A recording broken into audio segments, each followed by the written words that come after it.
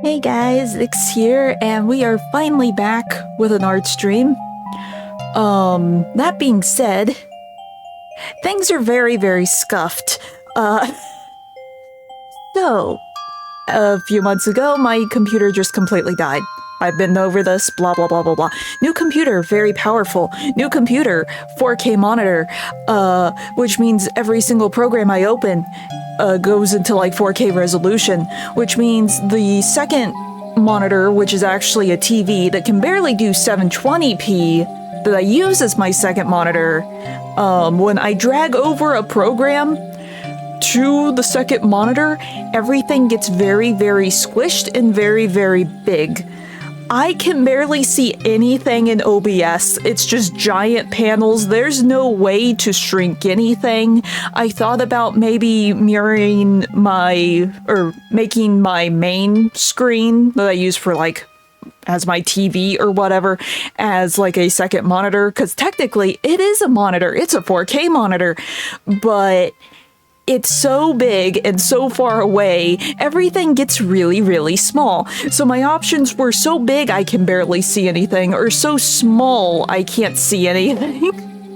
I went with big. I decided big was a little bit better, just because then maybe I could scroll through things and read chat easier if chats happen. That being said, I apologize in advance if I miss anything, because it's going to be very easy for me to miss something because I can't see anything. I don't know. I was frantically Googling things right before stream when I realized this was an issue, because when it comes to like games like Tinsor or whatever, I can just scale the window and everything is fine, but OBS does not scale at all. OBS does not have scaling options at all. So yeah, OBS is the one that I decided to stuff onto the second monitor,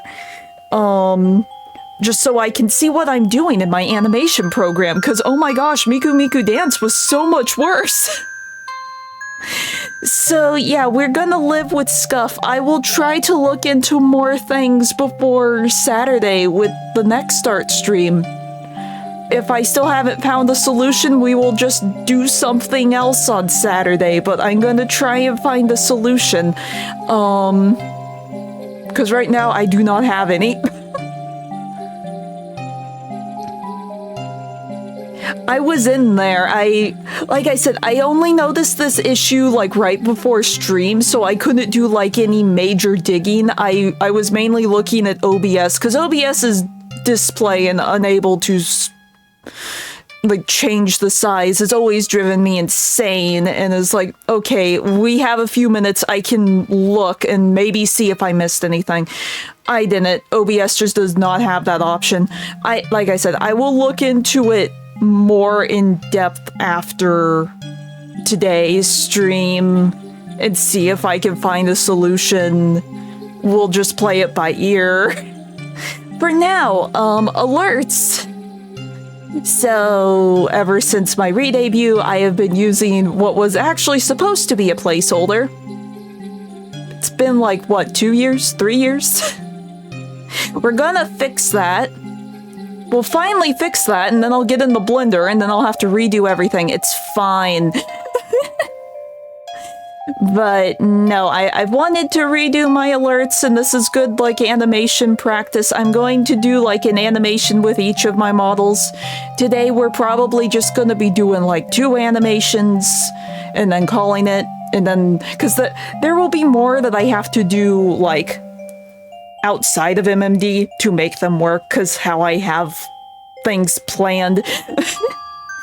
Because, like, if you look really close on my layout, there is, like, a very faint shadow that I add around the edges of the window or whatever. So I'm going to have to add that in post to all of the animations I make. That, and I want some of the animations to look like I'm, like, reaching over the edge. Because I'm going to have it down, like, where you see where the interpolation curve or whatever is? That's basically where I'm going to have my alerts. If I was thinking, I would have had like some little box set up. The lower left-hand corner, that is where I'm going to have my alerts. I'm thinking about having like the character reach over occasionally for some of them. So yeah. Yeah. That too, that would be an easier way to describe it, yes. Don't mind me, my brain has fried in like the last 10 minutes of me ripping my hair out. What are words? What is logic? Well, like I said, my spooky costume's gonna be a jump scare. Jump scare's gonna break through the screen.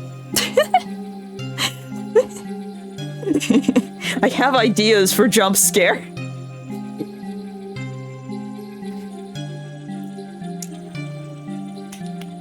One second, water.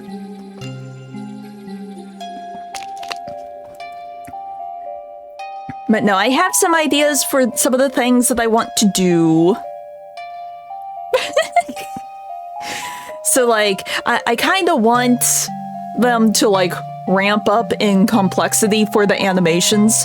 So, like, for this model's like the base model, you see it a bunch, so it's gonna be relatively simple. The same is true for my orange model, because I just really like my orange model, because it's orange, and it's Sugar Glider references. So those two are probably the animations we're gonna work on today. The Matsuri and Utao models, I do have ideas for those, but I'm going to have to do a little bit of prep work for those before I can do them. Then obviously the spooky one is going to be a jump scare. That one's probably going to be the most complex, because I'm going to have to also animate some stuff in 2D to go with the 3D.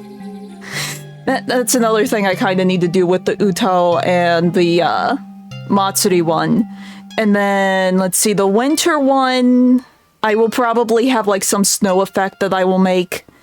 Or like, you know how you could like see your breath when it's cold outside, something like that. Because I could have fun with that. I could have her like draw on the screen, like fog up the screen and draw on the screen. And then, let's see, then it's just the Lolita one. I don't have many ideas for the Lolita one, but I am playing with a couple, but that one isn't like solid yet. Yes, well, like with the Utao one, for example, I'm going to actually, I'm customizing all of the alert sounds too. Because I'm pretty sure I can customize the sound to, like, match each of these animations. Sunday's going to be research day, for, like, setting all of this up, because I need to have some of the animations and sounds ready to actually go into that tab to set things up. So that is my Sunday plan. But no, for, like, the Utao one, I'm going to have, like... I'm going to actually have Utao on the screen and have like my Utao doing the thing. And so I want like the notes to be in the right places on the screen. And then with like the Matsuri one, I might be 2D animating fireworks. Maybe. That, or I have other ideas. Either way, it involves Blender. I will admit that. The Matsuri one is going to involve Blender to some extent. No, my Utao only works in Japanese, and it's very, very scuffed. That's another thing that I want to fix this year, is fix my broken Utao. Like, there isn't much I can do for, like, this... some of it, just because my voice is garbage.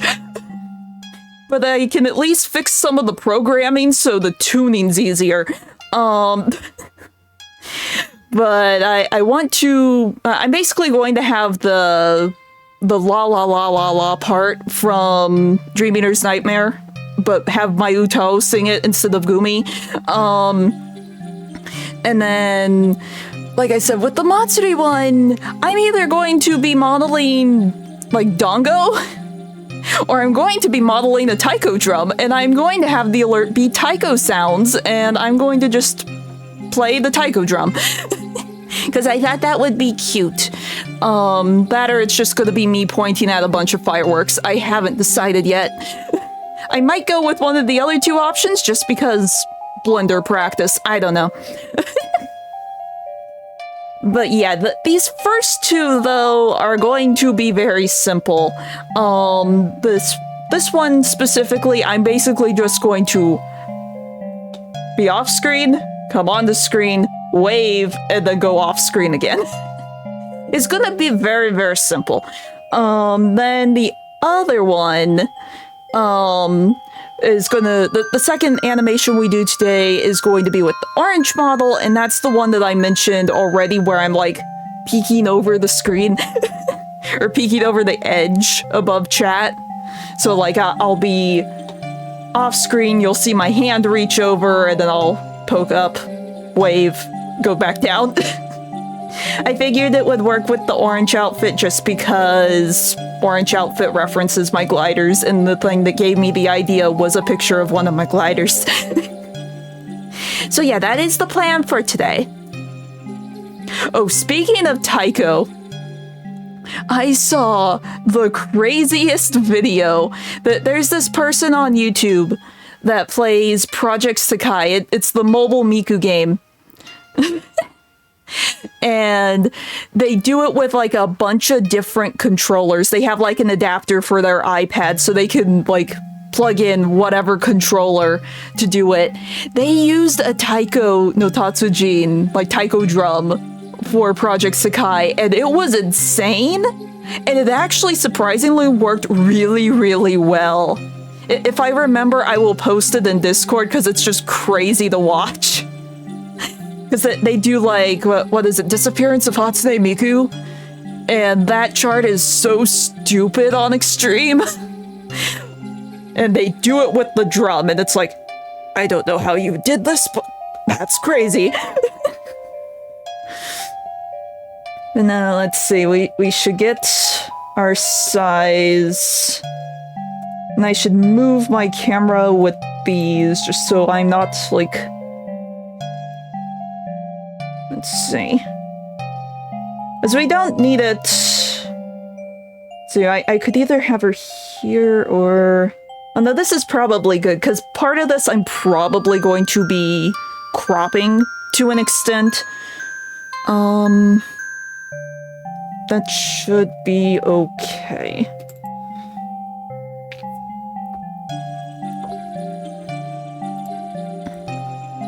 Also water.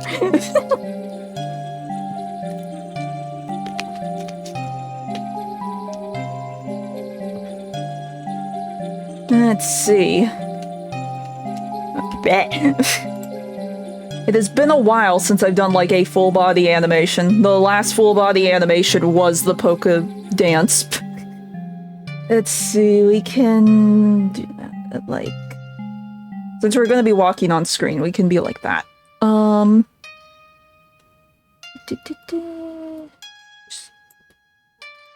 Off screen.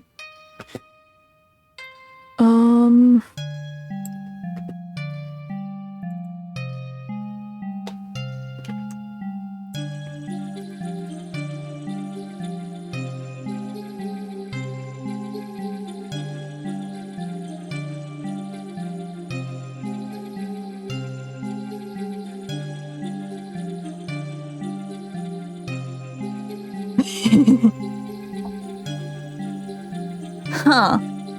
I have the Switch one. There's multiple PlayStation ones, so those are relatively easy to find.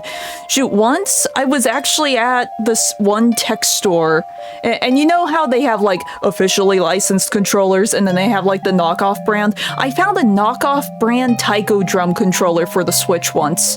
Like in the store. It's like, huh. I never thought I would see something like this. Huh.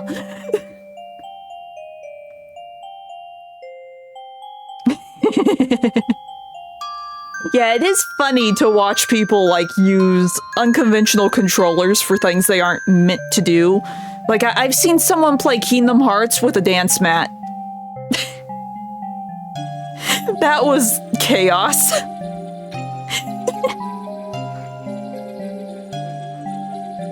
Let's see. We will start here. Trying to think how I want the motion to go. Like, do we want to just walk out or do we want to, like, jump? Because the image in my head currently is like this one. So in Project Diva, whenever you select a character, they like come out onto the screen. And I'm sort of thinking of like Miku's intro animation in the character select screen. She like jumps out of a portal and then waves at you. That's like the thing that's currently in my head. So we could do something like that. It would be a little... It would be slightly different than just walk.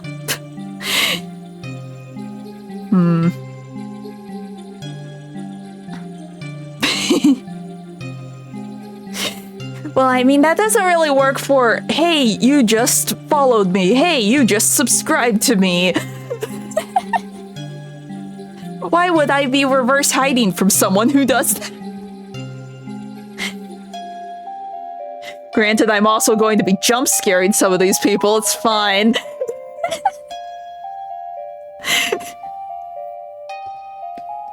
Let's see. Basically, right now, we just need to get our timing.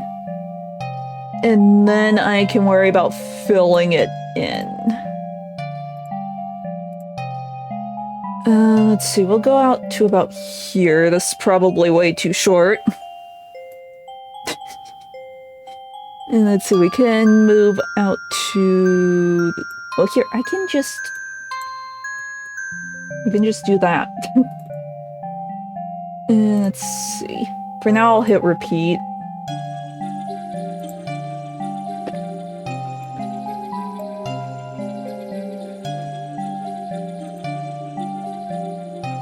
We might actually need to zoom out, now that I'm thinking about it. Because if I jump, we're gonna be, like, outside the window.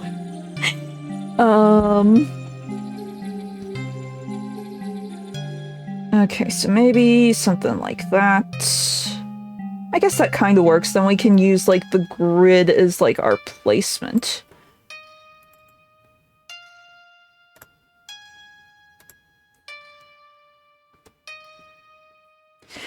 In which case, this might be very, very far away.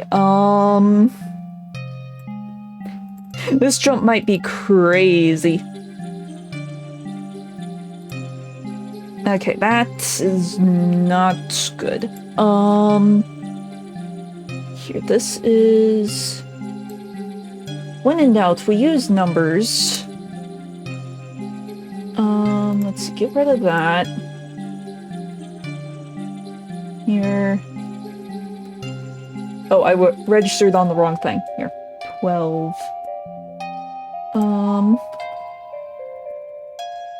We have ideas. We jump and then we can, like, spin towards the camera.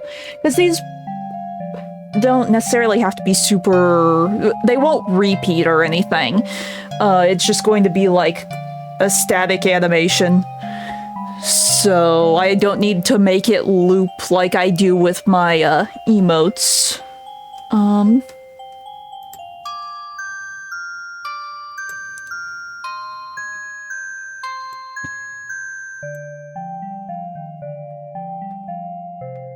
Actually, here. I have ideas. I have ideas. Do that.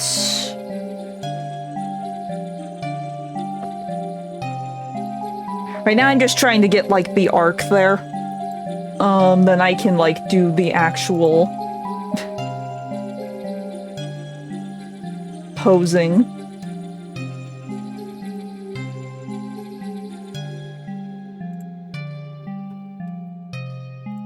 It's like here.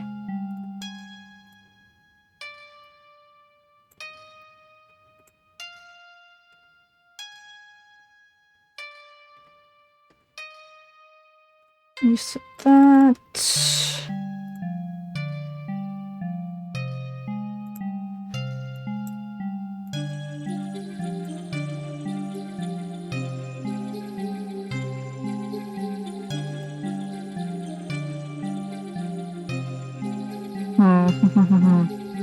I'm thinking. Okay. The more I think about it, the more I realize, oh, I haven't actually animated jumping really, before. I guess we kinda have with the polka dance, but that was with a reference. I haven't done it, like, blind.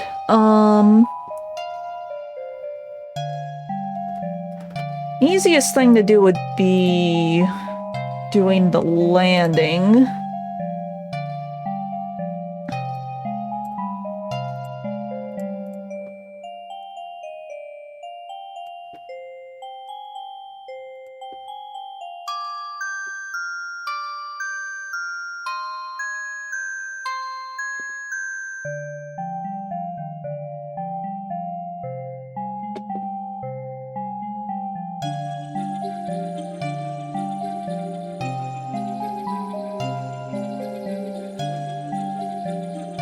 Can't get that.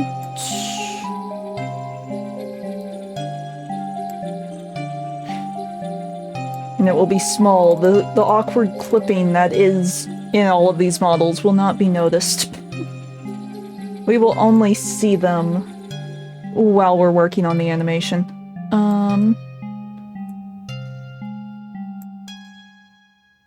There.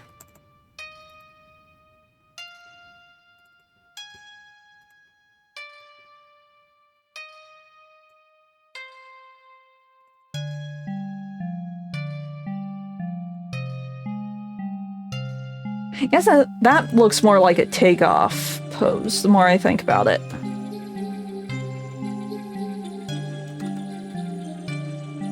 Okay, maybe we... Which one is this? That is... Actually, we can just...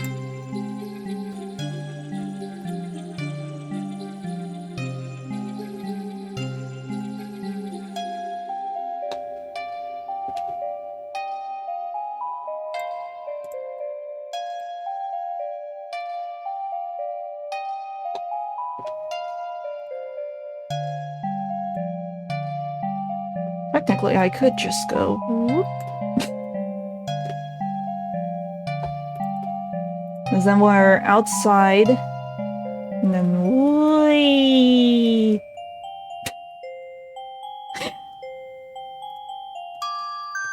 Oh wait, no, we aren't outside. Okay. We work from here. So it'll be like this, and then... yeah. I'm like doing the motion in my chair, it's fine. I'm going to have to do that.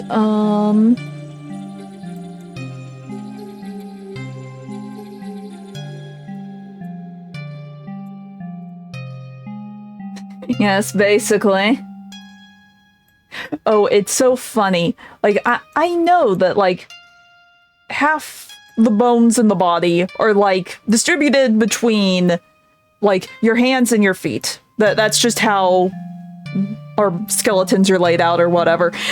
For the longest time, whenever I do, like, thumbnails or whatever, I always dread doing hands. It finally dawned on me, the reason I dread doing hands is just because of the sheer amount of bones in them. I saw a video that was talking about, like, hand animations, like, why did this never dawn on me? I've been doing animation for how long? I've been doing thumbnails for how long with these models? And I only just now realized the reason I hate doing hands is because posing one hand is like posing the rest of the entire model. But just for one part of the model. That is to say, it's time for hands. After we get that... well, actually, I should probably have this...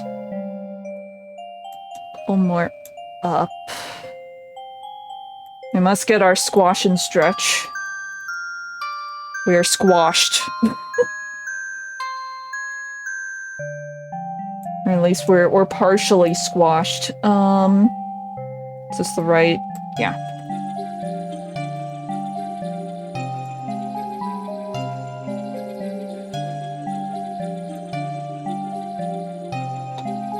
The other reason why I hate hands is just the hand rigging for Vroid models to MMD are just really bad. Like, look at this. So I have to, like, rotate them multiple ways just to get them to bend properly. Here, I'll finish the one hand and then just copy it at the end. That way we don't have to do a whole lot of back and forth.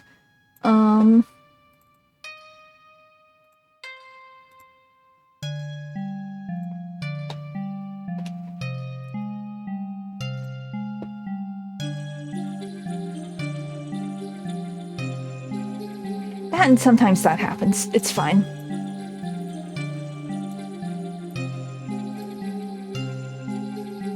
Okay. That's fine-ish.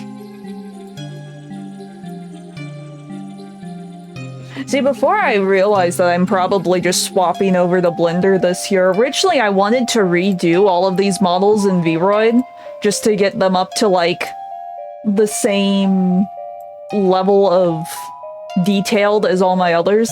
It's like, the textures for the gloves here are still just painted skin mesh, unlike literally every other model I have with gloves, where it's separate meshes so you can see the layers.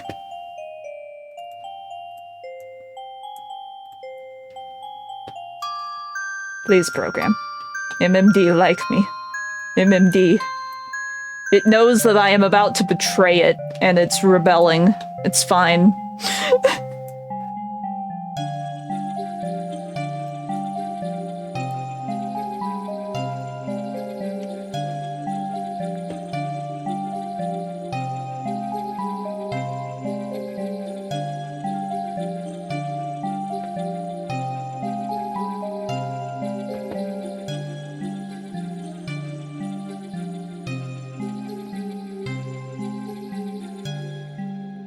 The camera positions I have to be in. Oh, look, it's my eye. It's fine.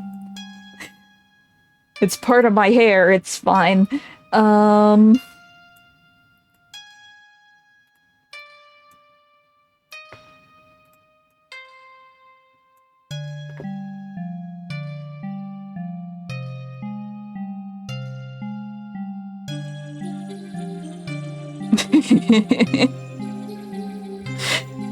Well, see, well, no, technically, in some of my thumbnails, I have actually changed my character's eyes. I've done yellow a couple of times for Kingdom Hearts, but there was once where I made the model's eyes red, and it was for Undertale. It was the last Undertale VOD. I made like a Kara cosplay for my character, so I had to do the red eyes.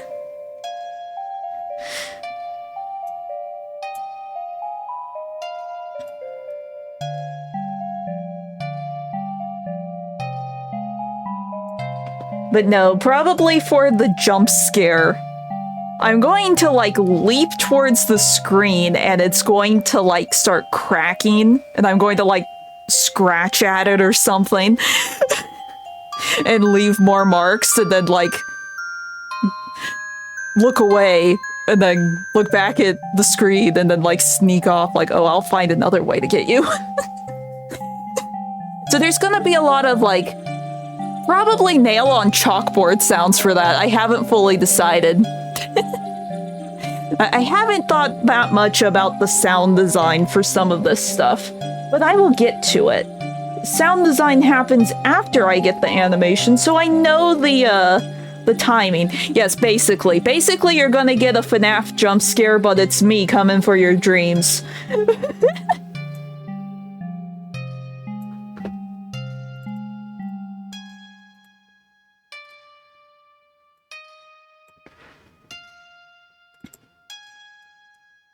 It's like, I couldn't think of any other way to, like, do the jump scare. Because, like I said, it's just gonna be a tiny thing. I don't want to... The program that I use to help make GIFs can't do them that big. That and just knowing how Twitch is when it comes to, like, uploading animated emotes, I assume the file size also matters for like these alerts. So it's like I can't have it like take up the whole screen, or it will just be a mess of pixels. You won't really be able to see what it is. It has to stay like relatively small.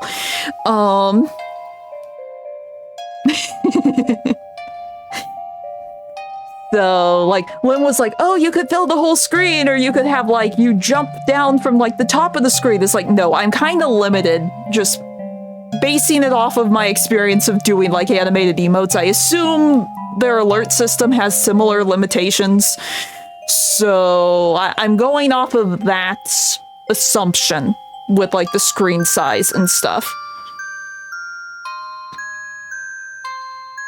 Yeah, but then we lose transparency, is the thing, and I'm not...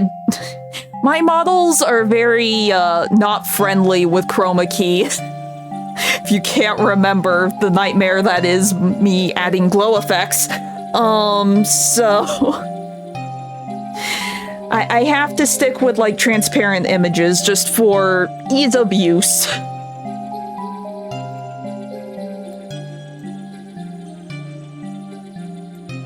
Okay. The thumb is always a pain to position.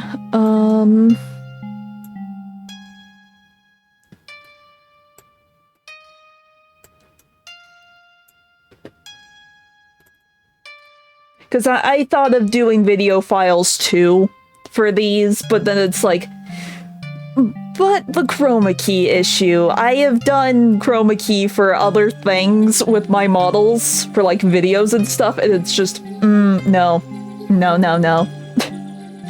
Like way back when I did the re-debut, and I did, what is it? Goodbye Declaration. I wanted to have the words set up, the lyrics set up, like in the original video. So that means I had to have it behind the model and in front. So I had to figure out how to chroma key my model. That one wasn't as bad as, like, testing it with the other designs, because I did test it with the other designs, and...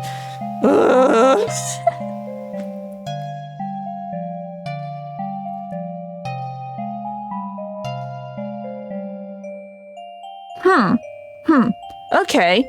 That is something to look into, though. I did not know that. Interesting. I would assume Resolve can do that. Resolve can get up and do an act, as far as I can tell. I will have to do some Googling. Like I said, setting all these up as, like, GIFs and editing them and potentially actually having some of these alerts go live is Sunday's project. Right now, I'm just mainly focused on getting the animations done. That. And, well, no, because I would need to render it out from MMD. And MMD is ancient, and MMD doesn't have that many options for exporting video files. I know, because I have tried. That being said, on this new computer, surprisingly enough, I can actually export the video files. It's insane! On my last computer, it would not export files at all. It would just crash the program. So all of my MMD videos up until my last flower cover, those were actually just screen recordings, not actually exported AVI files. But with Flower, I was able to export the video file, and I was like screaming. It's like, it works. I don't know why it didn't work on the old one, but it actually works on the new one, even though everything else about this program is breaking on the new one. I won't question it.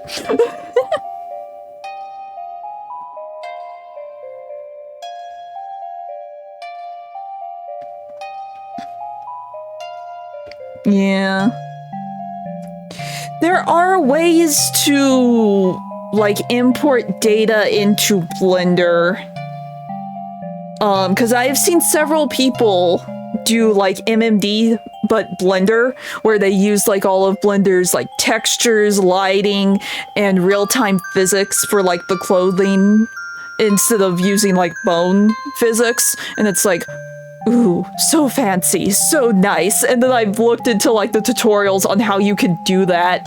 And just to set it up where Blender can read MMD files takes like a week.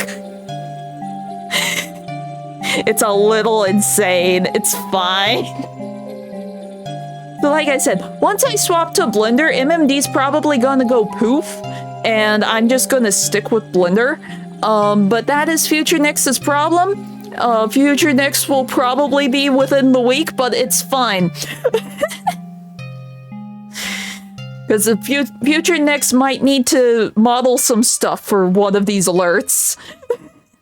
No, it's... Well, you gotta remember, MMD is an abandoned software. It's been abandoned since 2012. It's a miracle that these still run on modern computers. Like PMX, the thing that I use to, like, rig all of the physics for these models or whatever, it does not run properly on this computer at all. I can't do skirt physics anymore. At least not well anymore. Which is why I'm like, I need to do Blender so I can actually make things look semi-decent. And if I'm going over the Blender, I might as well learn how to model from scratch. Oh, MMD is still very big, especially like in Japan and stuff. I have no idea about that, but MMD stuff happens on the daily. People like tracing dance videos and stuff, and a bunch of other stuff. It's also pretty big with a lot of VTubers, like a lot of indie VTubers still do MMD stuff. Shoot, HoloLive, after each member gets their like 3D debut, they officially release MMD models of every single member. And they're specifically MMD. They've even released official MMD motions, so it's still a thing. It's just very, very niche. You need to know where to look for us, but we do exist.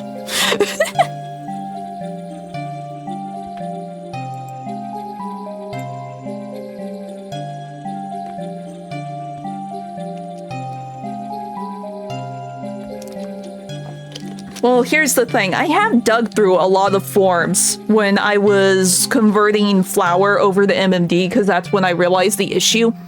And everyone said the same thing. It's because it's an abandoned software. It's ancient by technology standards, and the more powerful the computer, the less optimal these programs will work. So, like, if I loaded this up on my really old, like dusted off my really old laptop, cleaned it where it could actually semi-function, I could probably run PMX and MMD amazing on those computers.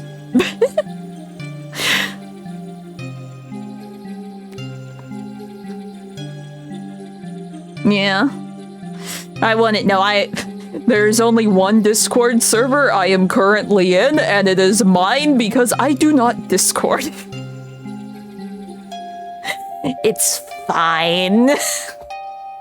Like I said, Discord was something I was sort of bullied into getting. It's like, oh, if you do this, we could do that, and we can do this and that, and blah, blah, blah, blah, blah. And we never did. So I just have an account, and then you guys were like, oh, make a Discord. It's like, okay, fine, here you go. Do what you want.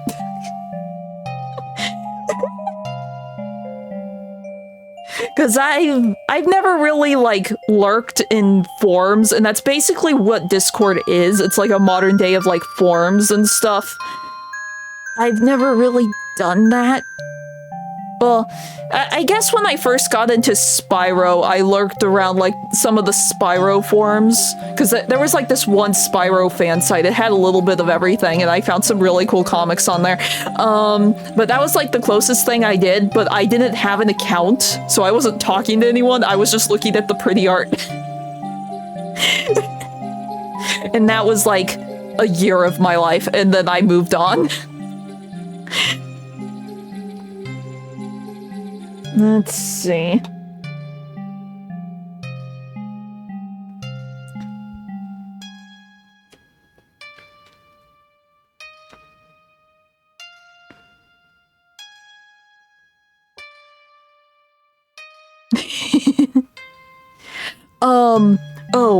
Oh, I know a site you could go for maybe just finding the sword asset. And I can't remember the name of the site. Shoot, you might also want to check, like, MMD stuff. Like, type in Xenoblade MMD sword. Just do that on, like, DeviantArt. You might actually find the model there. Because I have found so many Keyblades for MMD. Because it will just give you the Game Rip sword.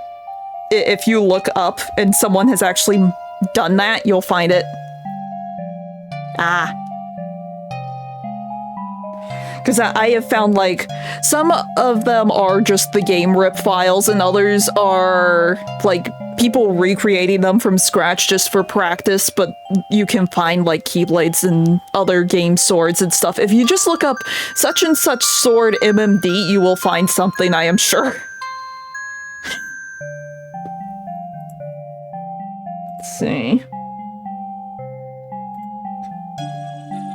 You might actually want to move this a bit, just so we can kind of see it a little bit better.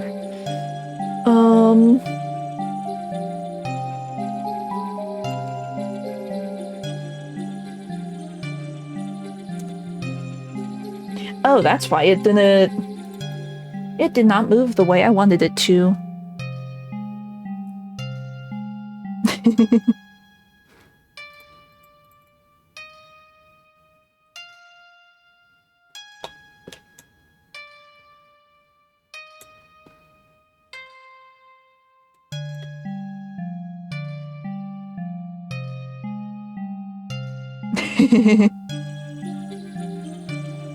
Okay. Wait a second. Oh, that's my problem. I accidentally animated the camera.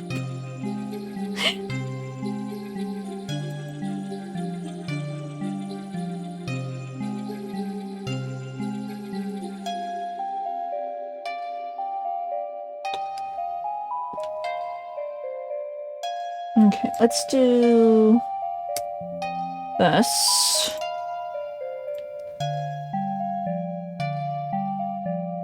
Yeah, that is the one thing. There are shaders you can use in MMD, but on some models they don't necessarily work.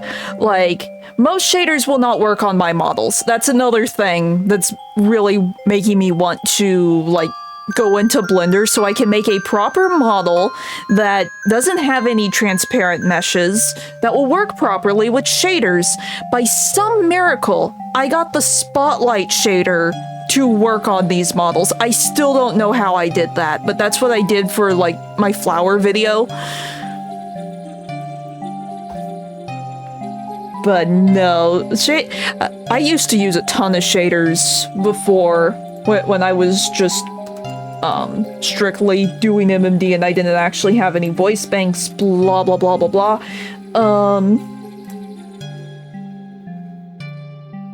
Let's see, we can have it go about here. That should be fine. Ooh.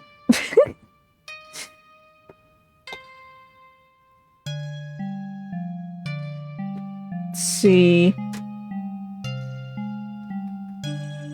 We will need to straighten her out a bit.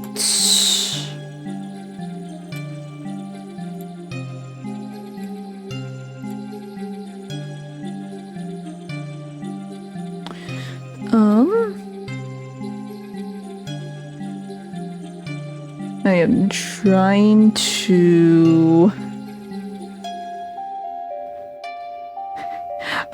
because of how tiny my little screen is, I have lost my...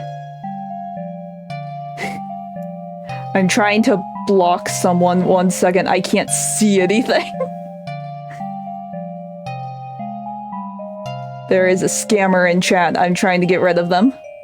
But I can't see the buttons. Uh...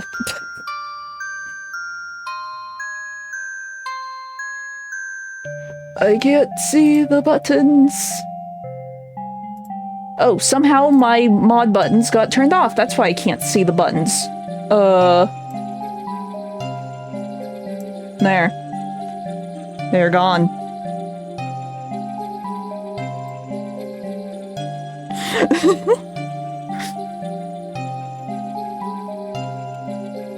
Surprise never didn't beat me on that one. Considering how much I can't see OBS.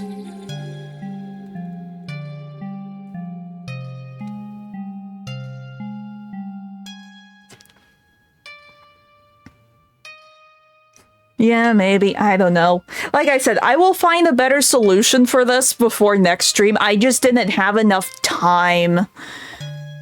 Because, like I said, I knew my second screen squished everything and made everything very big and obnoxious, but it didn't register to me how much of a pain it would be if I streamed with this setup.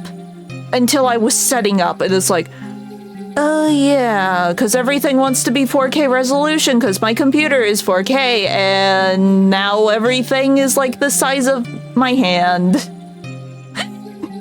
Everything is so big. My preview window is so tiny for my stream because you can't like shrink any of the docks in OBS. So my preview screen is smaller than my cell phone. That is how big and obnoxious everything else is. I am just a tiny little pixel. So I'm not even sure if anything is centered for like where it says Miku Miku Dance. I'm not sure if that's centered. I literally cannot see it. It's fine. We have scuff, it's fine. Hopefully Saturday will be better.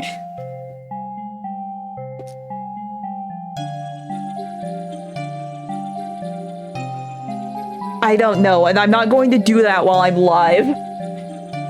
Let's actually delete this.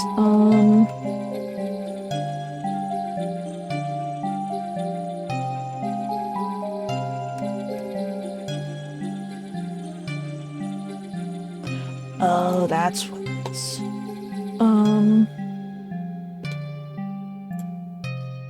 Oh, I see what I did.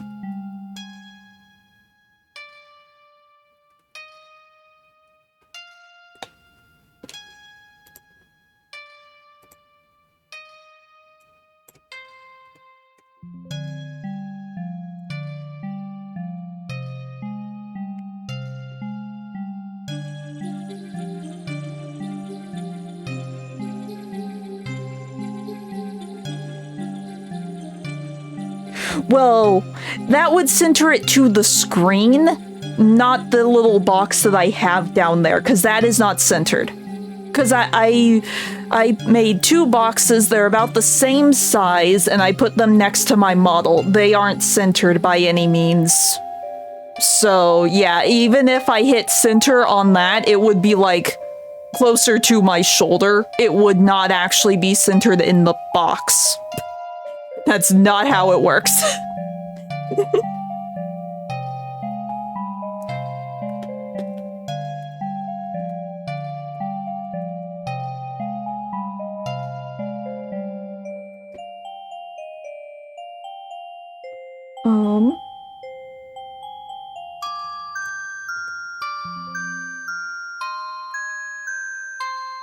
That, and if you're talking about the little text box itself, even if I have everything set to center, which I do, it will always align to left, no matter what I do. That's just how OBS text is. Yes, the text source is centered, but it does not center. It always aligns to left, no matter what I do. Because everything that can be clicked to be centered is clicked to be centered. It does not do that. It has always been like that since I started using OBS, so for years now it's been like that. Well,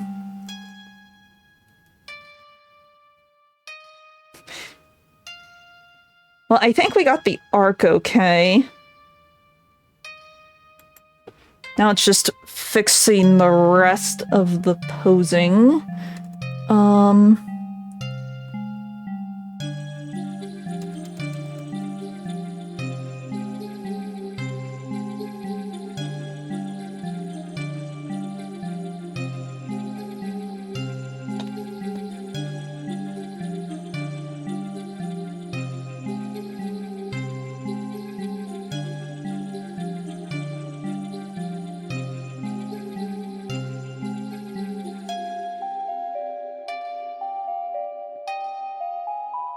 I'm not changing this while I'm live, GM. And like I said, I've gone through tutorials. It does not work. OBS just hates me. No matter what I do, OBS hates me. It's fine.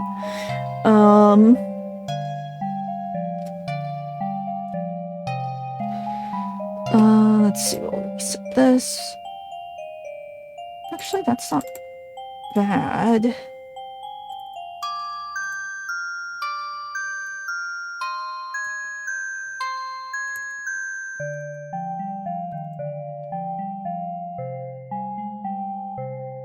That's what I did, GM. It does not work.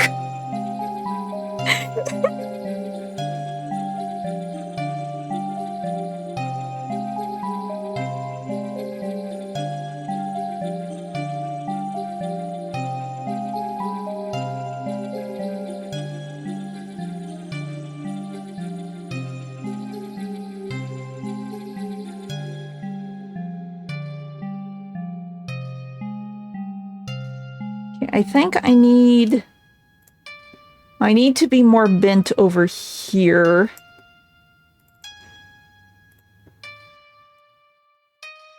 Just so we can kind of see more of the motion here.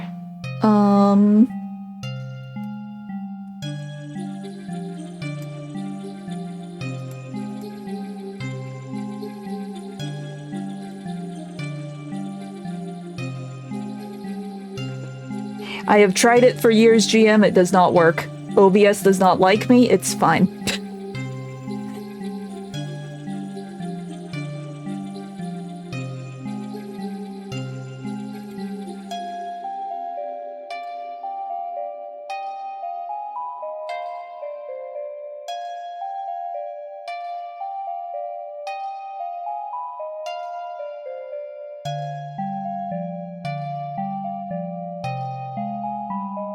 Wrong button.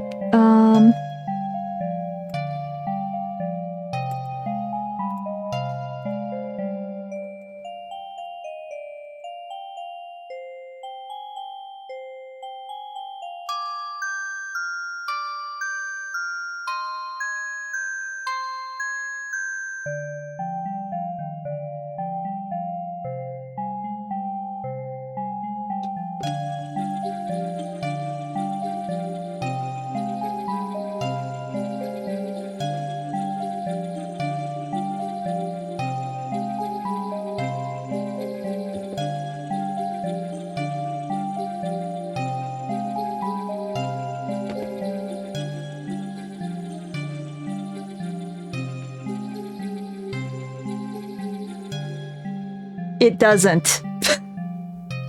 I had to reset all of my OBS layers when I got the new computer. I tried again. It doesn't.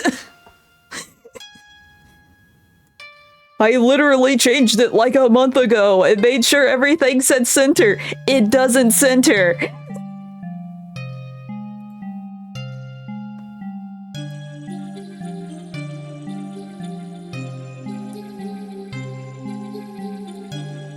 Okay.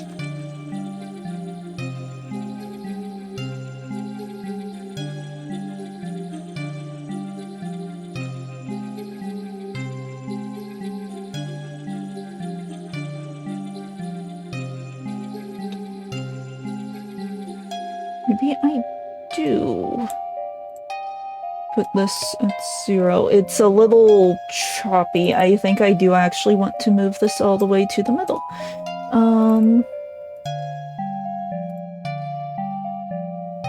That's way too far. The timing looks a little bit better, but that's way too far. Maybe 2.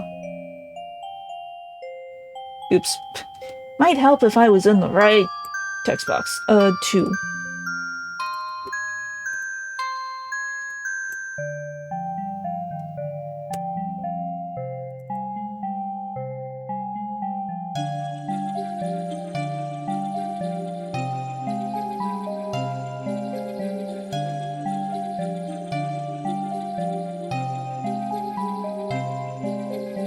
Oh, I know what it is.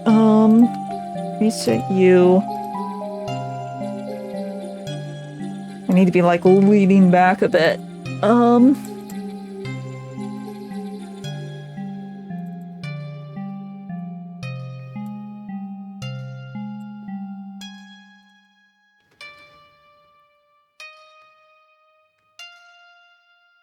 I know. I know. It doesn't work. It doesn't work. I know what you mean. It doesn't work.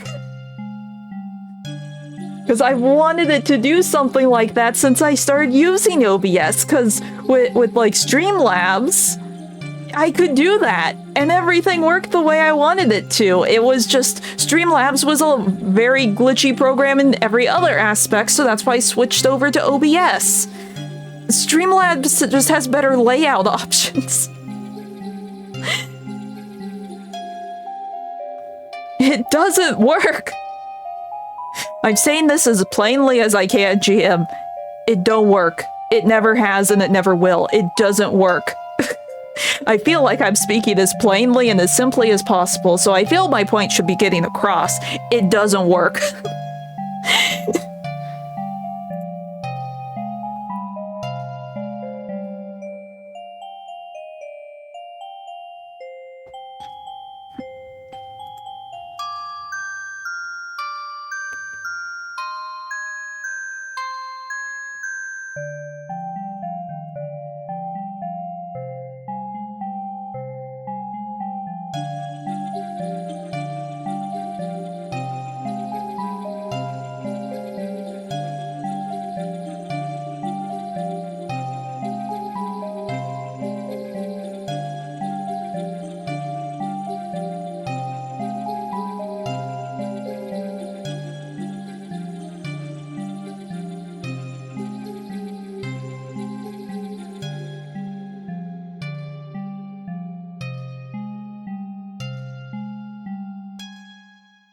Okay.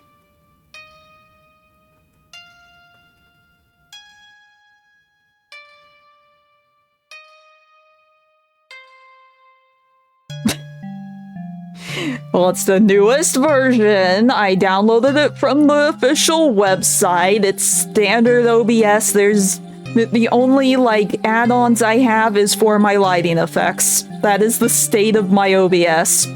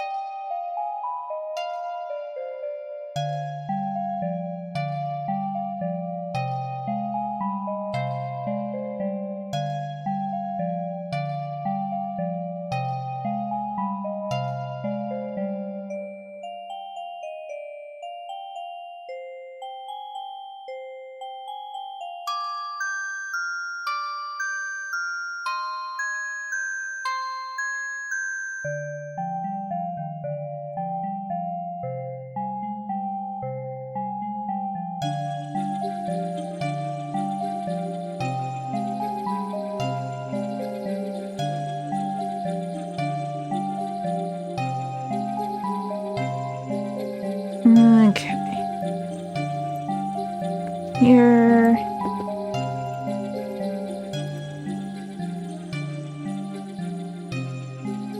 We break some bones. For fluidity, we break some bones. It's fine.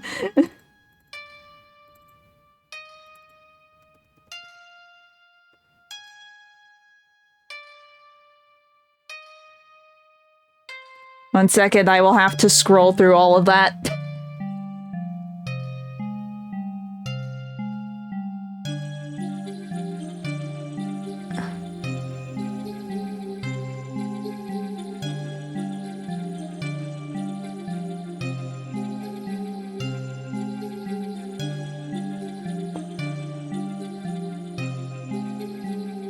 Yeah, UI in video games I sort of zone out on, but when it comes to actual programs, I am very detail-oriented.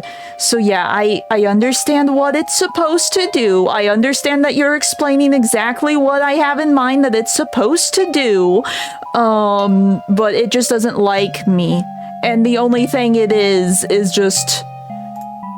I put in a text box. I followed all of the tutorials for putting in a text box. Just to make sure that I'm putting in a text box thing correctly.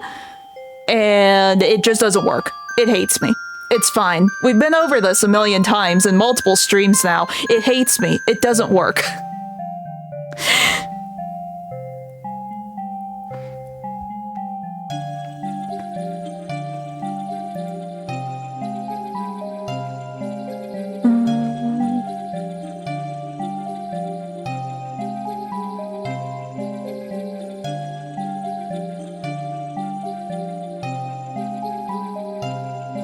This actually needs to be here. I need to remember.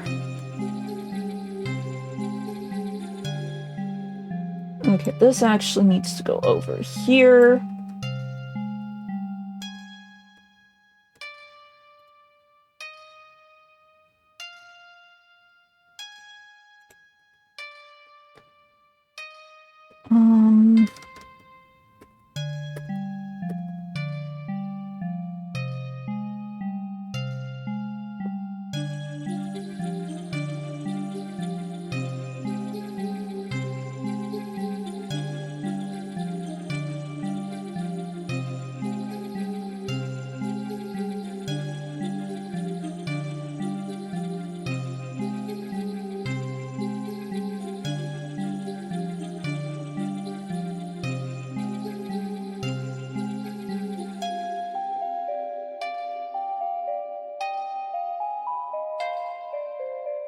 I did, GM! I just reset all of my stuff like a month ago!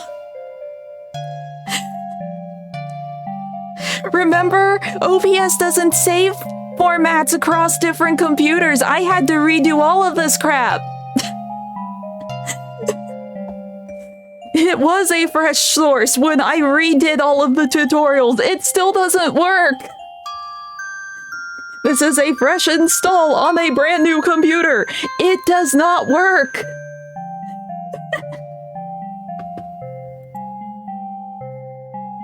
Silly.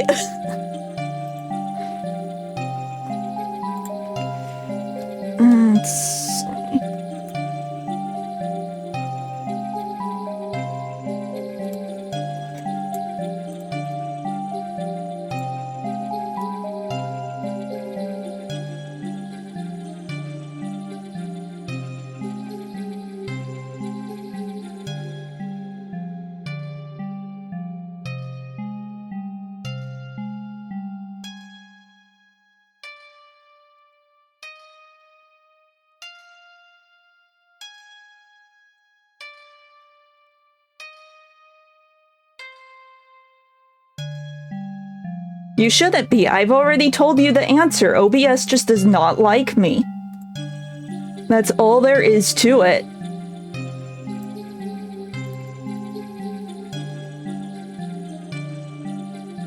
Okay.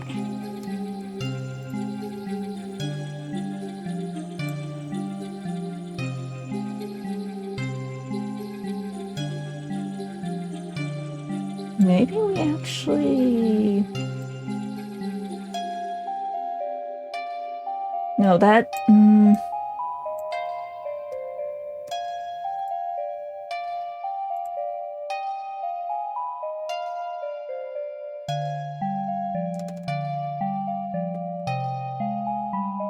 Maybe we do put this here.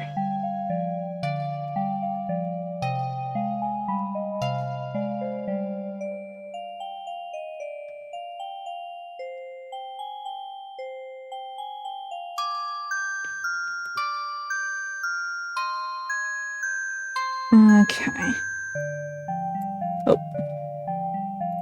Eventually, I will get this to feel right.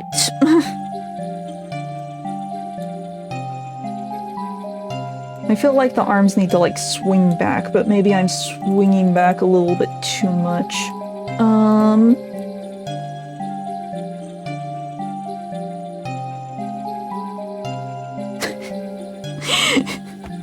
I don't know. I've always accepted that some programs will just always hate me. And OBS is one of them. And no matter what I do, no matter if it's a new computer or whatever, if it has all the bells and whistles, there will always be like one thing wrong with it, no matter what. And I just have to live with it. Because that's always been the case. Like this computer, it doesn't save any custom fonts, specifically on OBS. So like if I go into any of my other files or whatever that's text-based or has some sort of text usage like open office or whatever, all my custom fonts are there. OBS will not recognize them unless I install them right before stream. Yeah. So every time before I start stream, I have to reinstall my font, even though everywhere else my font works perfectly. OBS hates me. So there's two things wrong with OBS on this computer. One, it doesn't center anything, and two, I can't have any of my custom fonts here unless I reinstall them before stream. Yeah, you know the font type that I use here? Or up here?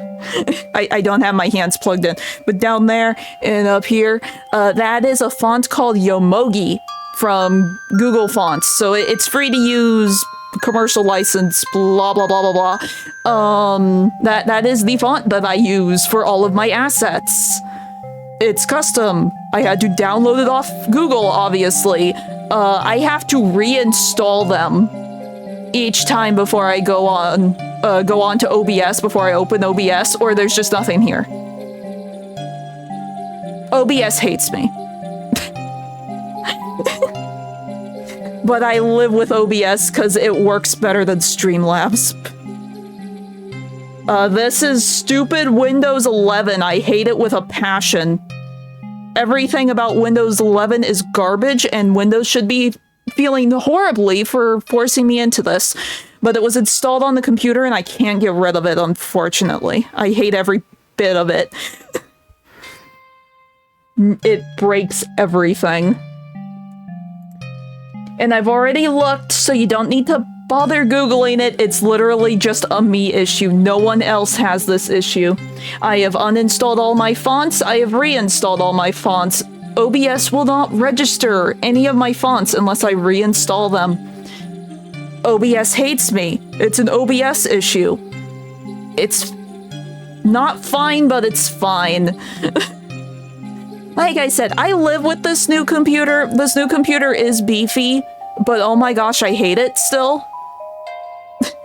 So I went into this back when I got the new computer. So you know how some people name their instruments? I name my computers. This one's name is Nightmare, and he is a nightmare. It's fine.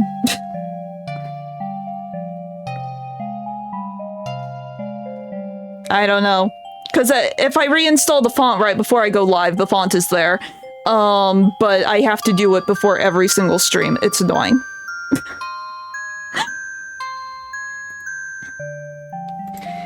I really do not know how to make a jump animation.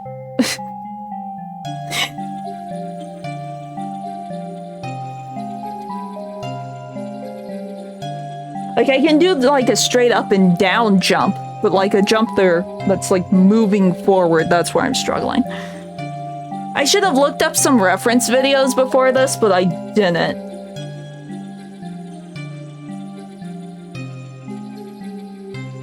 Like in my head, I know how this should work.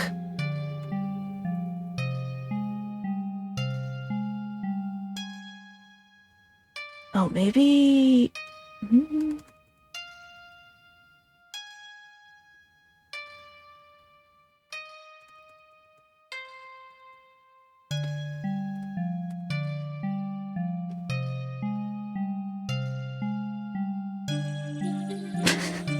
I don't need a long jump. I just need like a jump onto the screen, but like the motion is not right. The timing's there.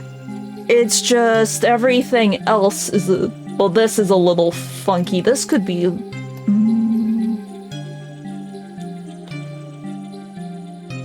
could be slower, I guess.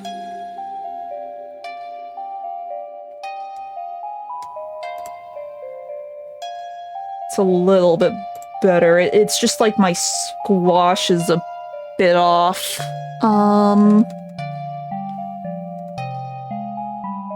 So I feel like I have my arc.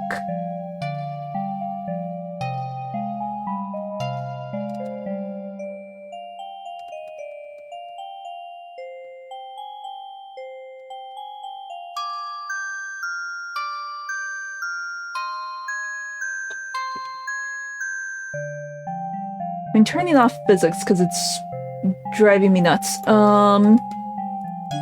We're gonna be clipping into everything for a bit, but this way I might be able to see my issue. Okay, no, that... Yeah, that... Maybe?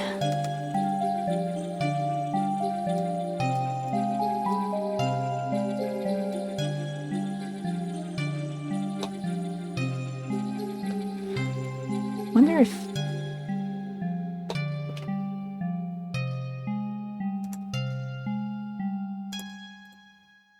Okay, so that is my landing.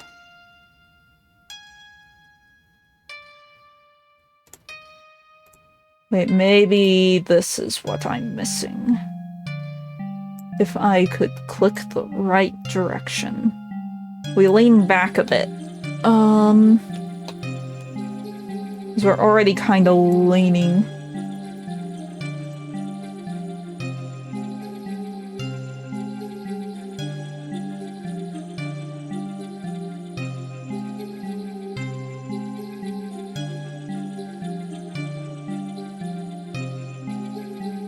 Wrong way. I'm so used to, like, seeing it front on, I'm, like, misreading all of the axis.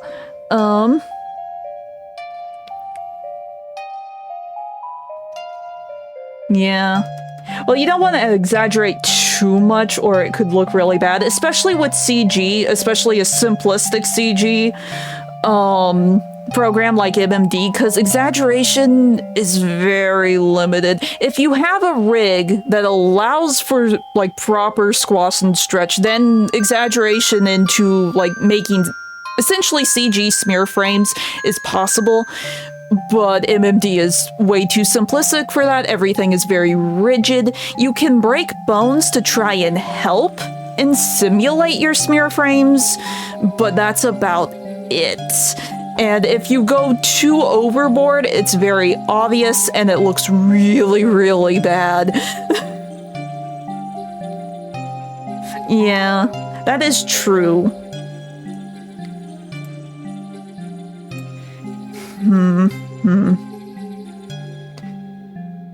I think it's just, I haven't really seen a whole lot of, or at least I haven't really paid attention to, like, the motion of jumping from the side.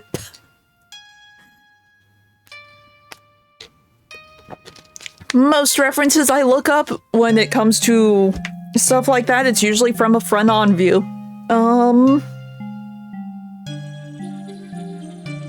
Wonder if there is like a keyframe reference here. Onto the phone!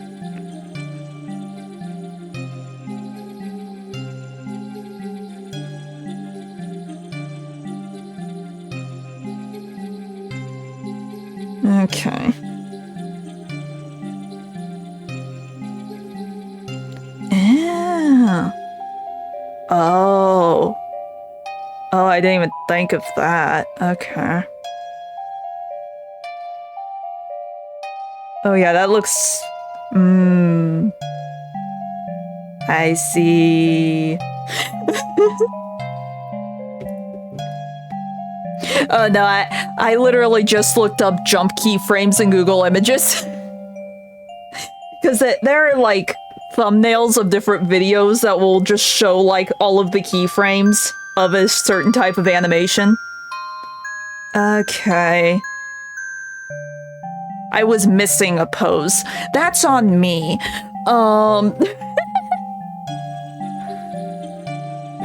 Basically, I was missing my mid-air frame. I basically had the jump up frame be my mid-air frame, and that's why things looked a little funky. I see. In other words, we're probably gonna want to... Oh no, we can keep this as our, like, lift-off frame. We'll put it, like... We can put it, like, here.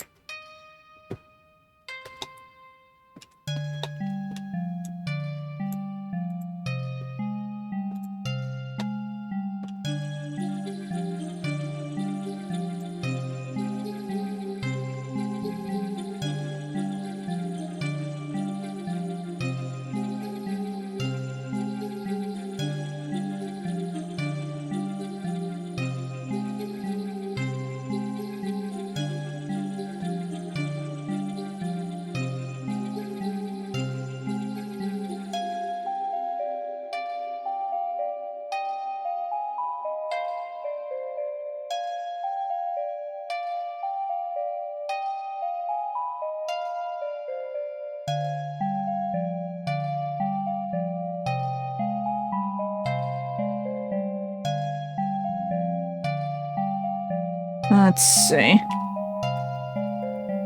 Yeah, because it's basically lift up, then we have like a mid-air pose, and then we land. I basically just missed the proper shape for being in the air. This is by reference and art is good.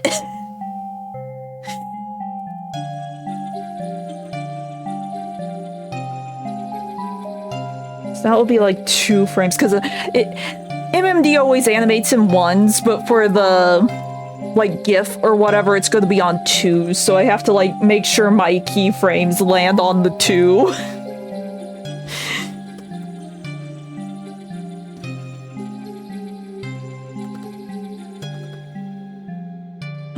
About here can be our mid-air one.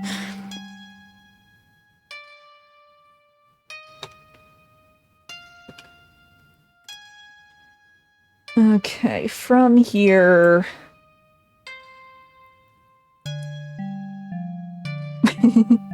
No problem, no problem. I will be here salvaging. Okay, we do that. Put this up about... I should probably be... Really where the camera is. Okay, so this is as high as we can go currently.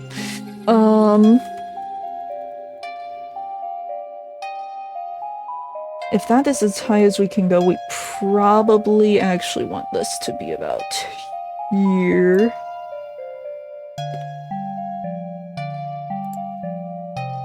Another thing I could do, I could kill the perspective and just have it be flat. Not really have any depth. No, it'd probably look better if I made it 3D.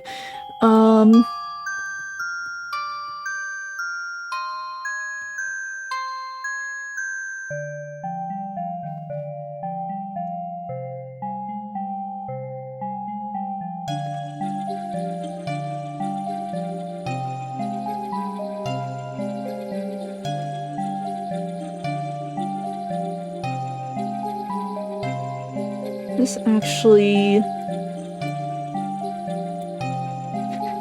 How stupid does that look?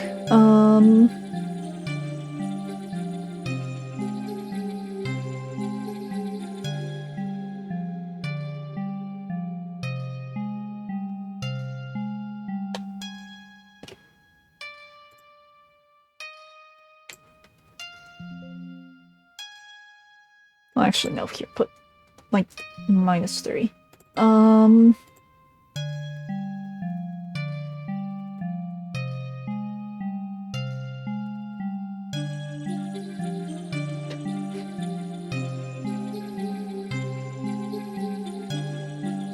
Why is it so squiggly here?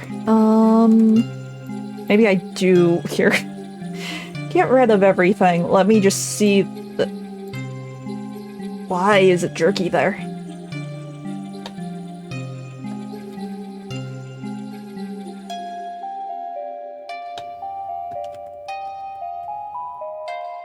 That is...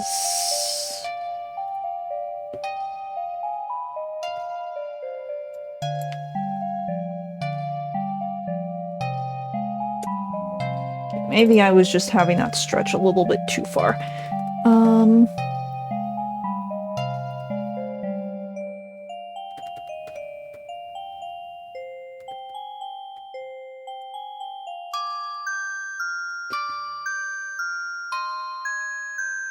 Wait a second. It's still moving? Oh, is there... There's another keyframe. Okay, we're just gonna scrap everything and... yeah.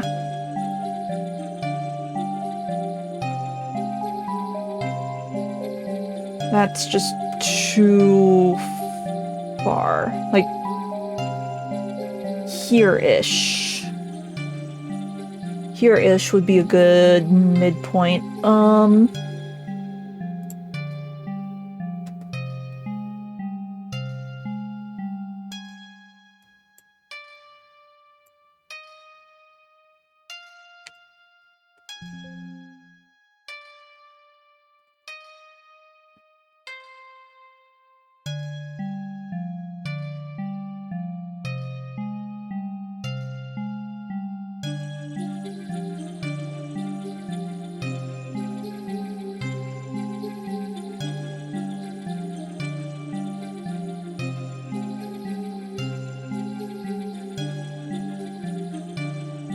Okay, and that went from how far?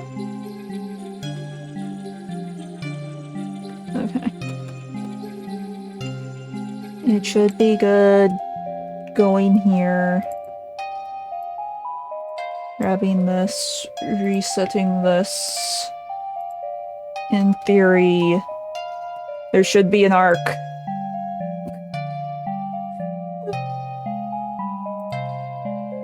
Going frame by frame, it looks like it should be fine. Well, no, I guess it does sort of squiggle. Cool, cool.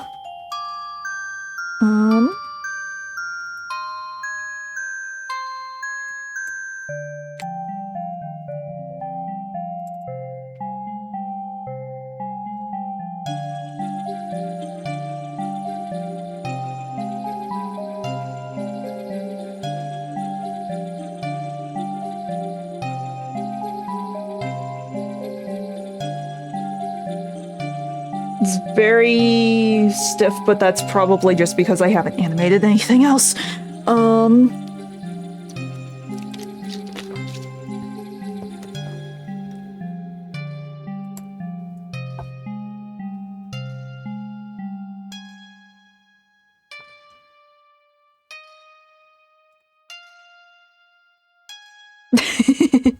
Oh no. Let's see, I should have this go back.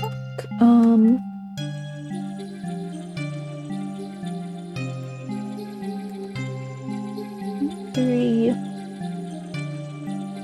This should be positive 3.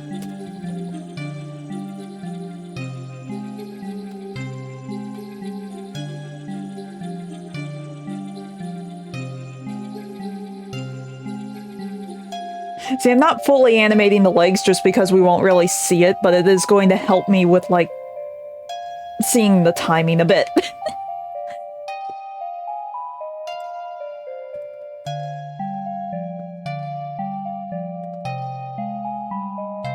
Okay, reset that and bring it down.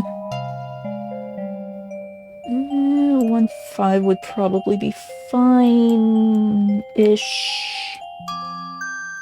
The magic of knowing your keyframes.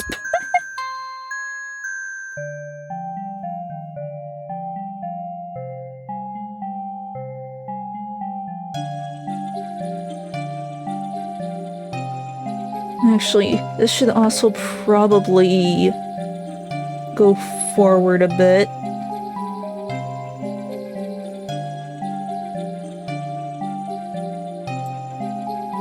Maybe put this one down.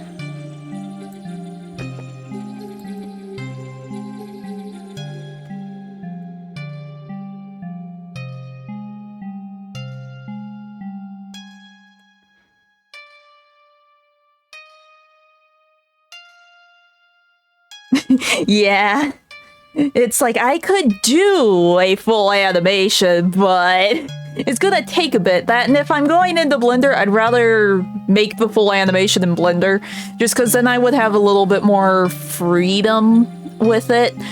But yeah, like I said, today we're probably just going to either be doing 1 or 2 animations. It depends on how long it takes me to get through the first one. Because admittedly, my idea for the second one will probably be very, very easy to pull off because it's just me going up and then back down. This one is just jump, but I forgot how to animate a jump, so I had to start over from scratch. It's fine.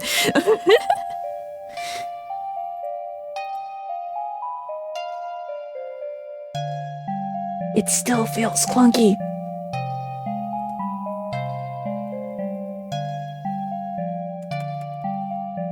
Let's see.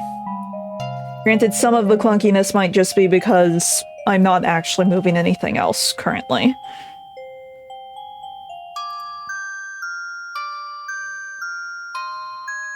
Just looking at the arc with, like, the hips, I think it's fine. I think it's just the rest of it I need to do.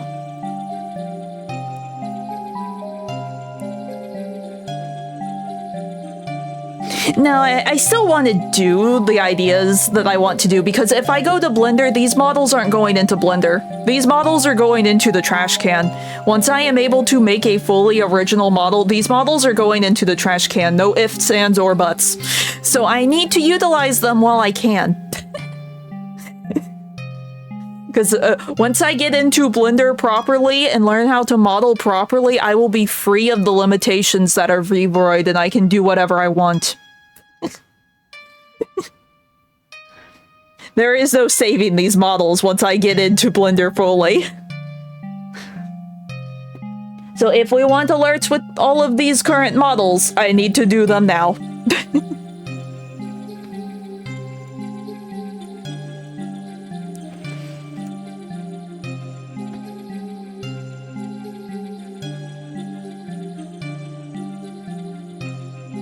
Okay. Before I do, like, the arms, I'll try and do, like, the spine. Get those positions good. I can probably curl a bit more.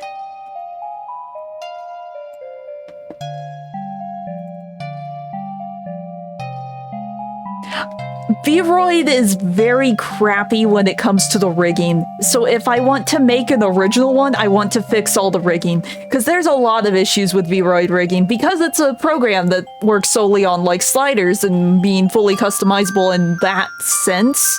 It's very simplistic, it's very janky. You don't want to know how much clipping is in these models when I'm just streaming if I moved my camera model. Or model camera. Oh, one second. I have to scroll to read.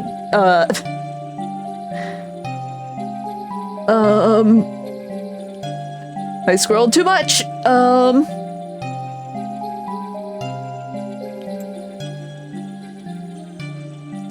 I don't want to do that. Like I said, GM, if I go into Blender, these models are going out the window, never to be seen again. I want to be away from VRoid. If I go into Blender. Also, hey Lim, that sounds rough. 3 Zapdos. Yeah, that sounds rough. Well, here's the thing. If I model from scratch, a part of me wants to kind of experiment with styles and not just be locked into anime style. Nothing wrong with anime style, but then my model could kind of stand out a bit more. So I might, like, try some stuff. I don't know. But that is future Nyx's problem. I first need to, like, reorient myself with Blender when it comes to, like, modeling static objects and just reacquaint myself with modeling in general. Then I can worry about, like, making something that is fully riggable.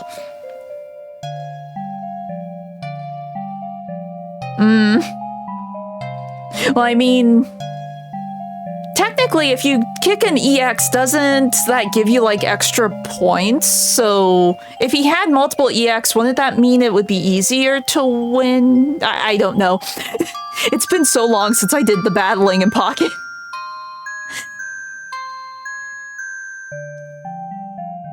Yeah, I know what you're saying, but at the same time, I want to be free of Vroid. If I get to a point where I can make my own models, I want to be free of Vroid. That's what I thought. That's what I thought. I couldn't remember. Because I was so confused when that Lapras event was going on and I actually did some of the fighting. It's like, what do you mean you won? You only killed 2 of my Pikachu. Both my Pikachu were EX. I was so confused until I read the card and was like, oh.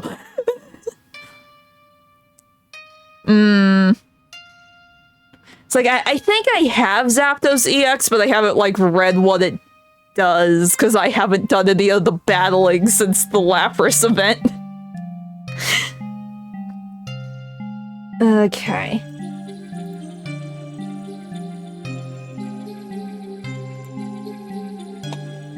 See, finding... Where is... I think that's the right bone. Yes, it's the right bone. Finding all the bones when I don't have physics currently turned on is a little hard. Yeah. Like, I might import them just to look at how the topology, I believe that's the right terminology, is done on the face. Just because that is probably where I'm going to struggle the most. The other shapes are relatively easy. I have modeled a model before. I just never learned how to rig it, and it was the face that looked the worst. It was the face that I struggled with the most, because there's ways where you can import images into, like, the background modeling programs and use that as a reference when you're building out the mesh, and the face came out horribly because I did not know what I was doing, and my quote-unquote teachers refused to answer any of my questions. Like I said, scam schools are horrible.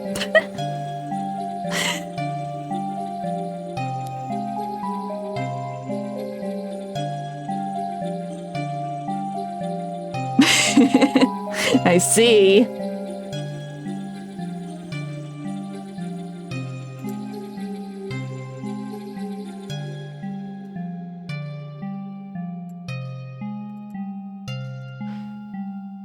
Okay. Well, so long as you're having fun, that's what matters. So let's see, we go here. Yeah, there's like a weird little... Oh, I see what's going on. It's like snapping at the knee, and that is like what's adding my weird little jerky motion here. I go here.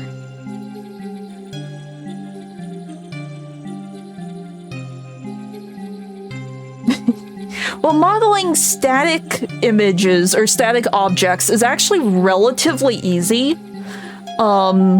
So it's really when you get down to like a complex model, like a character model, that's where things can get a little insane. But just like modeling a table, modeling a chair, modeling a lamp, modeling a desk, modeling a donut. I know that's a really popular one. Those are relatively simple and straightforward.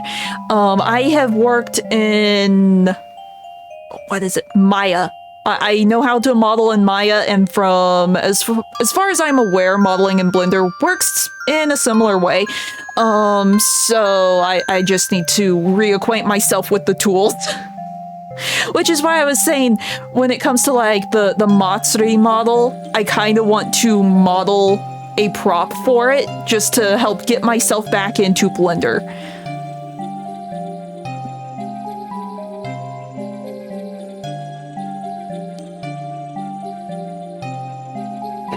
Oh, really? Interesting.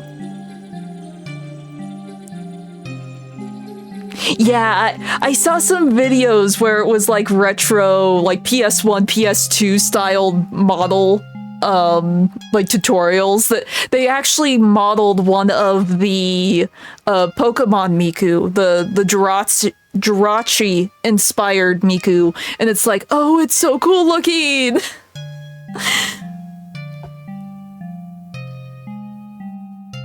Oh, now that is a gacha hand. That is a gacha deck. I see. Because that is something that I was like playing with. Because like a lot of the games I play are technically older games. So if I made a model that was based on like older game art styles, I thought that might be cool. Because that's like one of the styles I was like leaning towards, maybe testing, but I don't know.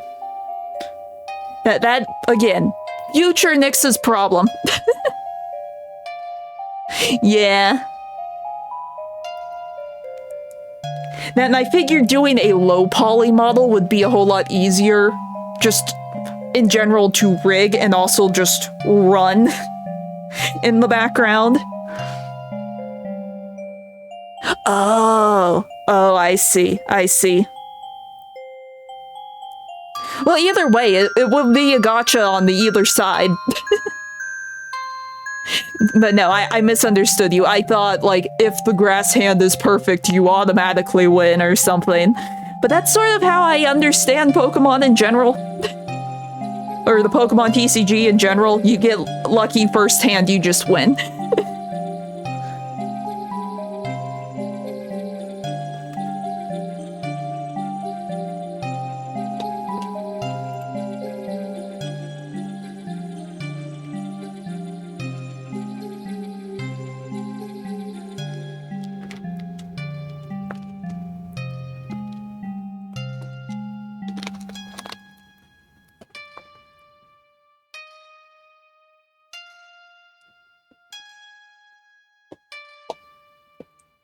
Let's see. Well, no, that can actually stay there.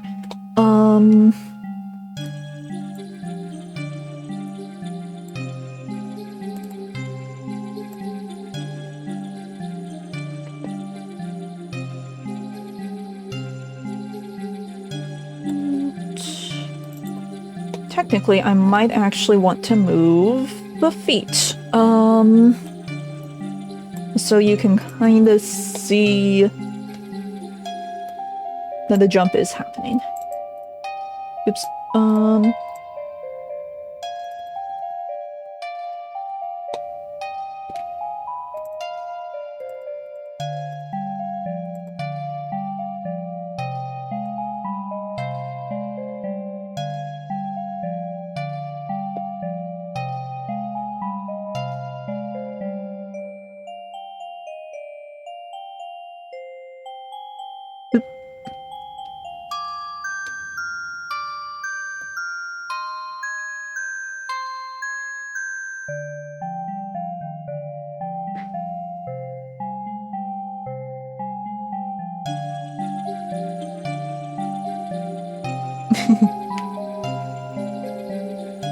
Okay.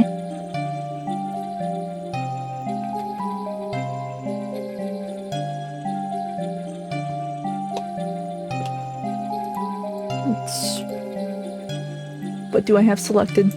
Apparently I do not have the ankles selected.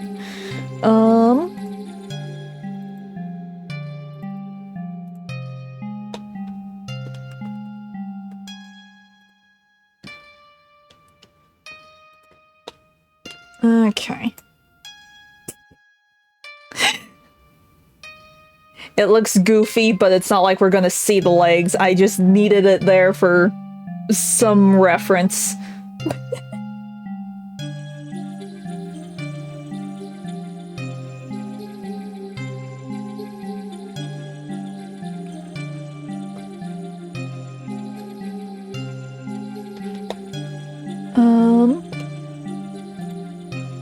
See, I might play with these animations off stream just to try and make them a little bit better.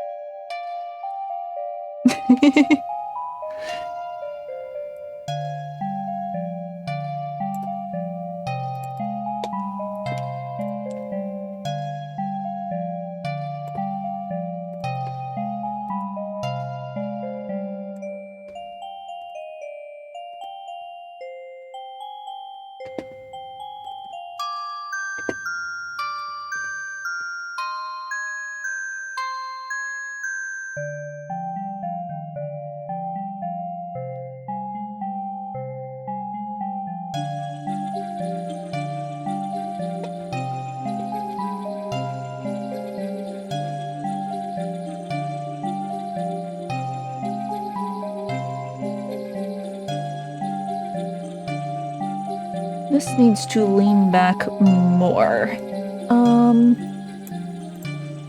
So hard to find the bones in this mess of bones. It's fine.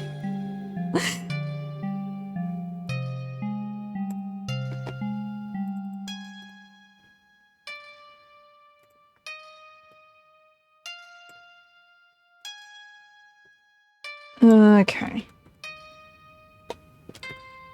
So we want it up.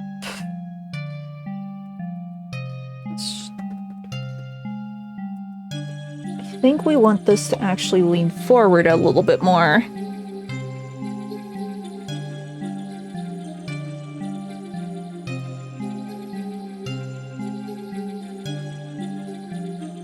Ah, yeah. I know there's a Charizard that does that for fire types, so Superior does that for grass types, I see.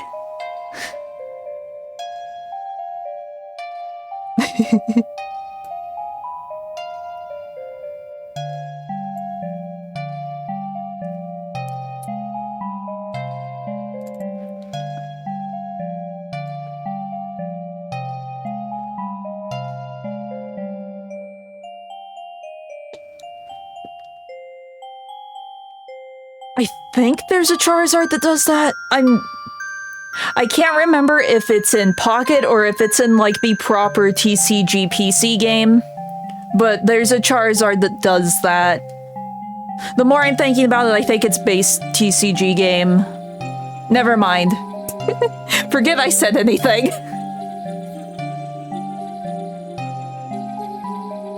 Ah.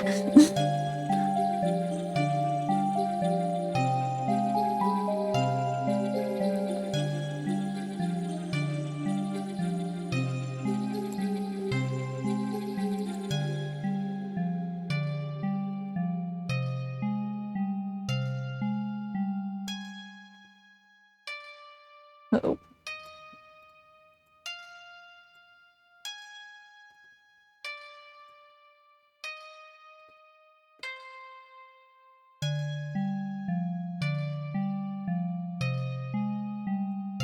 I put the keyframe on the wrong frame. I think it's this one.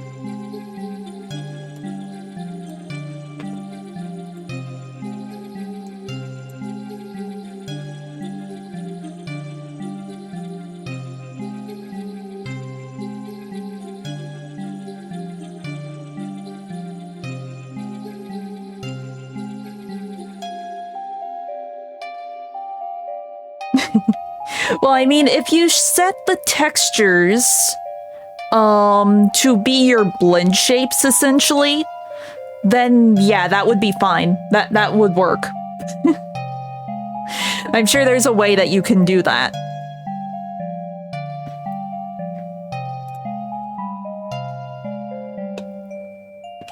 Because that sounds really easy to pull off.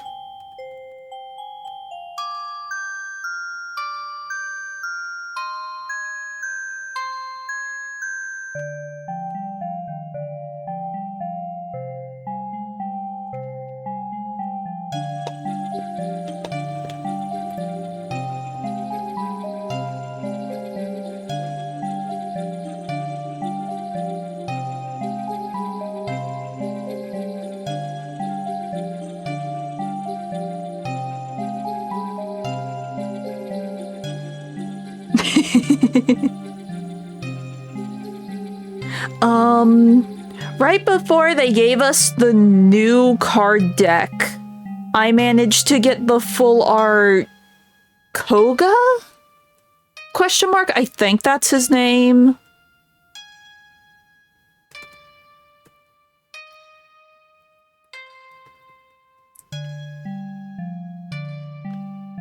Ooh. That sounds nice. Yeah. He's the ninja. I just couldn't fully remember his name. It's like, it's the reference to one of the ninja clans. I think it was the Koga that he references. I can't remember. Because there's a real world ninja clan called Koga. Koga is often referenced in different anime and manga and games and stuff.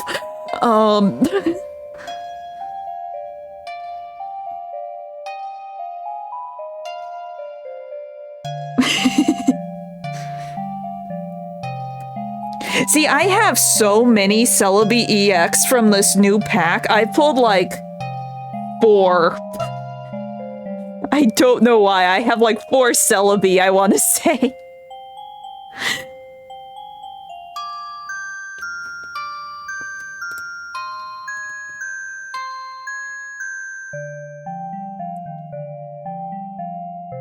Okay, maybe I start, like, actually moving the arms a bit.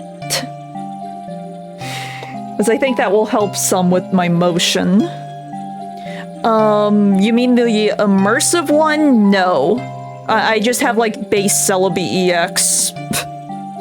I've gotten him a bunch.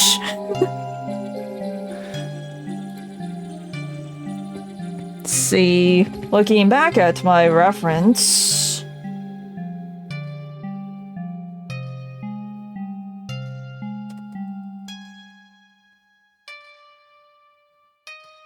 Oh, that's another one of my problems. My starting pose is actually a little off, too.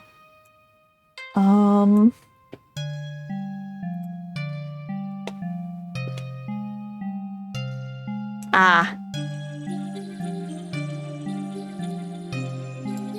Now, I haven't gotten any of the new immersive cards. I think there's only one, though, this time around. That should be okay.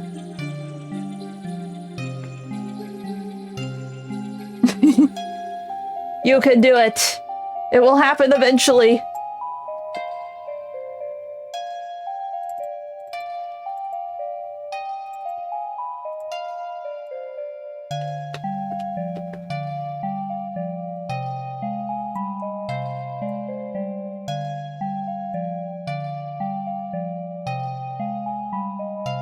Okay.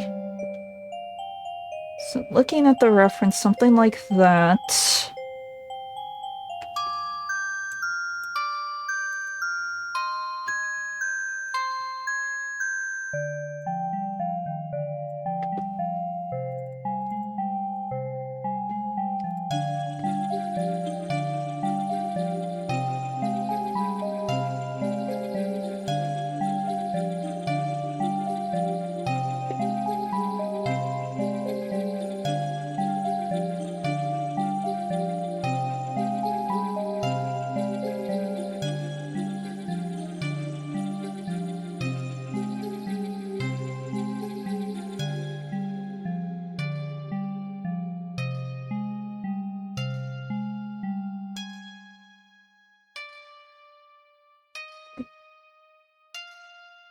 Let's see.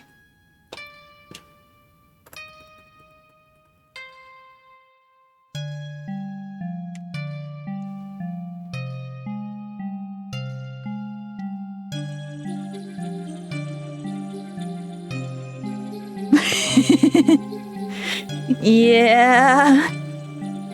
Yeah, for that one.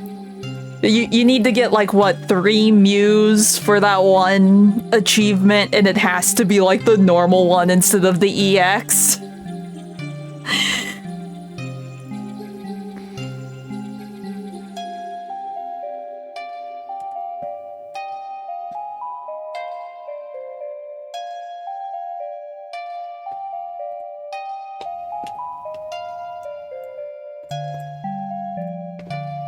Okay, let's do that.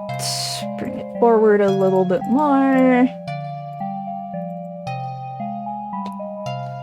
Yeah. I only just got the one for getting all of the legendary birds, the EX legendary birds, because when they had those like rare pick things in the rotation for Wonder Pick for the event or whatever, I managed to get my Zapdos.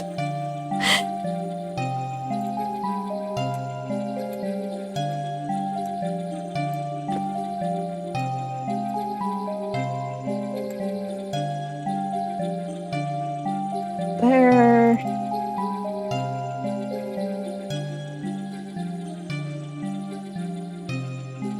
Oh, it might help if I was mirroring things. Like, normally mirroring things in animation can be very bad. It'll help make things look very clunky. But right now I just need the base animation, then I can fix things. That, and if I do end up making things flat, doesn't really matter.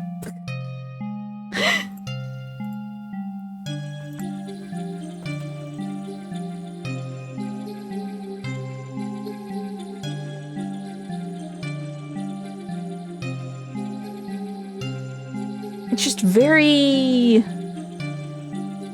No, I think it's just the EX for Celebi. I don't think there's a standard one. I think it's just the EX. I could be wrong. But at the same time, Celebi was only added with this new pack, right? I'm only missing 4 cards. According to it, it doesn't count like the fancy art cards. I don't believe I'm missing a Celebi.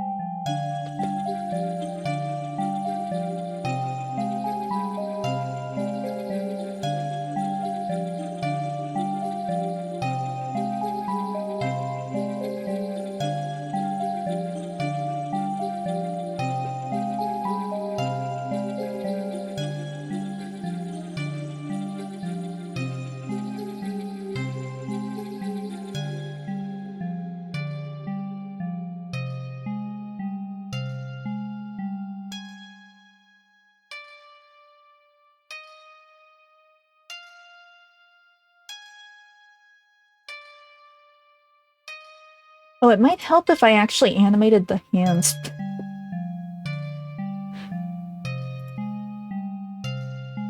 Let's see, I can just...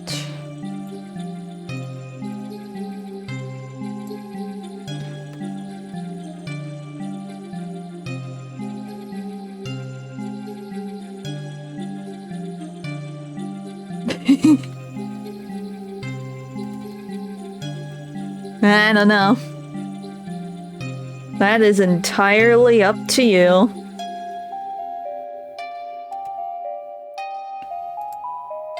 I think I actually want this to maybe arc more.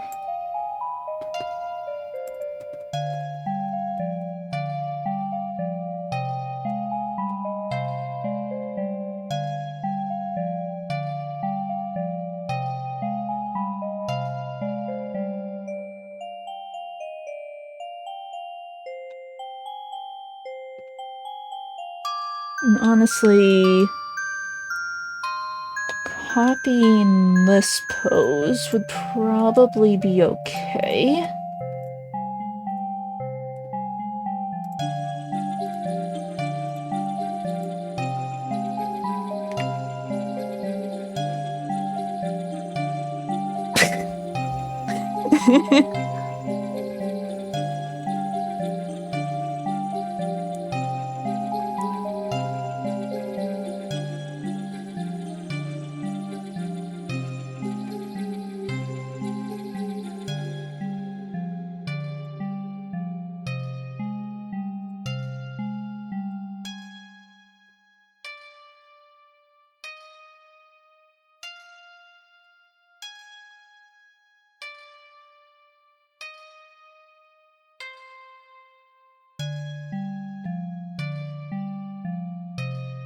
Okay.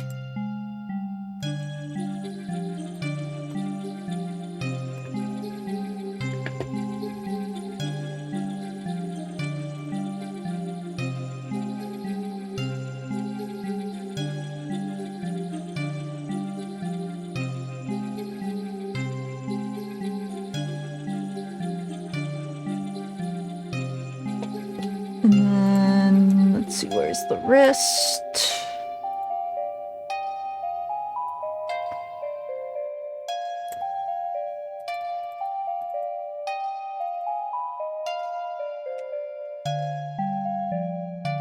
Oh, cool, cool.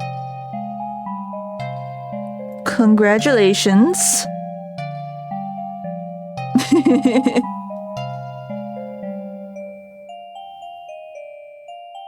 Let's see. I am trying to read chat. Here, what? I don't know why I didn't do this. I can make the chat window a separate thing. It doesn't need to be locked in place. I'm dumb. Look, I can read things. Oh my gosh, look, chat!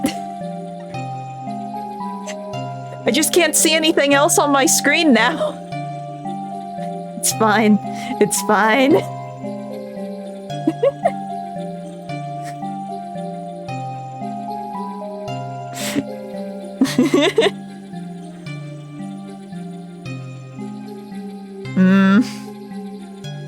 Well, I mean, since you pulled that many, do you have enough points that you can just get the card? You do know you can just get individual cards, right? That you want? Hello, Lim. I am waving, my hands just aren't plugged in. I will wave my head, how's that? Hello.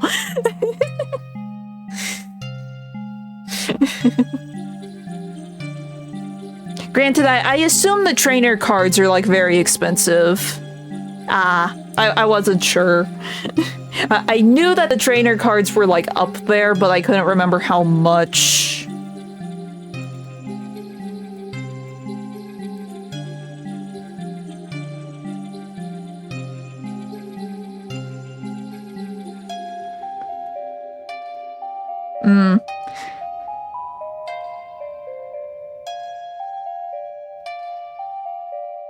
That's what I need here. That's what I need here. I need this to...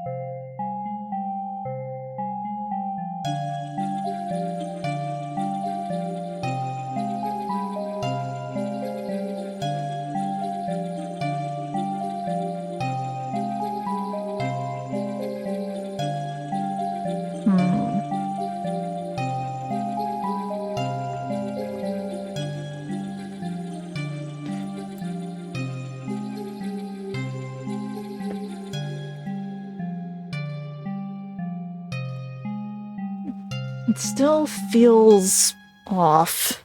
Doing the side jump is harder than I thought it would be. I can do, like, straight up and down jumps, but a jump that actually needs to move across the screen. Because I feel like just my keyframes are off. And the timing feels a little funky, too. If I extend this out... That feels too slow.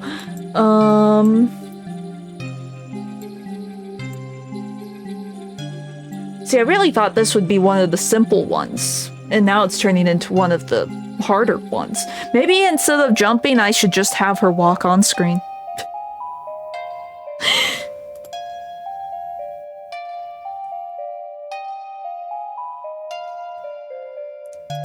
Because there's like something weird going on these frames.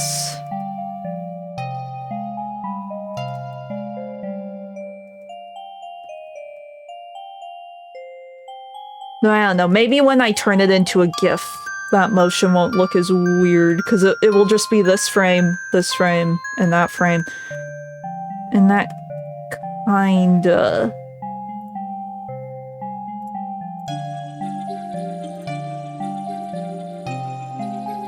I mean, the art kinda looks like it's there for that.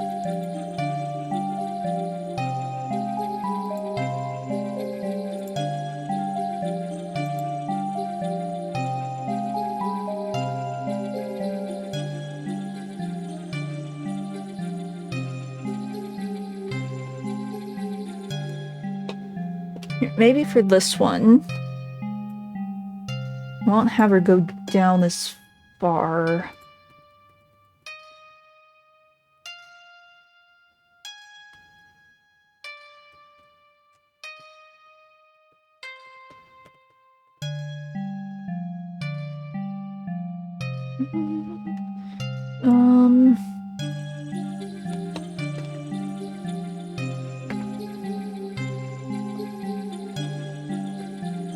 When you have ideas in your head, but don't really know how to execute, it's fine. We'll get there eventually.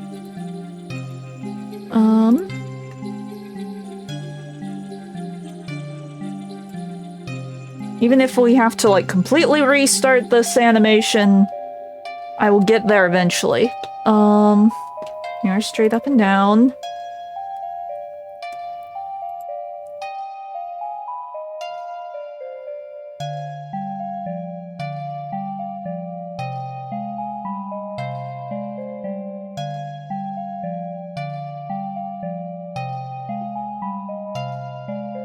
It's literally the jump part that seems off. The land seems okay. And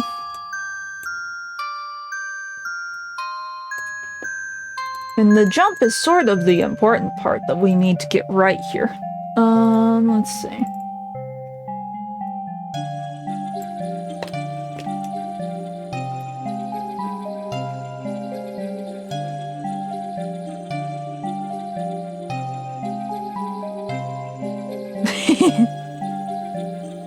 Yeah, I don't know how many I'm missing. I know it's only... I want to say it's around 10 that I'm missing from the first sets, but I'm not entirely sure. Because I have wonder picked a few times and gotten the cards that I was missing. So I want to say I'm probably around 10-ish.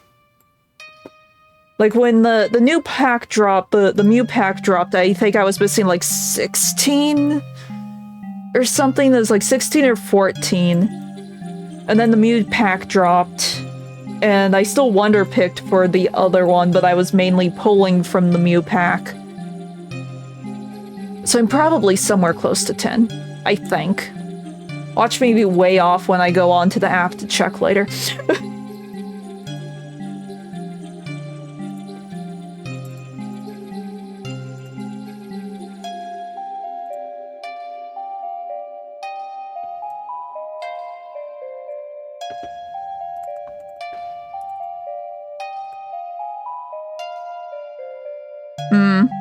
Because I'm just going off of, like, the main count when you go into the deck, because it doesn't count, like, the full arts or the really fancy cards. Because I know I'm missing a ton of those. So, like, the basic counter where it's, like, 226 out of something another, that's what I'm going off of. So, like, the very standard basic cards, not the secret ones.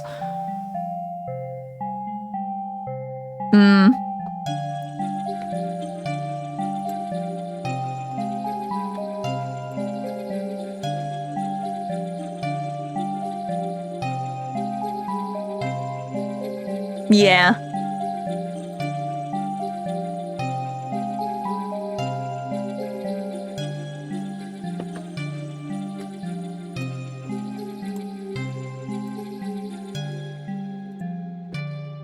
So when it comes to all of them, who knows how many I'm missing?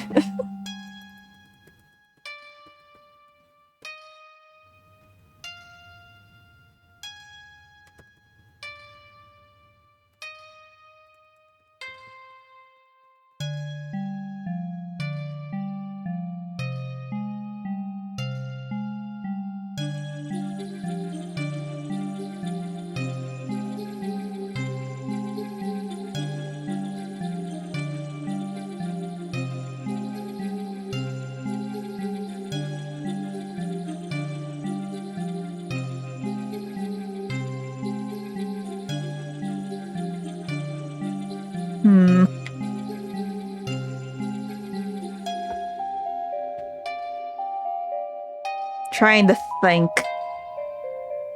Because eventually I have to do, like, my in-betweens, and that will help with the motion, because I've mainly just been doing the main frames, the key frames. And now I'm starting to think I should have done the in-betweens as I was going, because things are starting to look really bad.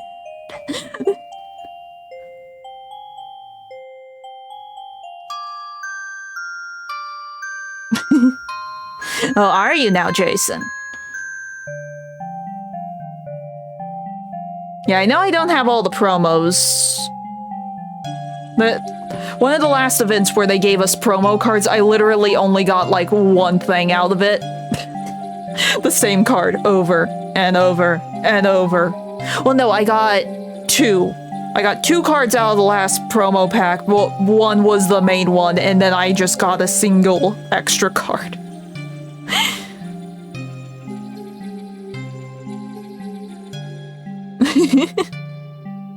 Well, congratulations to them.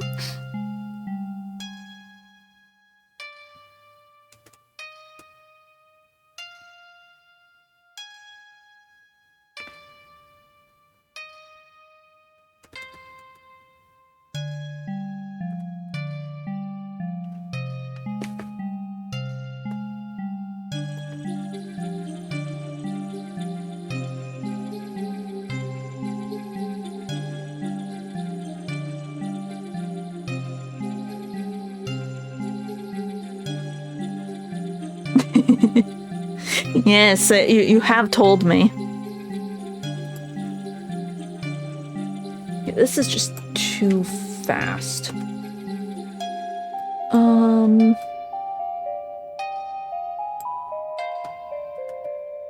So I need to remind myself that this isn't for like an emote, so I could probably make it a few frames longer than my emotes. And that's like one of the things throwing me off. It's like, no, I need to make it small. I need to make it snappy.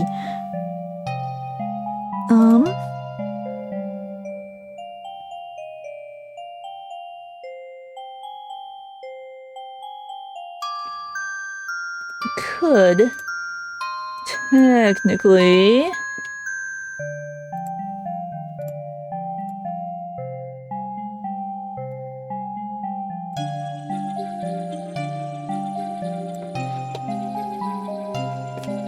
the arms are so broken. It's fine.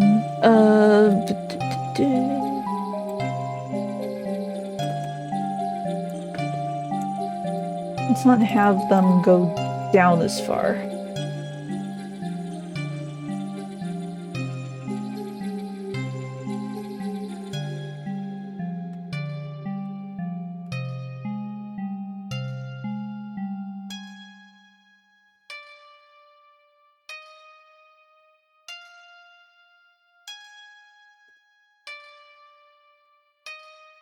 Yeah. Yeah, that is true. How do I want this one to end? I hadn't really thought about that. Because the other ones, I have thought of like how to end the animation. This one I haven't. I might have just shot myself in the foot. Wait.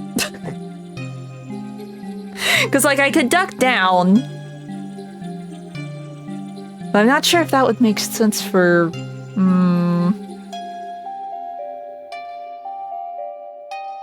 Yeah. I'm thinking.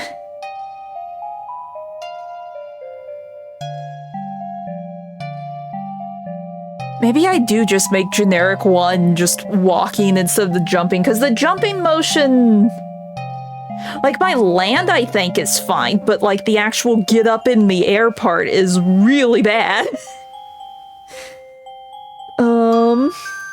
Because it barely even looks like she's leaving the ground.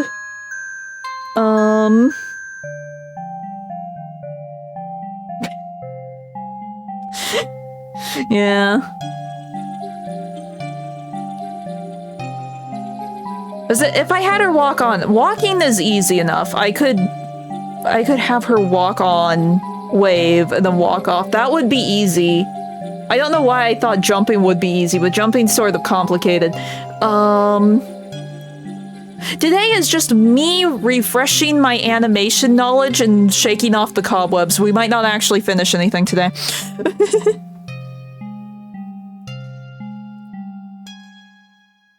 Yeah. But that might look a little weird. Because we only have this much space, so if I move her and, like, the jump ends up being, like, here, it's gonna look a little funky. We'll have to, like, jump here and then more.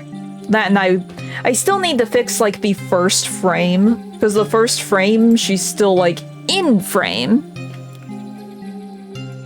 Yeah. If anything, this might just be a test.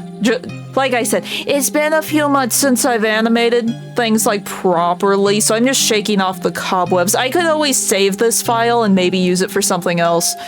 But the more I'm thinking about it, like I said, the image I have in my head doesn't really have a, like, end to the animation. It just... The image I have in my head is from, like, Project Diva with Miku jumping onto the screen and waving or whatever, but that doesn't really have an end animation. She's just there on the screen. I hadn't even considered that. Oh no.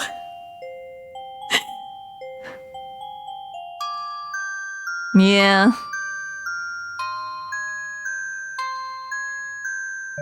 Yeah. Well, here's the other thing. Because this animation, what we are currently seeing is actually more than what we're actually going to be seeing.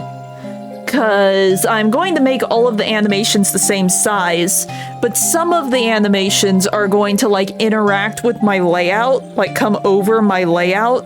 So I'll have to, like, crop things.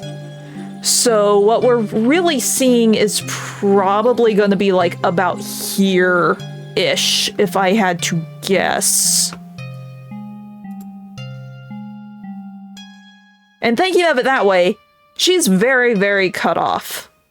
Okay, maybe the jump isn't a good idea. Now that I'm really thinking about it. Because I want to make all of the GIFs the same size, so they're always, like, at the same orientation.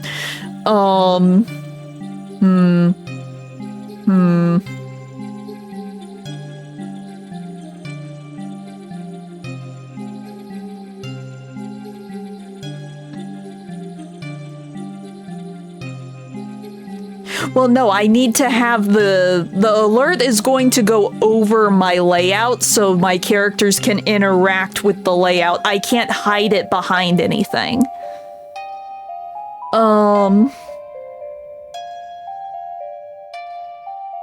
So I would have to crop it and it would be like this. This is how we would see it.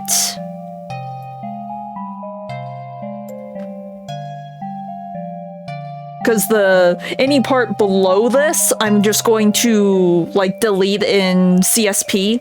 So it's going to be, like, transparent down there. Because one of my main ideas, the idea I'm going to use for my orange outfit is where she, like, reaches over the screen, or reaches over the layout and waves, sort of like that Miko picture I have. Because glider reference.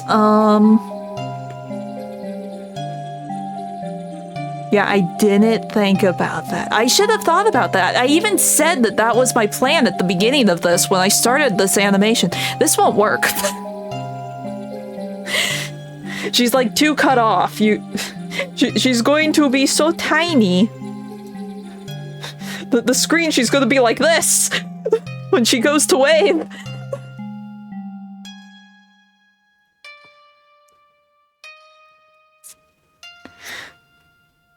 Well, still, she's gonna be, like, this high, is the thing. Because I want all of the camera angles to stay the same through all of the animations.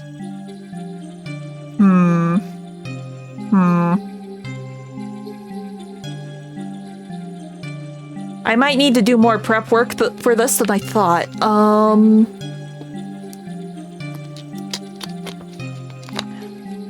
I should have started with the animation for the orange model first. Because that one sort of will determine everything, now that I'm thinking about it. Because that one and my jump scare animation are the ones that are going to interact with the layout the most. So I should have started with those. Because then I would have gotten my layout, like, all set that way. I'm thinking.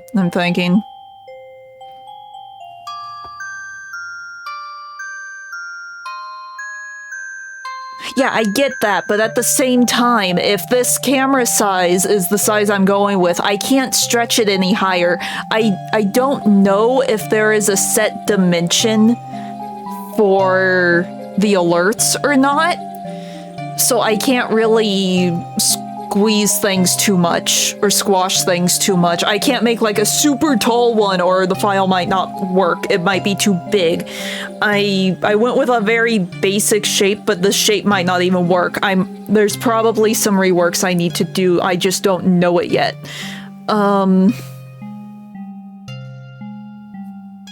The things I forget to think about when I'm ripping my hair out before stream, and it's only after I calm down that I realize I've messed everything up. It's fine. Maybe? They might be, just because they do unlock emote slots. So there is a chance that it's affiliate only. I do not know. Or affiliate and higher. Because anytime you click on that tab, it immediately goes into, well, let's set everything up immediately instead of explaining how it works. It's like, well, first you need to import your image and then we'll tell you if it's right or not. It's like, be that way. That's what I was saying. It's like, I need to set up some of these GIFs, at least as like tests, so I can actually do a thing and see if it works or not.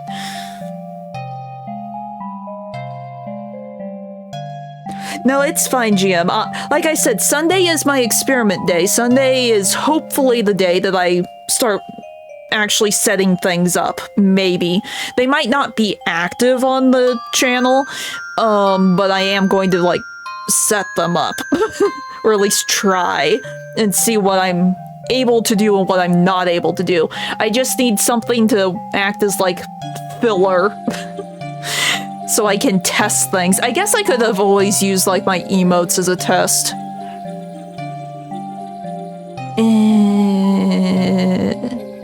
I don't know. Because the emotes are a decent size. I could have used the emotes as, like, my test. I don't know why I didn't think of that. I'm suddenly having all of these epiphanies. It's fine! Yeah, probably. I don't know. Like I said, I will be doing all my research and stuff for it, Sunday. Maybe? I don't know. I don't have Twitch open. I don't know. I have a very broken OBS open. Here.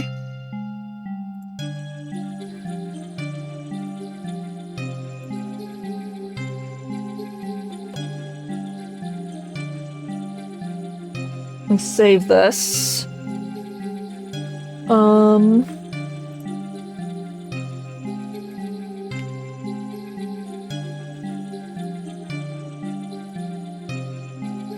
Where is you?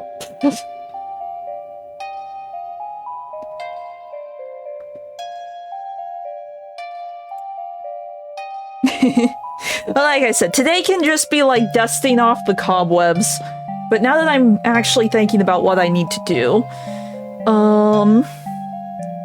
okay. This one, I know what I want her to do. Okay, it will be about here. I also need to, here. Let me also load in the bat, cause the bat is so tall.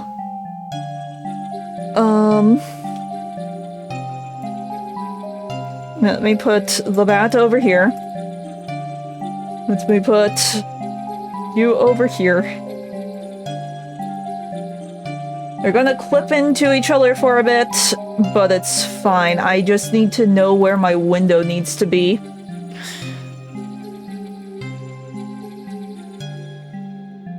Okay.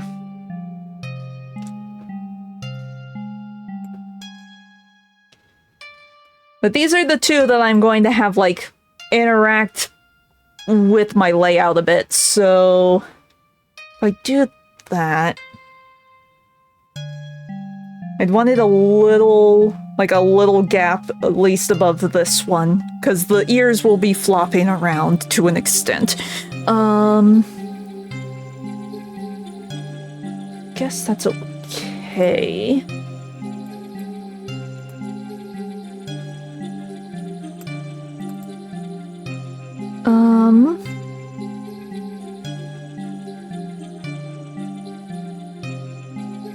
It should be decent, and if I wanted to, I can't always do this. This would give me more space.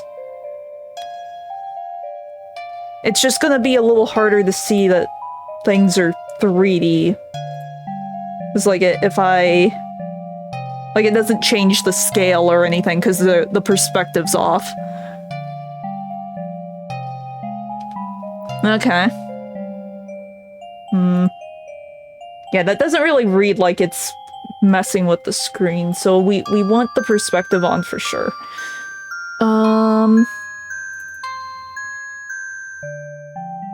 This might be an okay height. Okay, bats go poof. Reset? Reset? Delete? There. Okay. Then it's just a matter... I'm going to need something as like a placeholder for the ledge.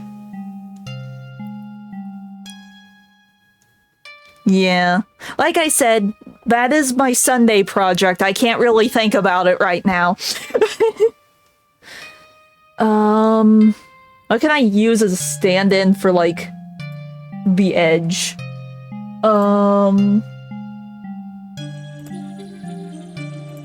Do I have anything? I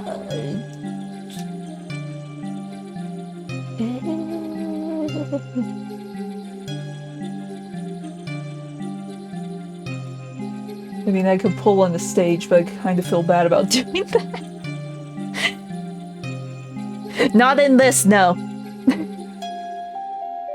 Let's see, let's see, they have default things.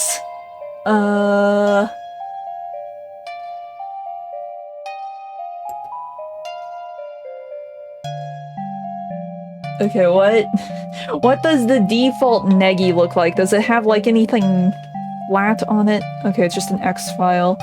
I will need to pull in... Where are my dummy bones?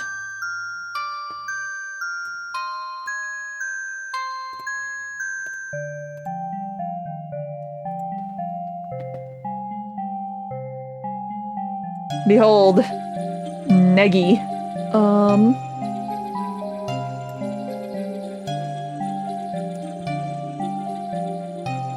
Function with me, game. Or program.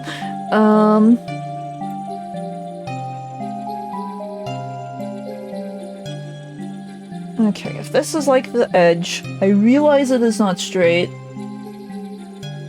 It's straight enough for my purposes.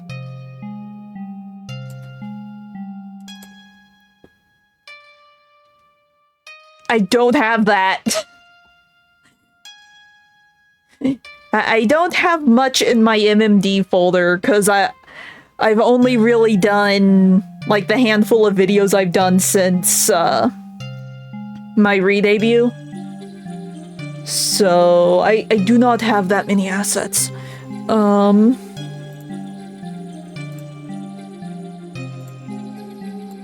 I'm looking for my bones while selecting the negi. That doesn't work. Trying to think if there's an easy way. Because in more advanced programs, I could lock the hand onto the negi and it would just stay there. I can't do that in MMD. I'm going to have to like keyframe the hand for every frame.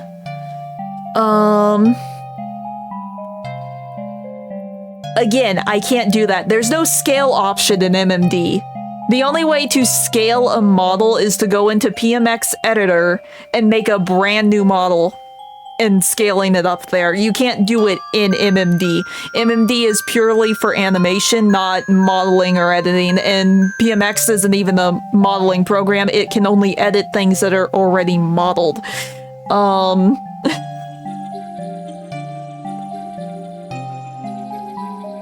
Like I said, MMD is very basic. MMD is very limiting.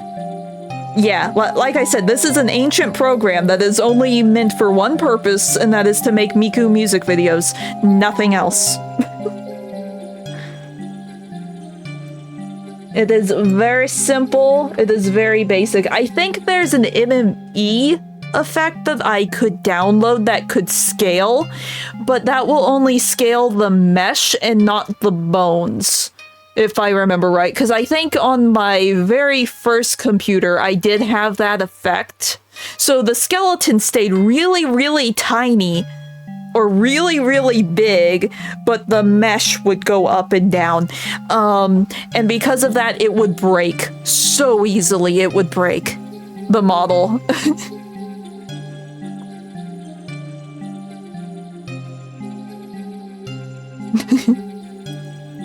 Well, it's not like you really need to scale anything if you're just doing a music video. The one thing that can scale are X files. So like the negi is an X file. So if I wanted to, I could do like, behold the negi. But when it comes to like actual rigged models, no, you can't scale those.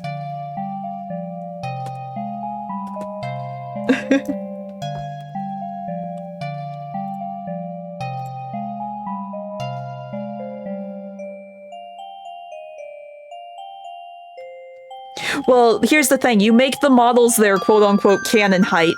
Because like with most animation programs, it does have like a height scale, quote-unquote. So if your character has a canon height, you just make your character the canon height. So like, for the most part, most Miku models are about the same height. The only one where I would say it's different is like the TDA models. Those things are really tall compared to most Miku models.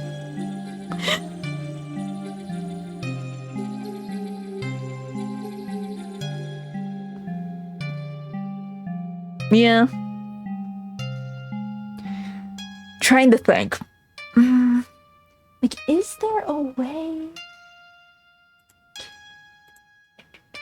I'm checking a thing.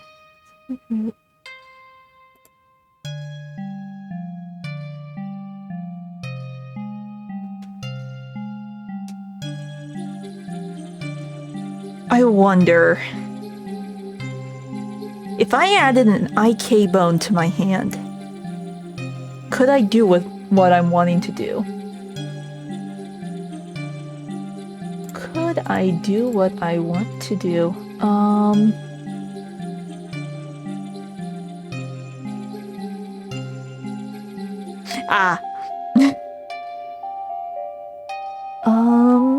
Because all of these are the IK bones.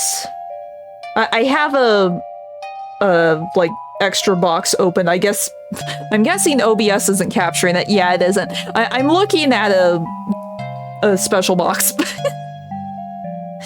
that lets me attach models to other models. But that, as far as I'm aware, this works where it's like, it's a handheld item. It's now attached to my hand and it will move with my hand. I don't think I can do it where the hand will attach to an item and stay on the item. I think. I haven't tried that, but it looks like what it wants is to use IK bones, and I don't have an IK bone.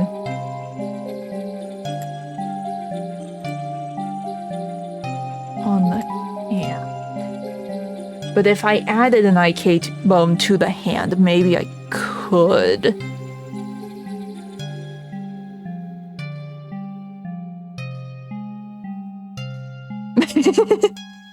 Whatever works, whatever works.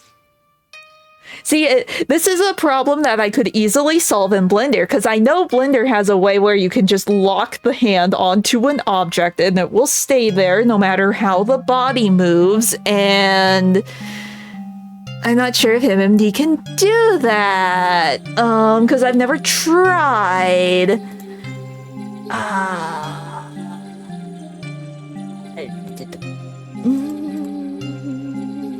Dummy one.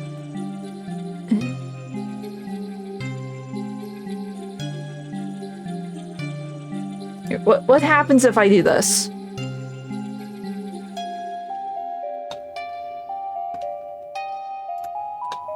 I'm testing the thing. No. Sort of figured. I locked the... Well, I tried to lock the glasses to the Negi. Granted, if I don't think I locked it properly. That or it just doesn't work.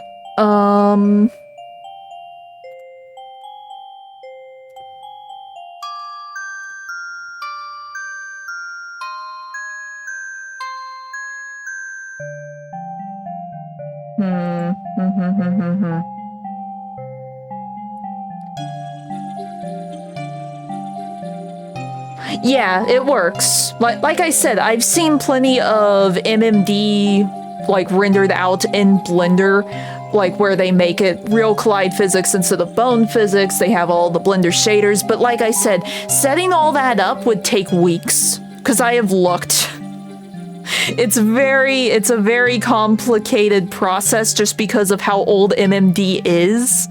Because MMD models will not work directly with Blender because the rigging system is different, the physics system is different. You need a bunch of plugins, and those plugins like to break because it's an old system trying to work with a new system, and it's bad. Some people can get it to work really, really well, but it breaks really easy. Which is why I'm wanting to move away from MMD and go into Blender, where it's a modern program and it will actually do the things I want it to do. In which case, I will throw away all of these models gladly. Because I will have a model that I want to look the way I want it to look. Instead of having to cut corners constantly and settling for things that I didn't necessarily want.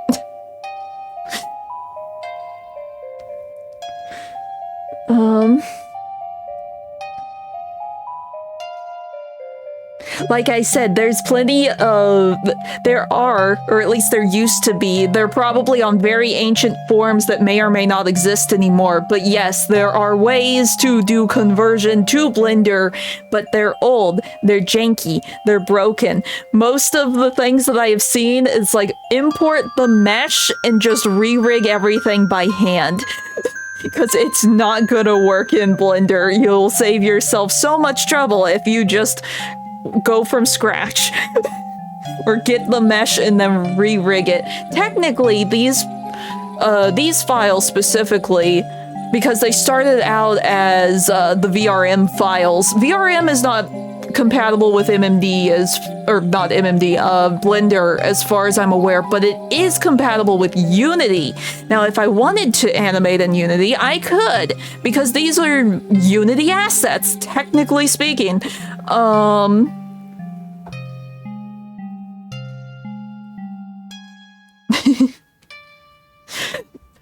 It's active more in Japan than it is in US or any English-speaking country, because our most accurate database is the MMD form. I forget what it's called. I go on there for tutorials sometimes. That's where I downloaded a lot of my assets.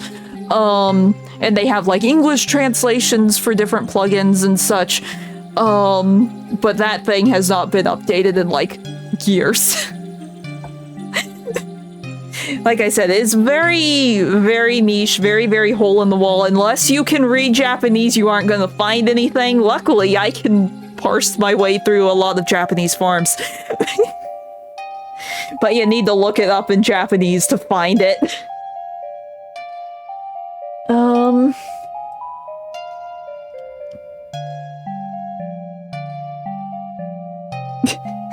Who knows, maybe.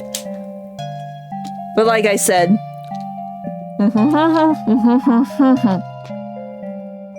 Water.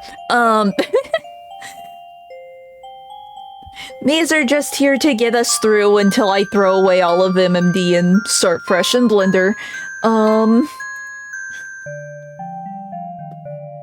Let's see... I should go on a separate frame, because this will be... later. I'm going to make my pose and see if I can actually get the hand to hold still. I guess what I could do to try and keep the hand stationary is I get the pose I want, render that out as an image, and make that my background. And see if I can line it up that way. That might work. The more I think of my ideas, the more I'm realizing it might not actually work. Because I like the idea of being able to interact with the edge of the layout, but...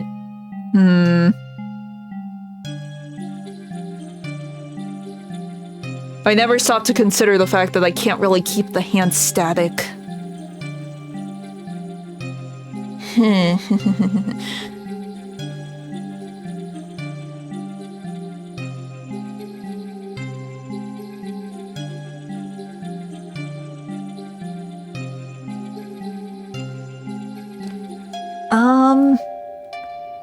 Yes and no, but it can break things, because... So like with my models, as a good example, like I said, they are VRM originally. There's a tool that lets you convert VRM to PMX, which is the model file that MMD reads. It broke a lot of the rigging because it couldn't convert it properly, and that's just because of the file difference. That's why the hands are such a pain to rig or animate, because just folding them like this, like trying to make a fist, the fingers will just automatically curve into themselves. Like, look at that. I'm just trying to, like, make a fist, and my fingers are, like, crossing like this, and it's because... It's because the rigging doesn't work well. The conversion rig does not work well, and that would be true in MMD to Blender, too.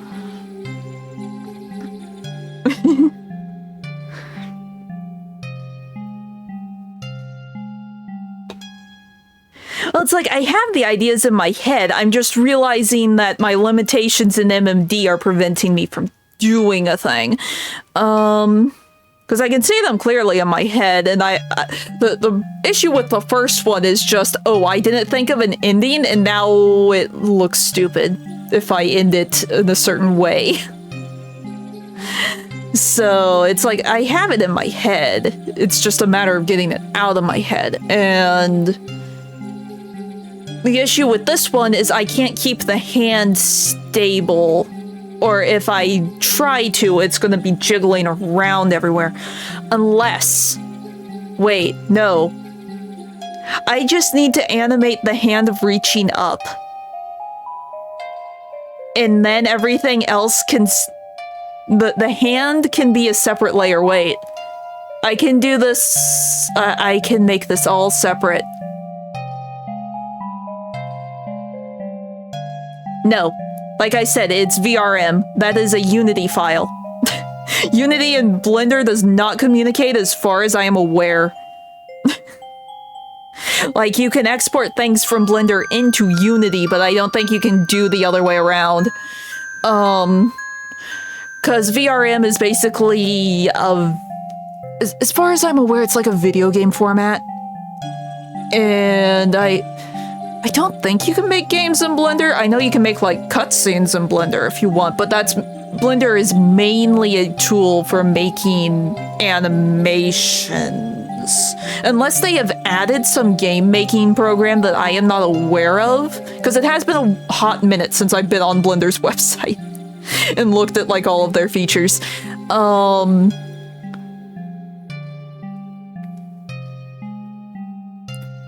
But because it's a VRM, it's like motion capture model data, not just a standard animation model.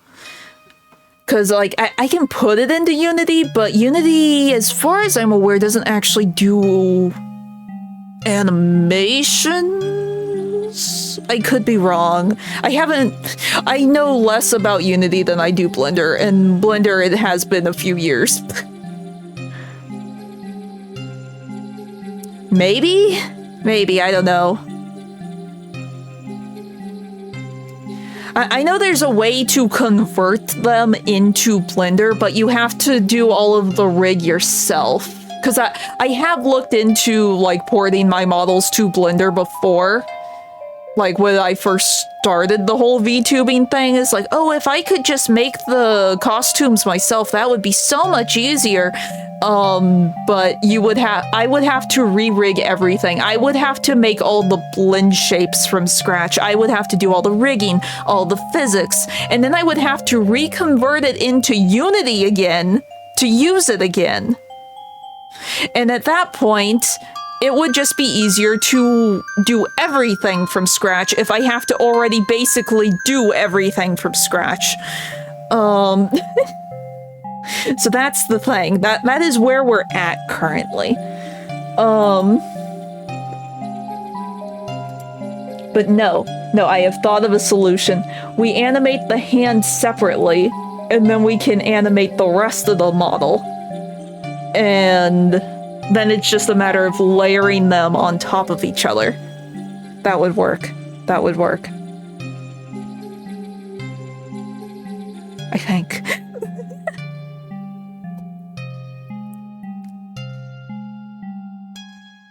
Yeah, it's called It Doesn't Exist, GM. Everything has to be done from scratch, so it's like, if I'm doing everything from scratch anyway, I might as well just try to make an original model. And I want to know that. I want to learn how to do that. I have for years, I just haven't sat down and done it. I haven't had, well, I've had the motivation, but at the same time, I'm lazy.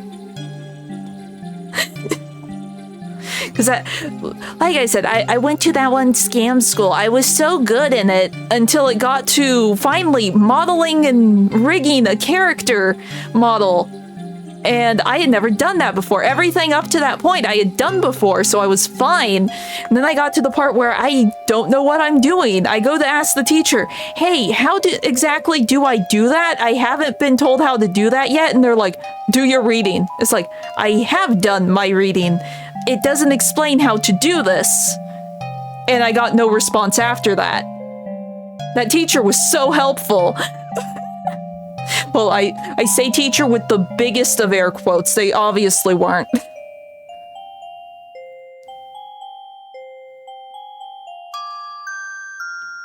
It will probably be 2 separate animation files. So I'll have like one animation file where it's just the hand. All you'll see is the hand. I will like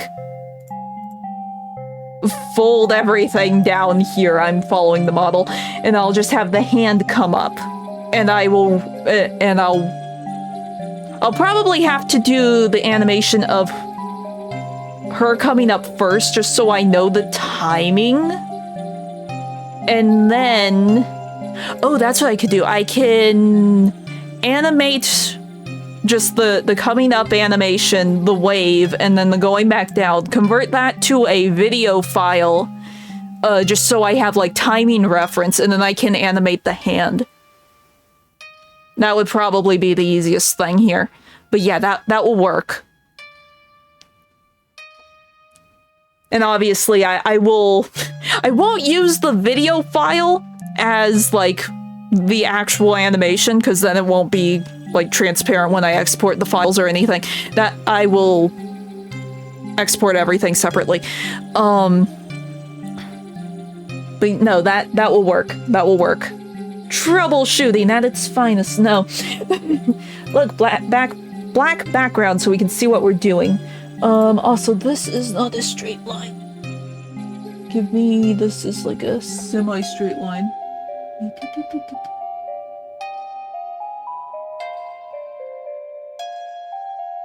I should just put something in front of my screen that is a straight line. I'm holding up my external hard drive to line this up. Good enough. So this one will also be composited and edited in Clip Studio Paint, which is fine. Oh wait. We don't want this song. Keyframe 5. Paste. Register.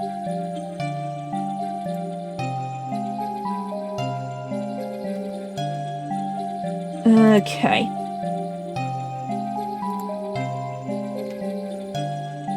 Let's see, how far... Yeah, that's fine.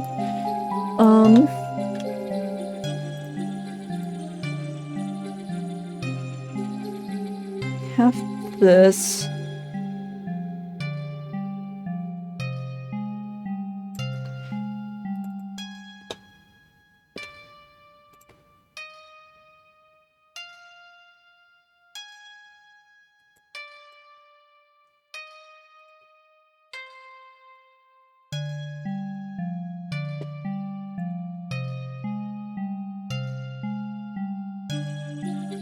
Wrong button. Oh, right button, wrong button.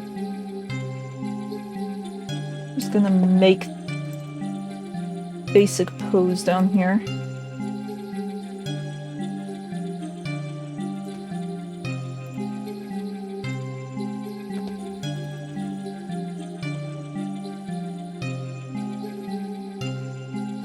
Okay.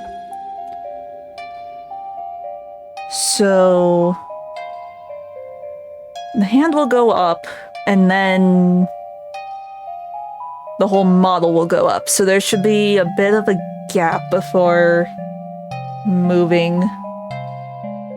Granted, I don't really have to worry about that timing right this second, because I can just have the empty keyframe and do the hand. So we'll just worry about having her go up. I will start it here, though, just so I know I have the empty keyframe.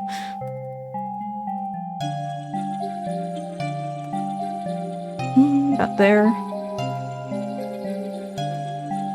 Why won't you reset?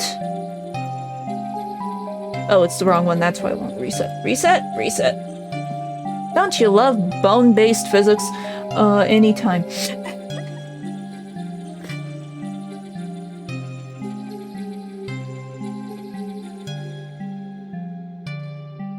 Okay. Whoop. We're doing lag train. No. Oh,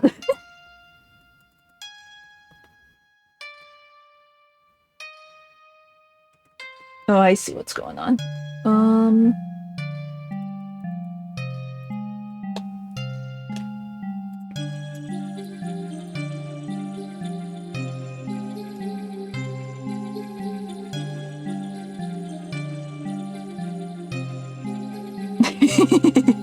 Welcome to the wild world of CG animation, and each CG program will work a little bit different when it comes to actually moving the thing. But it's fine, it's fine! See, I guess I could, just so there's a little bit more motion.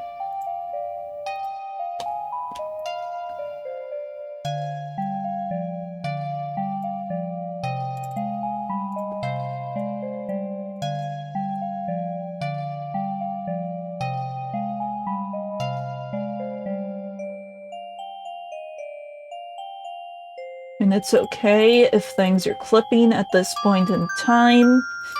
No one's gonna see it.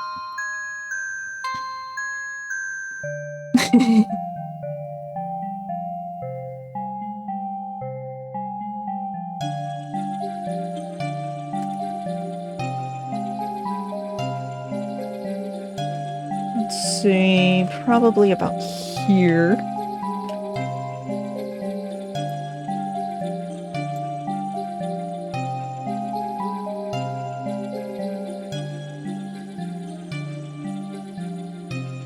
Oh, that's why it looks weird here.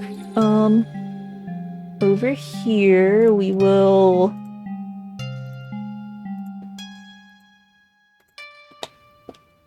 I didn't add my keyframes over here.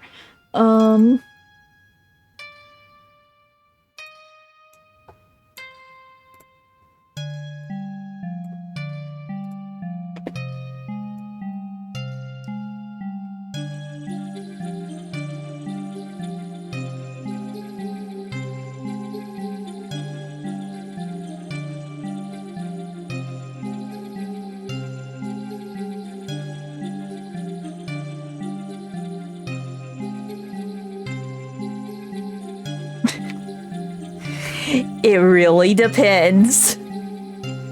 It really depends, because most modern skeletons for, like, a character model have way more spine bones than, like, MMD models do.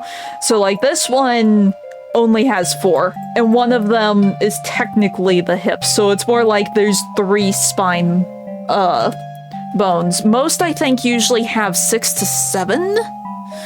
So this is a very, very, very simplified skeleton.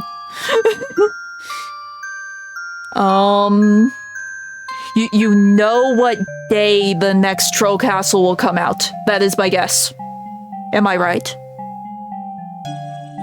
Because you said that you had an estimated date, but you didn't say that it was locked down yet.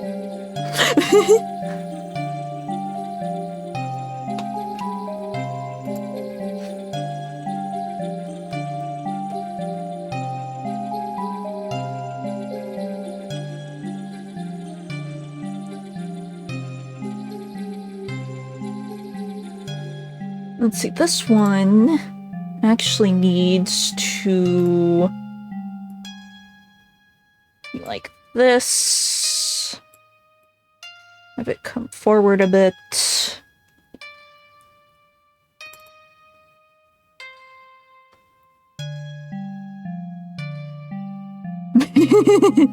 I see.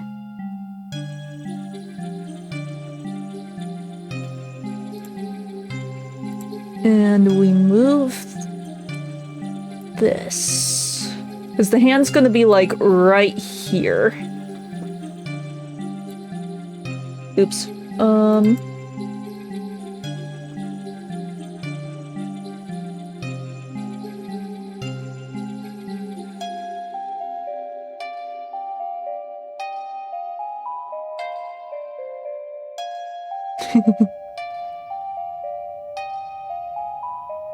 See, that reminds me. This actually needs... I need to have, like, the arm up.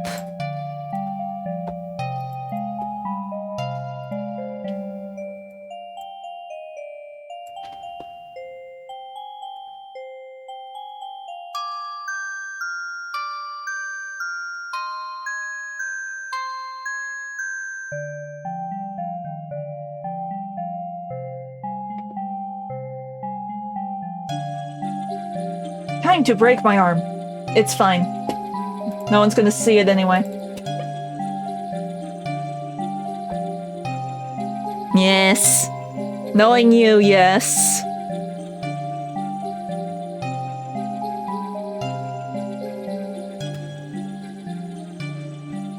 Actually, that kind of works.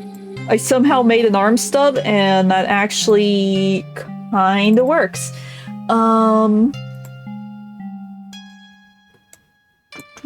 Give me this, give me that. We're just gonna fold my hand Behold, I am Stump. Okay, we do have to worry about the edge line, though. Let's see if I can fix that a bit.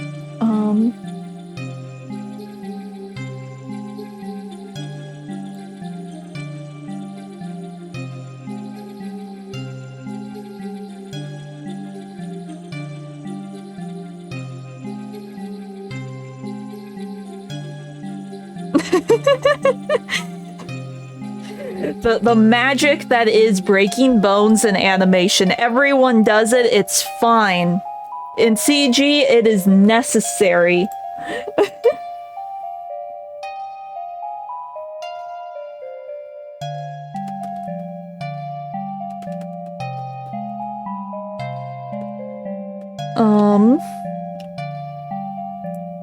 This is completely normal right here. You see this? This is fine. Everything about this is completely normal.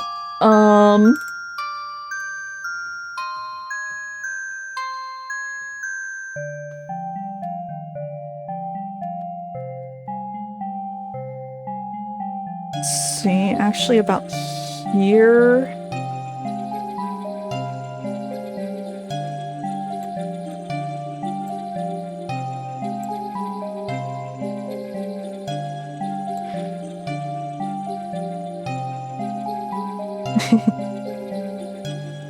Like I said, I'm not worried about bringing these models into Blender. That will never happen. Once I start making original models, these models, they will be archived on Vroid Studio, but that's about it.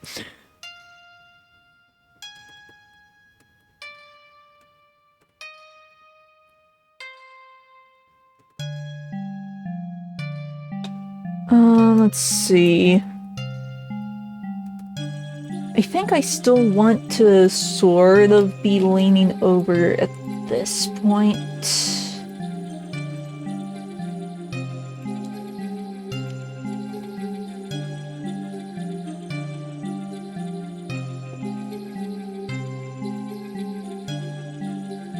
That, and I should probably be leaning a bit.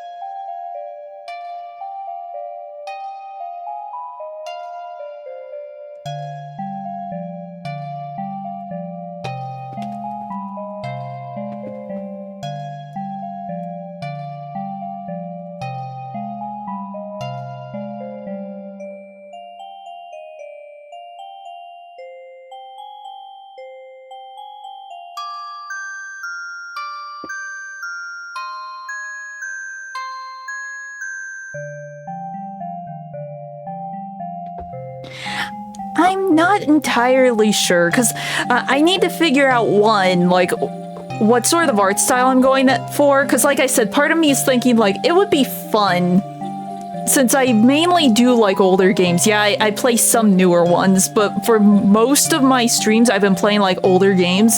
If I had, like, a more, like, older game style, like a PS2 styled character, that could be kind of cool.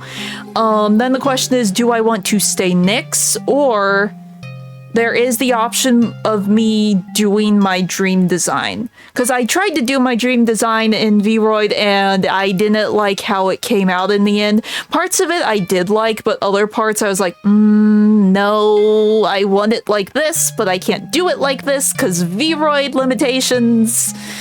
So that there's a lot I need to consider. But first, I just need to reacquaint myself with the program.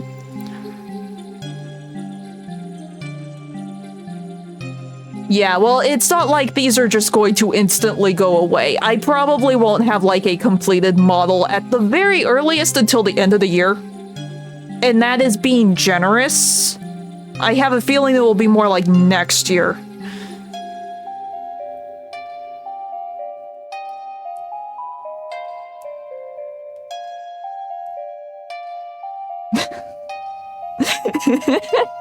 That does sound like you. Little does he know, he should be screaming and running for the hills. No. Oh, that reminds me. Jason, did you ever watch the Game Awards? I feel like you would relate to the guy, the developer that did Black Myth Wukong and some of his statements in his acceptance speech. Because as you know, Black Myth Wukong is like a Souls-like or whatever. And he's like, oh, Black Myth Wukong is for anyone who wants to play an action game. Very beginner friendly.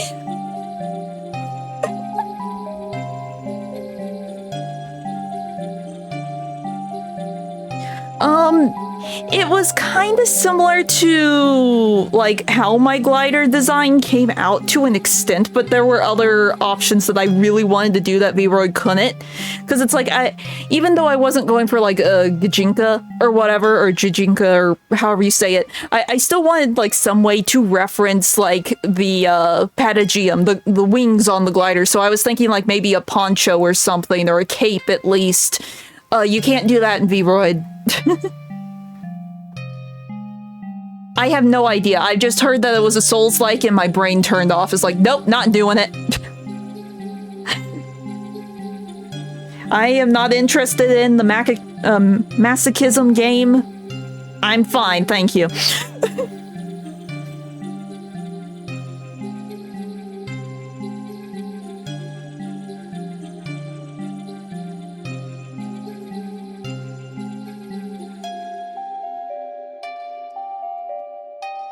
See, because I'm thinking I might actually want the shoulder up a little bit more than this.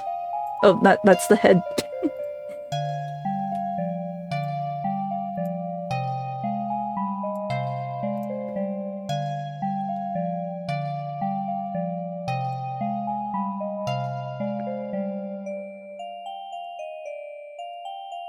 I don't know, but when he said it, everyone was laughing because it was a joke. He was just trying to trick people into playing his game. And everyone knew it.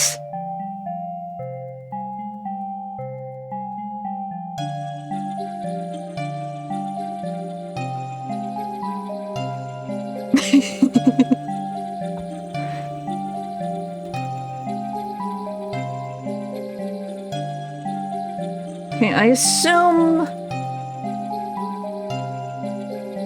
Actually, no, because, like, if that's the hand... The elbow couldn't be there, because the hand would be there. I might need to actually push the model back. Okay, let's see. If I do it, like... here.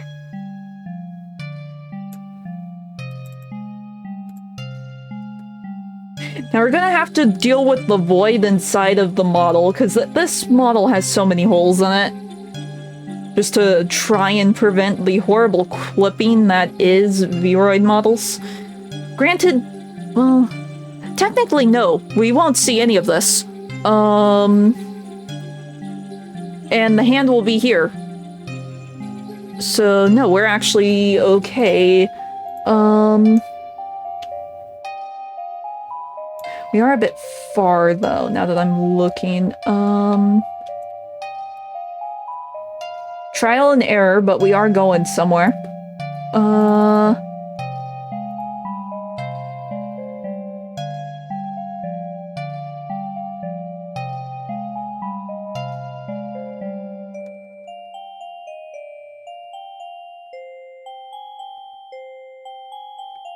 I do think this needs to shift a bit. And this one I will probably have to go back and tweak once I get, like, the hand.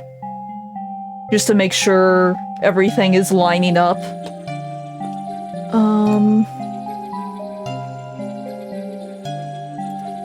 But in theory...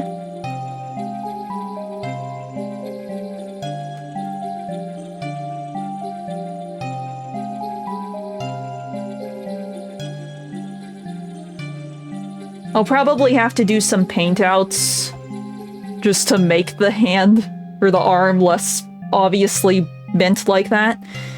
But it's fine. For now, it's fine.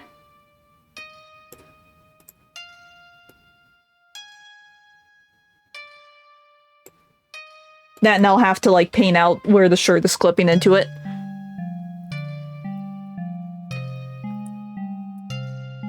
I can't lock the hand in place, GM. I would have to register it on every single keyframe and hope that it's actually staying in the same position. That's why I'm doing it separately. Because then I can keep the hand in a single place. That, and this will actually help a bit. Because I was trying to figure out how I could do this one part a little easier. If you look around on... Like, you can kind of see it down there, like at the bottom of my screen, that there is a very subtle, like, shadow that I've added to my layout. I'll have to add that in post to all of my alerts. So if I have the hand separate from the body, I can put the shadow on the body and not the hand, instead of having to erase everything out around the hand. So this actually helps a great deal. In hindsight, this actually helps.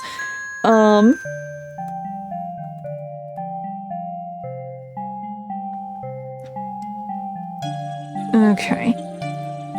It's hard to see, but I think...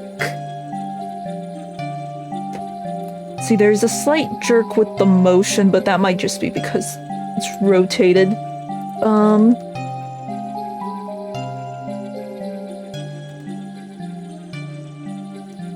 Yeah, because it's like, if I want to make it look like the models are actually coming out from behind the layout, I need to add the shading there too. So yeah, I have plans, I have thoughts, I have lots of brainstorming. It's just a matter of finagling my way through all of the brainstorming and actually getting the final product.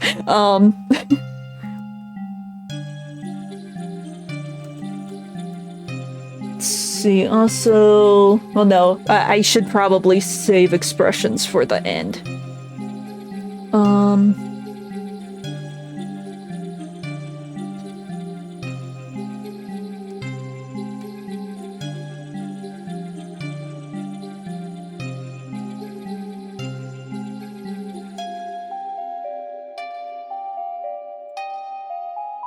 Oops, wrong.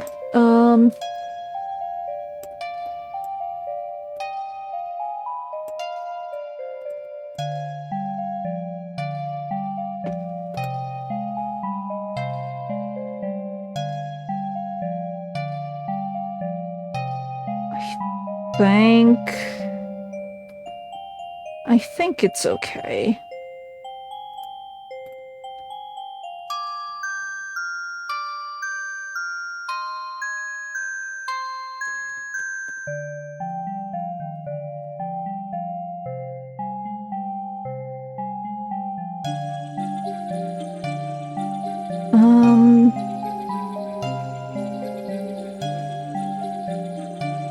I'm thinking.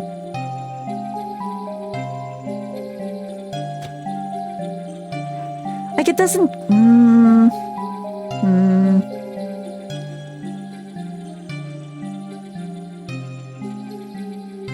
Well, it's sort of hard to hide the whole troll part if they read your name, Jason.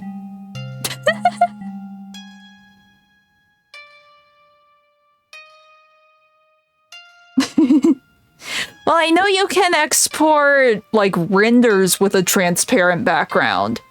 I'm not sure about videos, but it would probably be, chroma key stuff. But like I said, my models aren't really built for chroma key. Thankfully, VRoid, or not VRoid, VC Face has just a transparent, like, slider by default for the background. Let's see.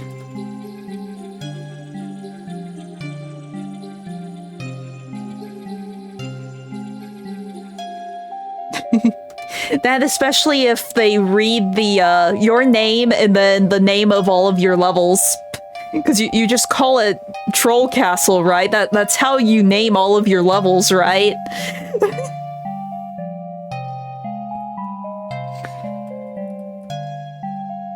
Here.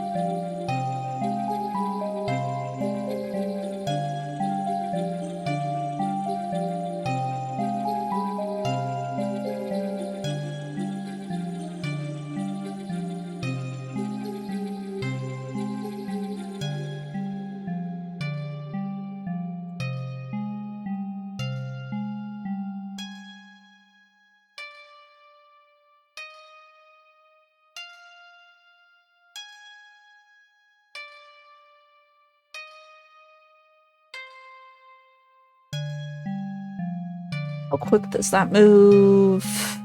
Yeah, that's a little too slow here. Let's put these like here.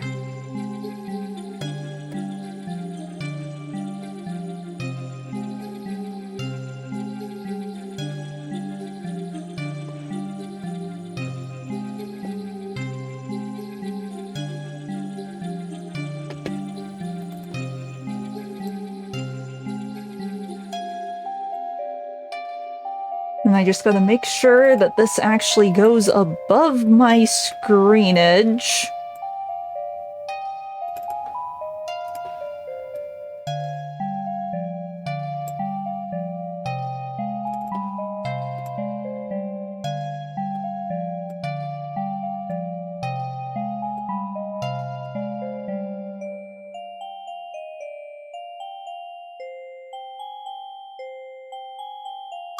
And I need...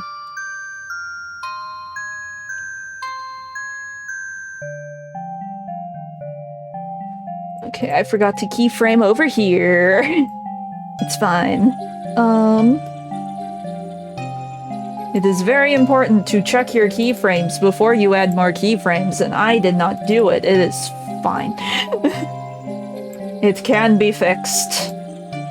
Since this is very simple. So do that.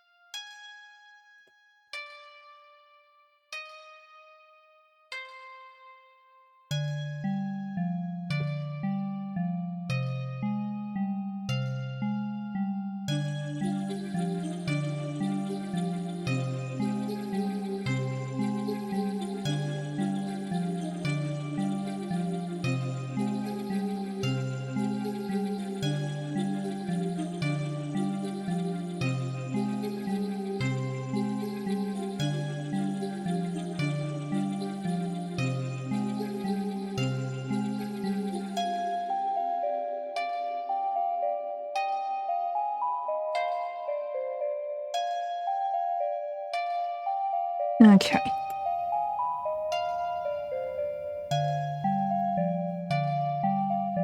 I think I can actually speed that up a bit.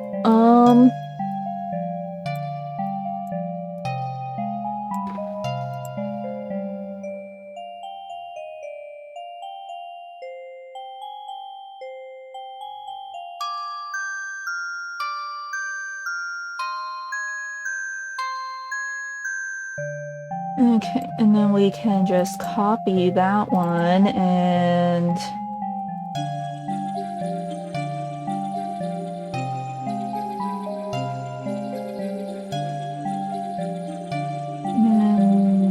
paste.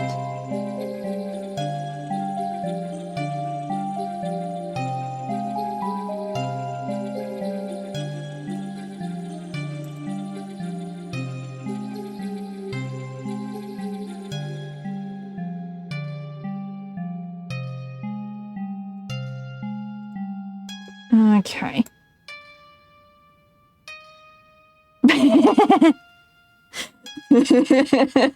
Congratulations, at least they're gonna be, interesting.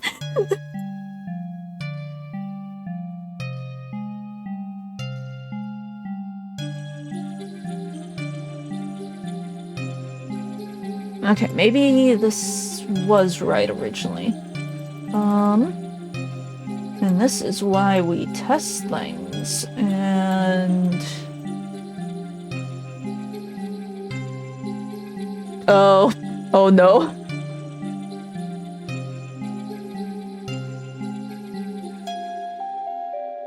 And don't worry, I see that the wrist is wrong. I'm just trying to get the timing for the arm right now.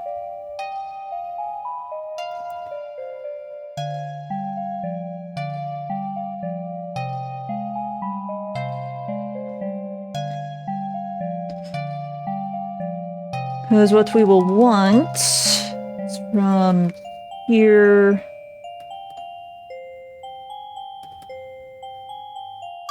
Here we want, well, actually here. Copy.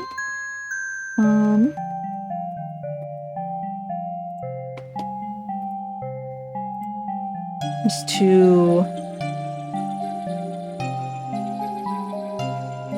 Okay, maybe not that severe. Like straight up and down.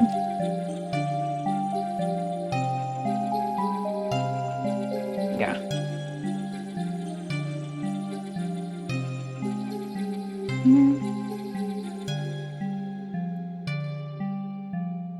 I'll put it like that.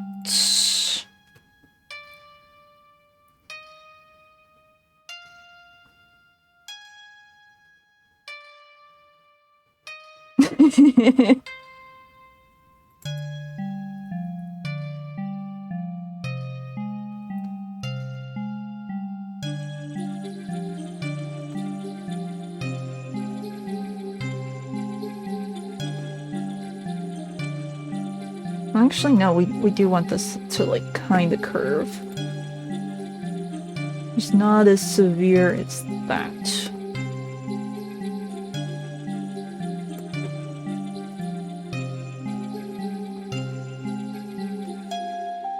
I don't know why I keep jumping to the beginning. It will autoplay from the beginning.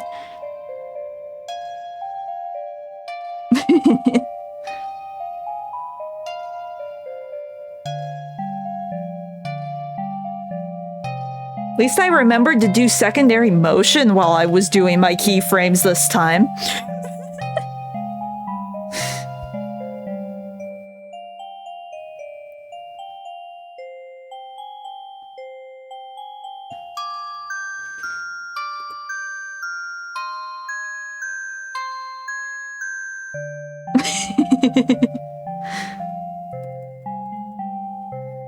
Let's see, we went from...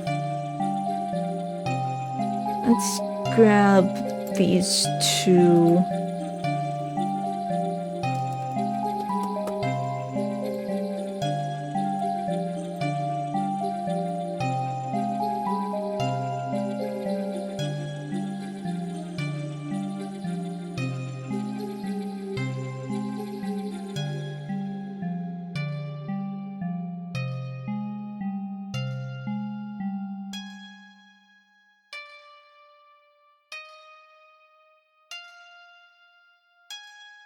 Oh wait, I don't think...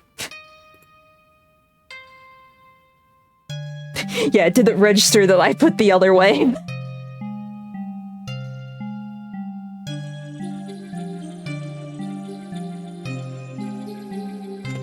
Okay. I'll still have to add, like, the motion with the fingers. But the wrist is there.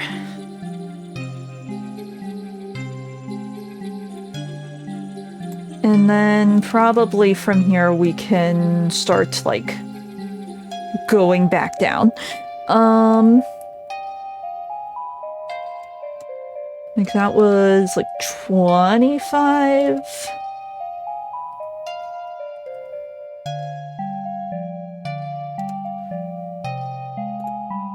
100 keyframes! Woo! Okay. Back into the void I go. Whee! Oh wait, before I do that. No, no, no. Register all!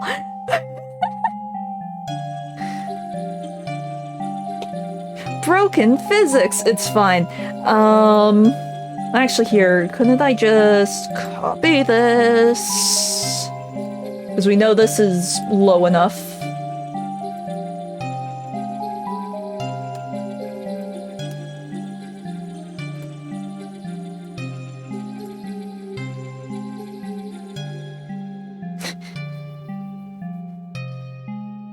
Now to fix it so I'm not just sliding into the void.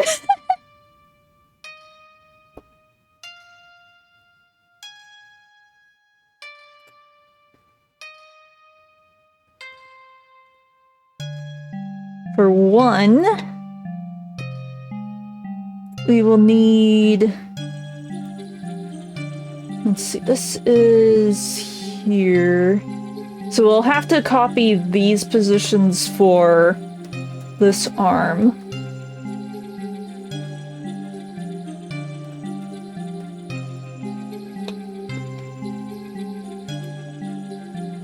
So reset that.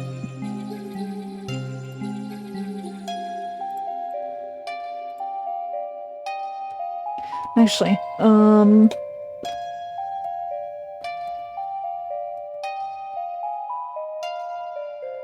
we can just grab these the way they were.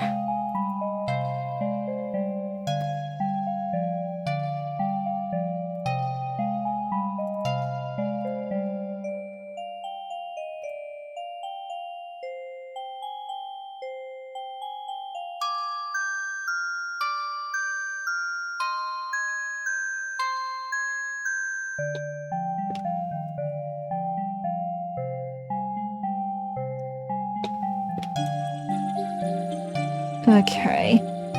Break the wrist so we can kind of see some of the motion when we go down.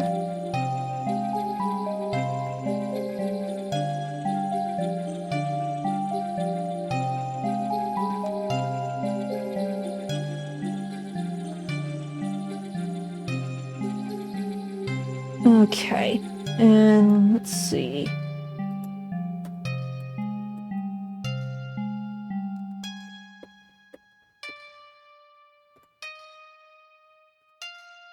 Oops.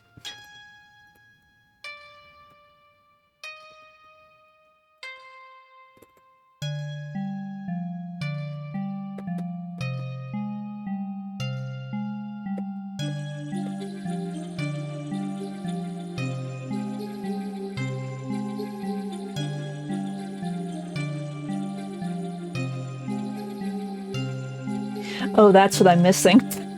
Like, why isn't it lining up? It's called I didn't copy the spine? The spine is not twisted. Wait. No, I should have copied that. Oh. Oh, no?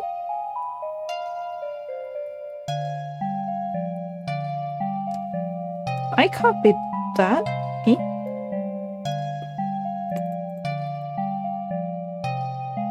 Oh, no, I didn't. Never mind. I stand corrected. Woo.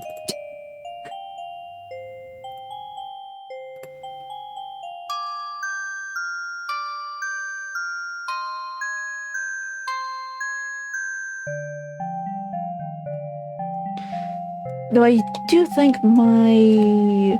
Yeah, the spine is a little different here. And the head.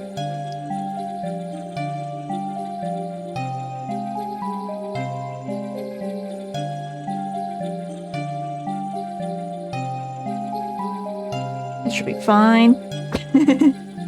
Congratulations!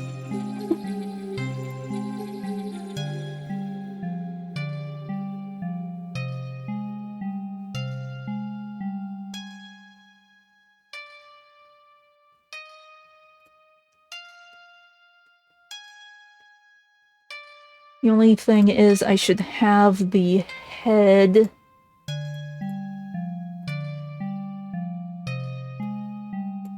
curving from here. And I don't necessarily need to be looking down.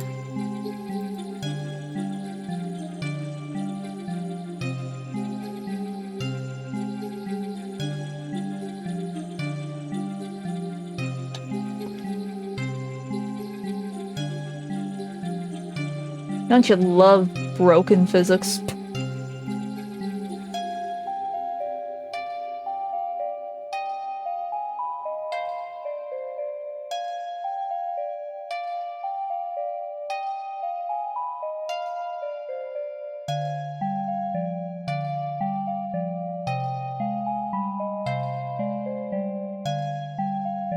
Okay.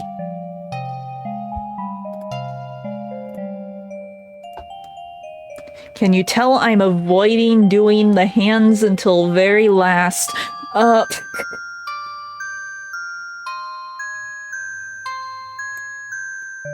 will now stare into your soul.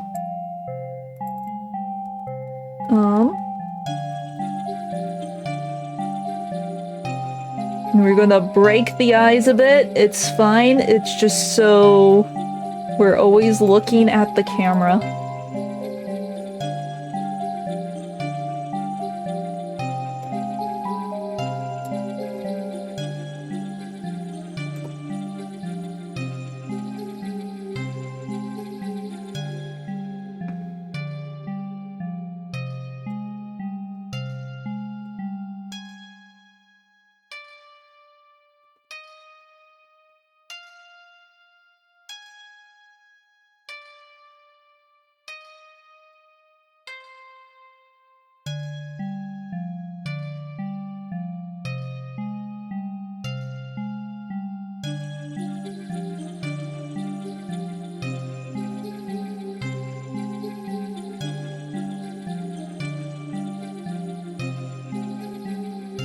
Granted, some of these more extreme positions, my eyes will probably be closed, but still. Because it's usually a good idea for, like, big movements to close a character's eyes. Just so it looks a little natural. Or more natural, I should say.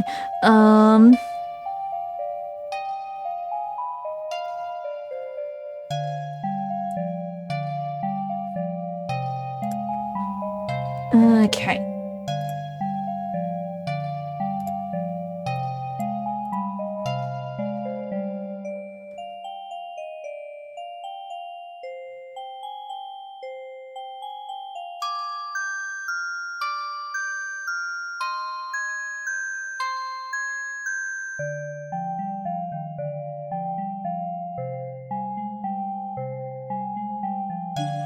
And then this.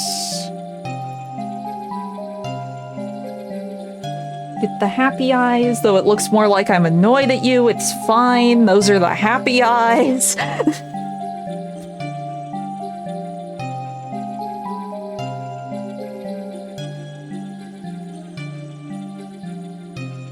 Let's see.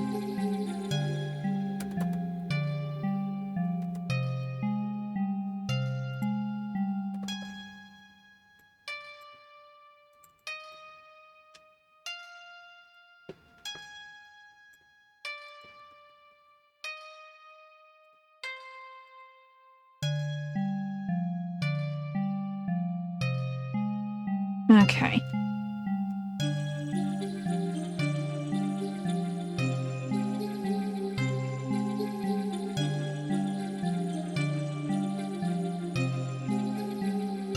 Probably just have this on as default.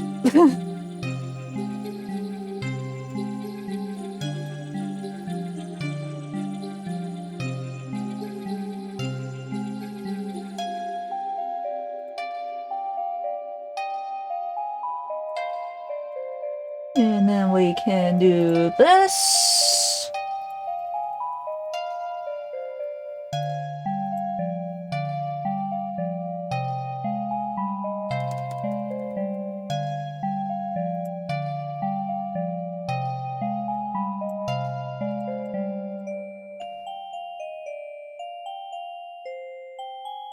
Where is... I have way too many blend shapes on these things.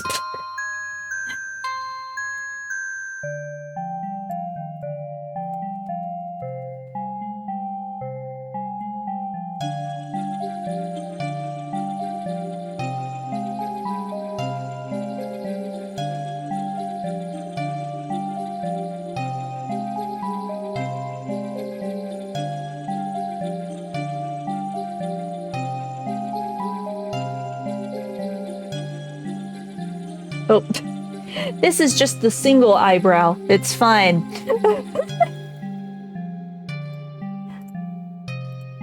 We want both eyebrows, please.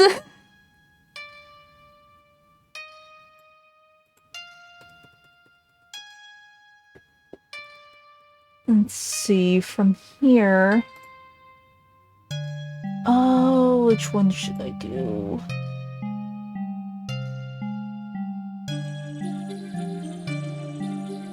Maybe this one.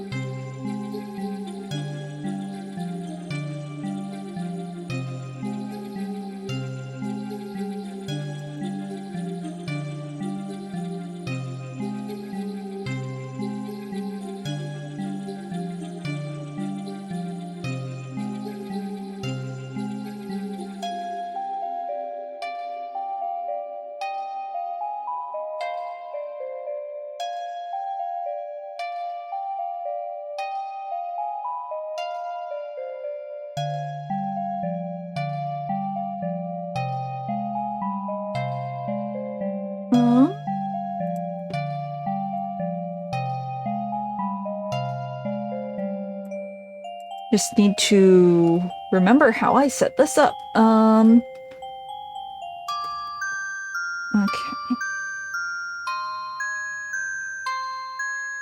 Oh, that's the part.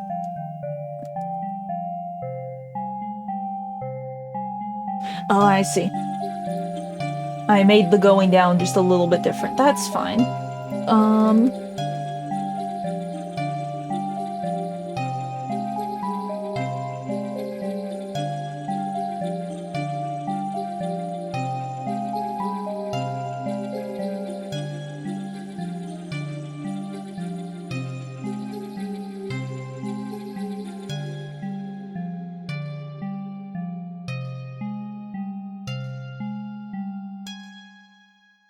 Okay.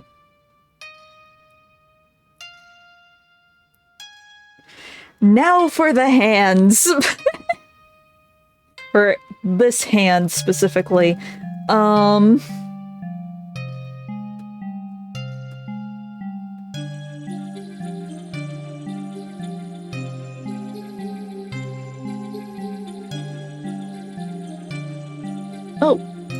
I didn't animate the wrist here?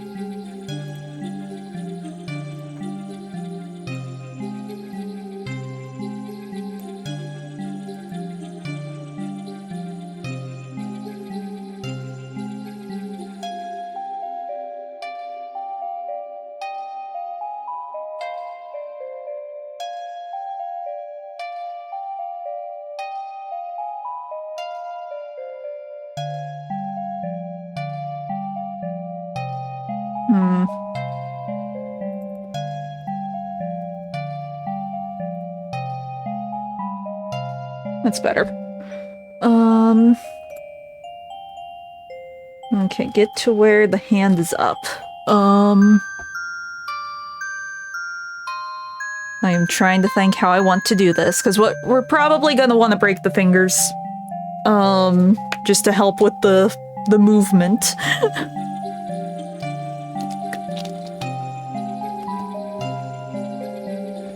Okay.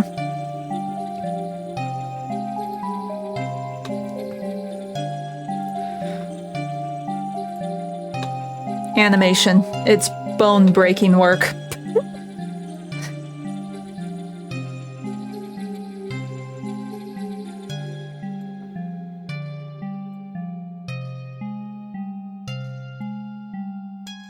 Okay.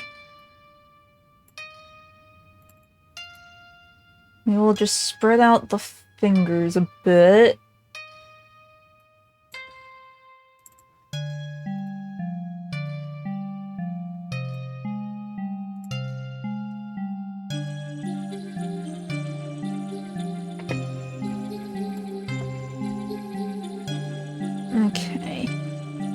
can probably... yeah. And now the fingers that will be breaking or will be these top two. Just ever so slightly to help with the curve. So let's see, that one will be there. That way.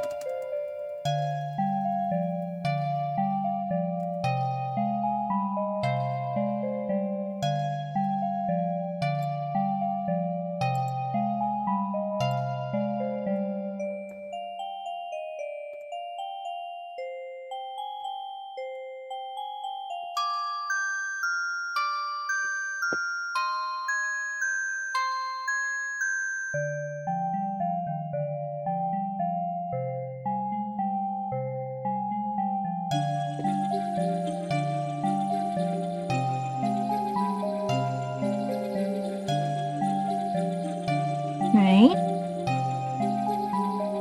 And here we can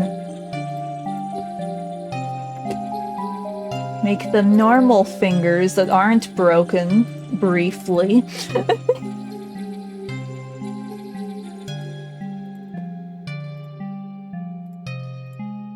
I guess the easiest way can...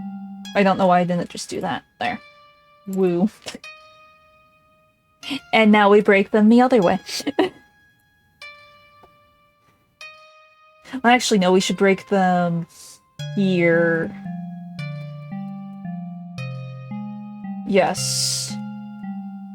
Go here.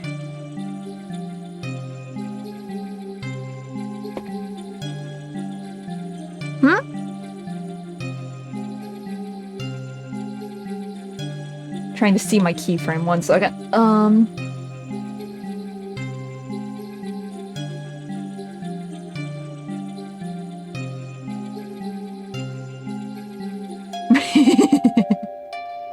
Little did they know that was a mistake.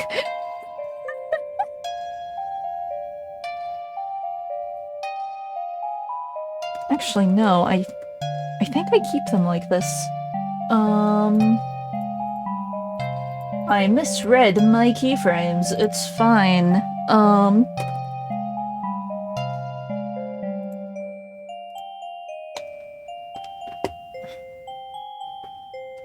Well, I can, like, reset them here just for ease of positioning.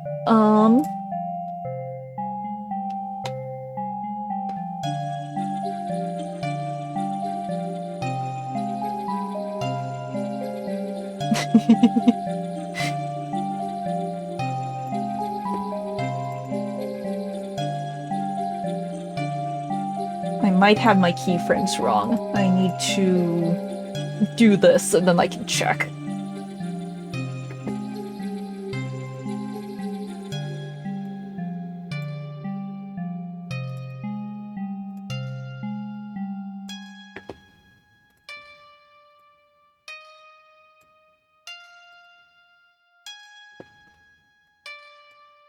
And I should probably also move the thumb so it's not just stiff and just there.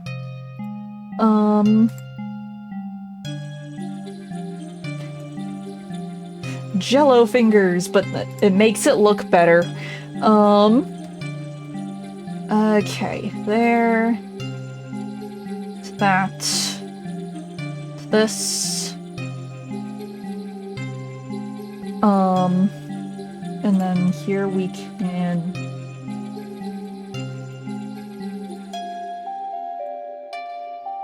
reset.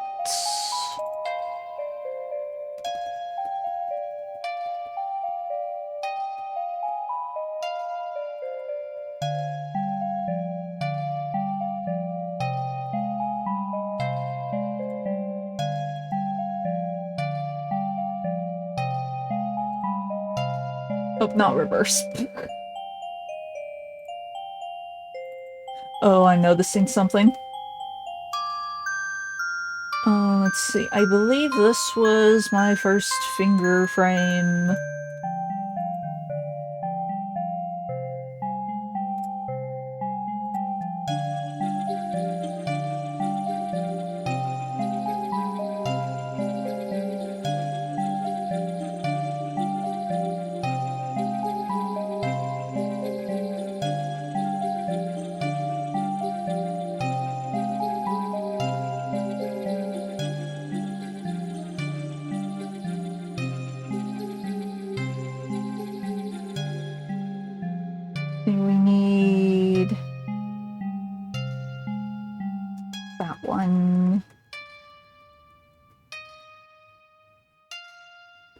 Okay.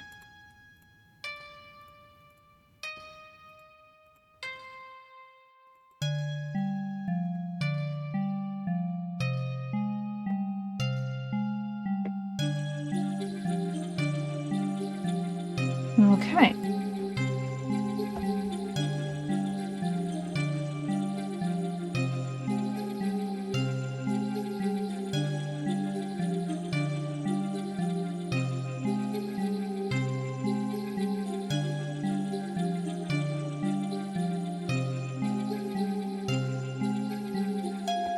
How does the arm... No, the arm does go all the way down. Okay, so we need to work on the hand, because the hand looks a little awkward. I guess I could have it go into a fist. Then you see, like, some motion.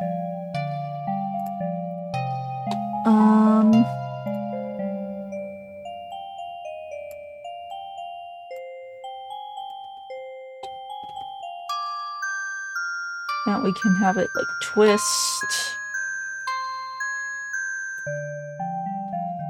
All of the broken fingers and all of the broken physics. Maybe we should just do no calculate. Oh. Behold the spider web!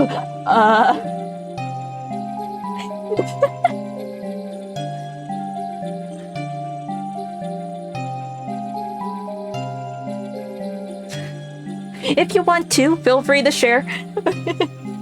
I'm just here animating. Or at least attempted to.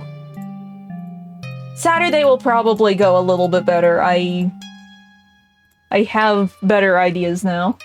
Better idea of what I'm supposedly doing. We'll just have the broken physics on. It's fine. We just ignore those.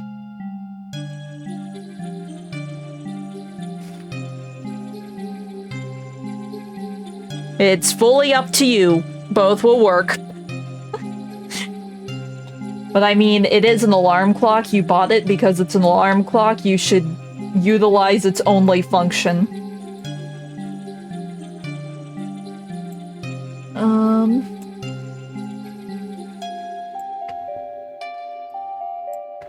Because it's sort of a waste if you get it and you don't actually use it for what it's meant to do. Wrong twist.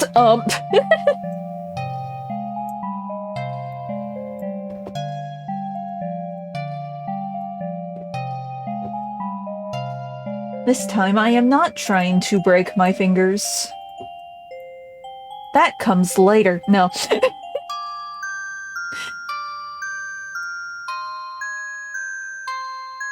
Right now I'm just trying to make a basic fist. It doesn't even need to look that good, and I'm realizing It's fine. It's fine. It doesn't need to look good.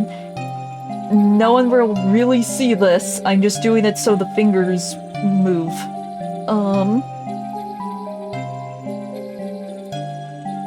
And aren't, like, super stiff.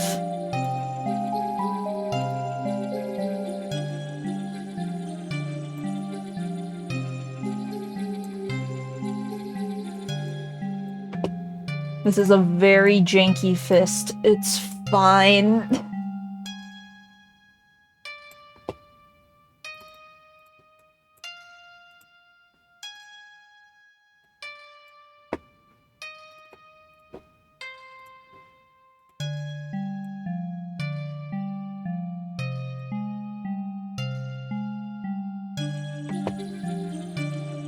This is all really bad. It's fine. It's fine. Just need to tell myself it's fine.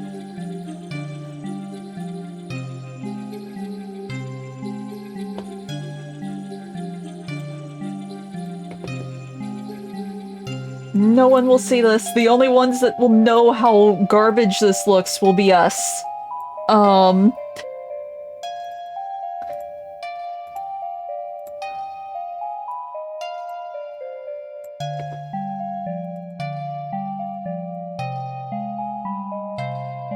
Yeah, that way, like, you could see the fingers moving.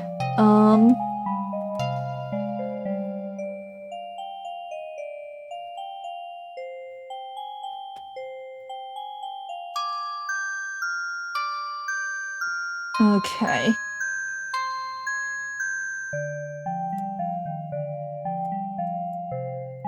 I'm just going to register there. I don't know where the thumb is registered.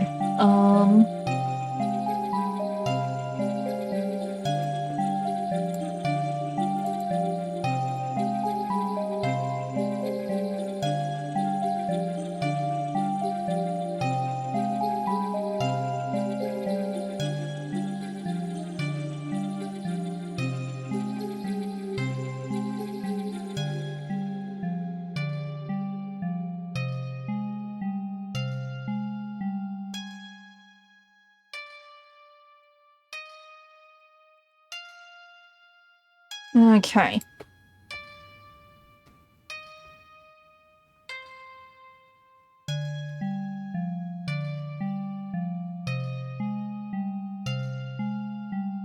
In theory, half of this is now done. I just need to animate the hand going up, and then the hand slipping away.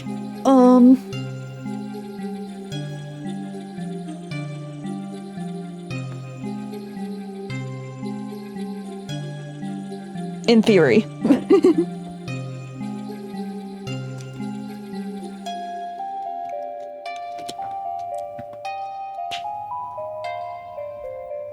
Okay.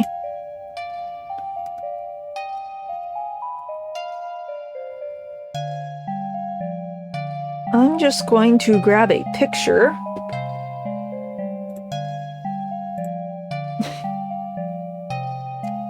Let's see, we will...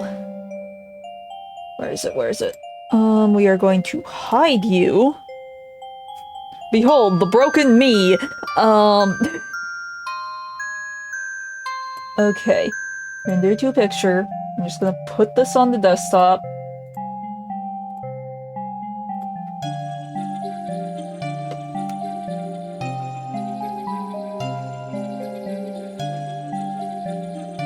Put that there. I'm going to save this. Yes. We should save. We should be smart and we should save.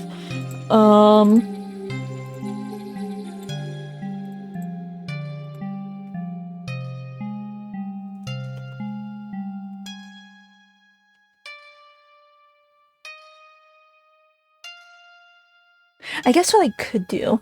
Here. Do that. It is saved now.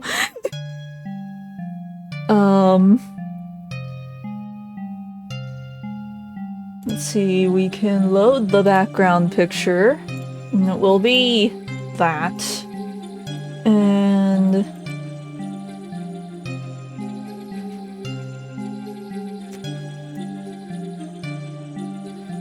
we're just going to register everything there. Oh,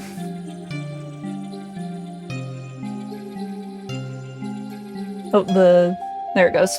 It's like, the Negi didn't come back. Okay. Now, we animate this arm. None of the other bones matter. It is just the arm and the wrist and the fingers.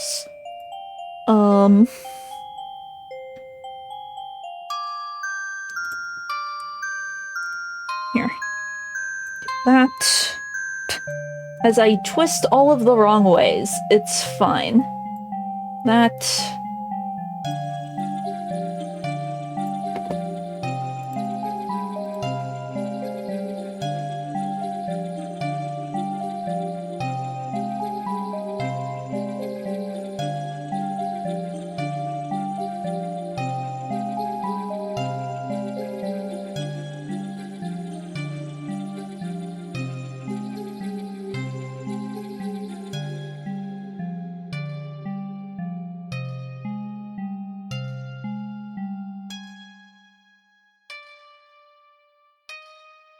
I'm assuming that's where I need it.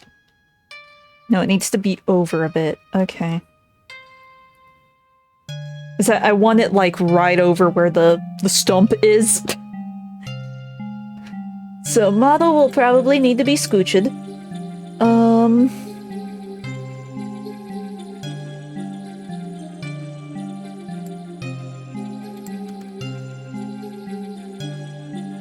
I guess what I could do, instead of having... Here.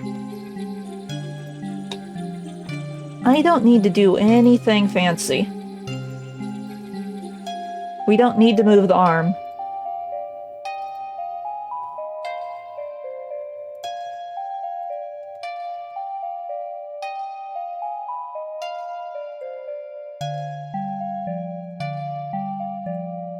We just need to move the model.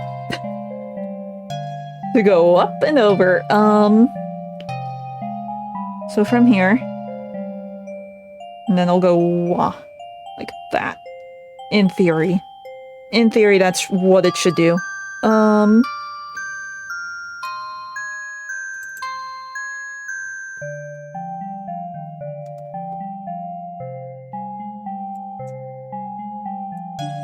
Oh, also, we need this, like, up against here, so I have, like, something to grab onto. So move that there.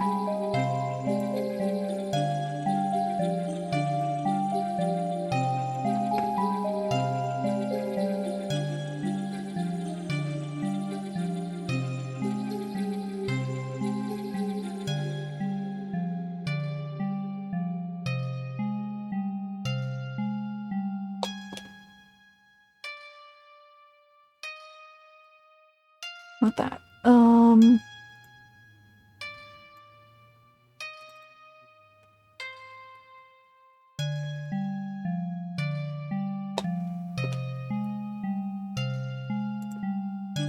Now we can, like, fit this onto the Neggy.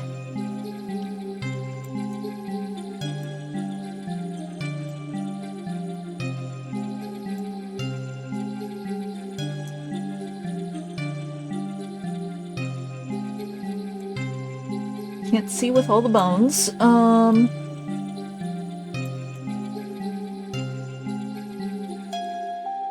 theory, that should be okay. I think.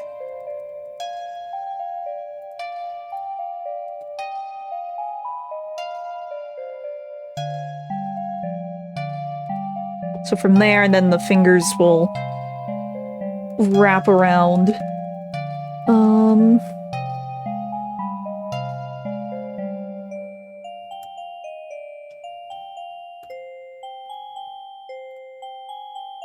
Get off the screen.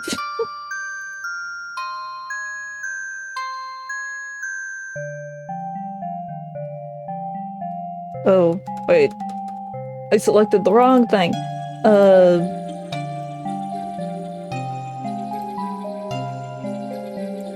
Center bone. Might help if I use the right bones.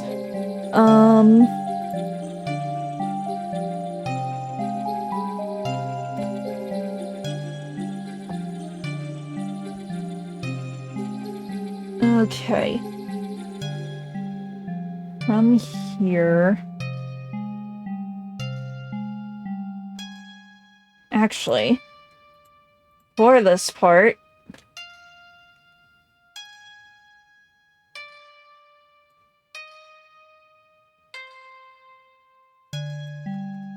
Here, these fingers. So we already have, like, the fingers spread out.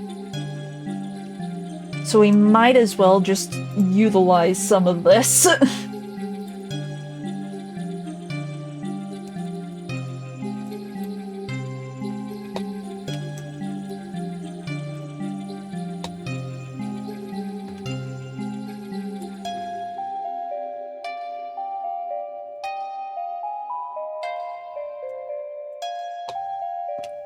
Okay.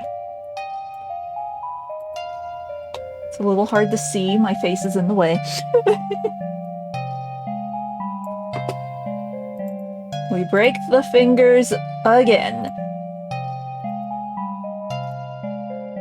This will be a little more subtle than the others, though.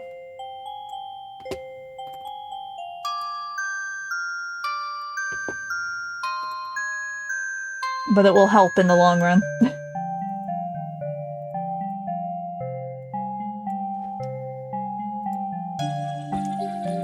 Okay. Maybe not follow the fingers. Here, I know. And then I can start from frame.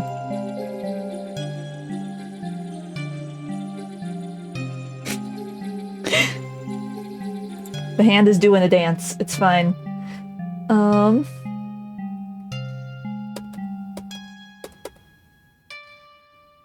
Let's do that.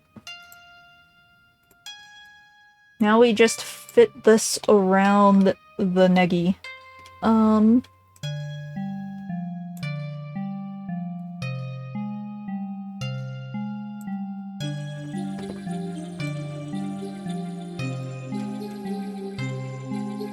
Should be fine.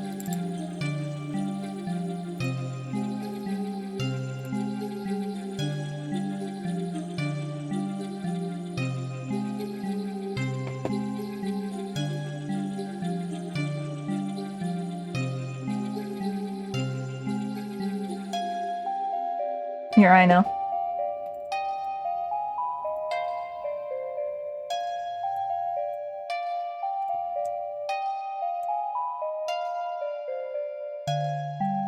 Instead of watching for the edge line, because the edge line flipping into the Negi is fine. That's not our main concern. It's just the mesh.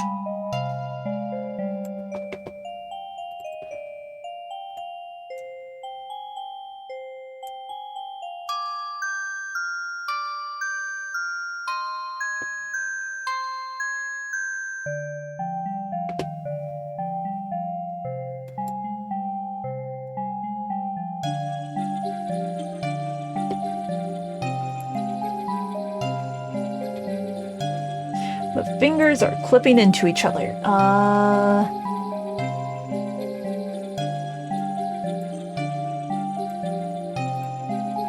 Yeah, it's sort of twisted, I see. We're just gonna go down.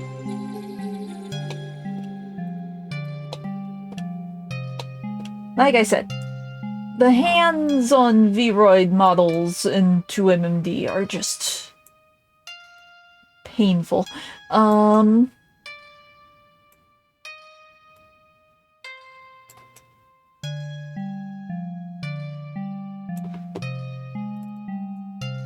Okay.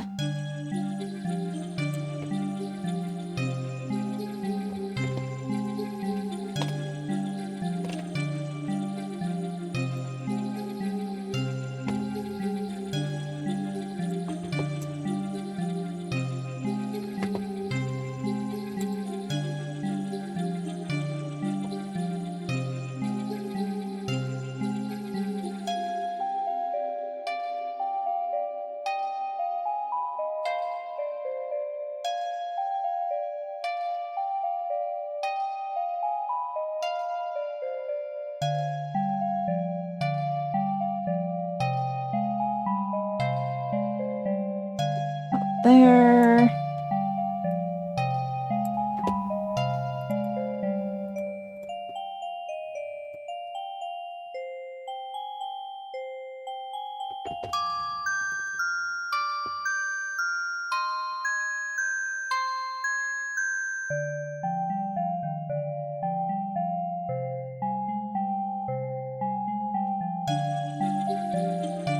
Slowly but surely, we almost have it grabbing a thing.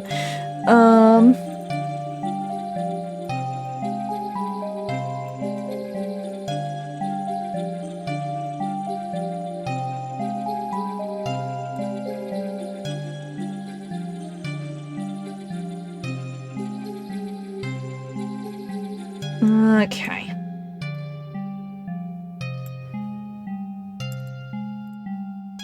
It's not the biggest deal if it clips into the neggy, because the neggy isn't staying. It's just there for reference.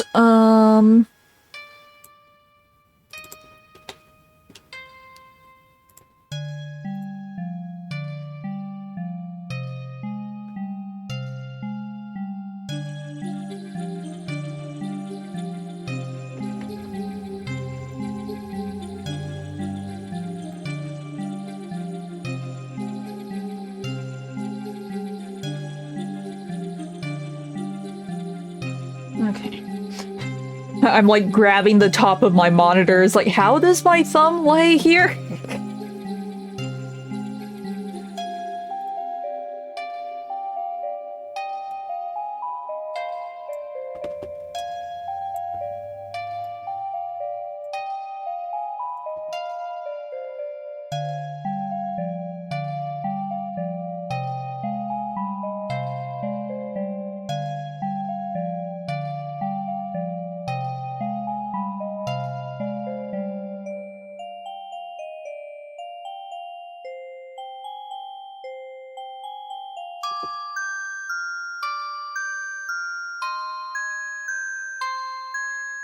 Something like that.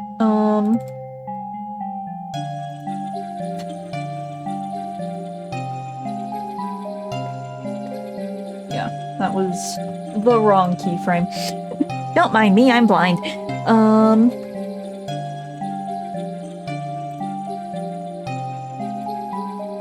Actually, just reset all of these.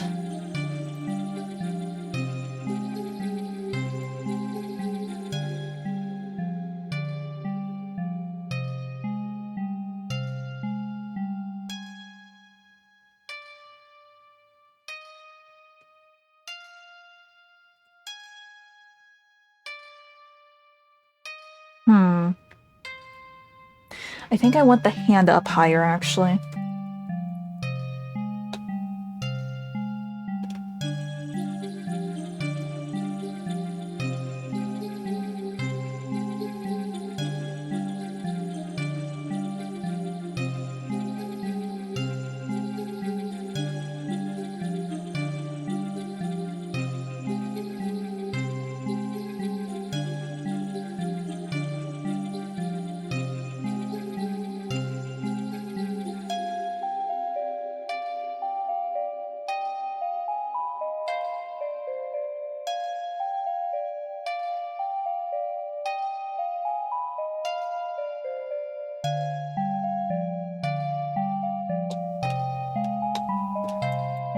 This one. Can you put it like...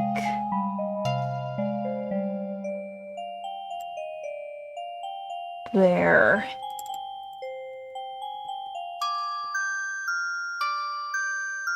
Actually, it being up a little higher.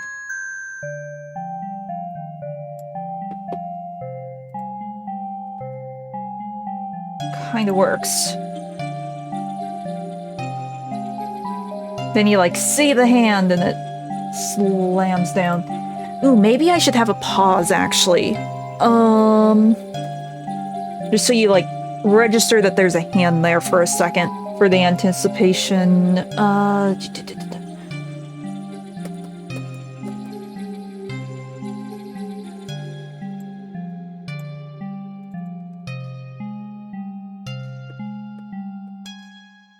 Paste. Oh, wait, it goes up.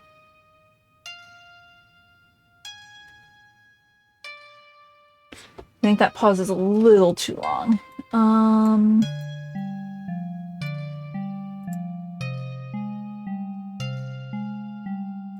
Ooh, I know.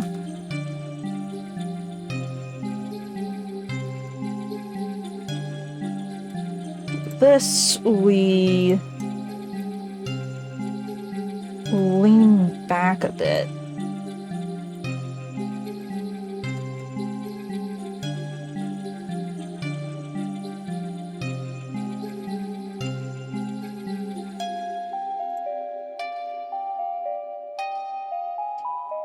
Let's see here.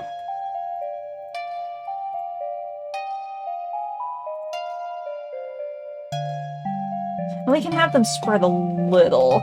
Not a whole lot, though.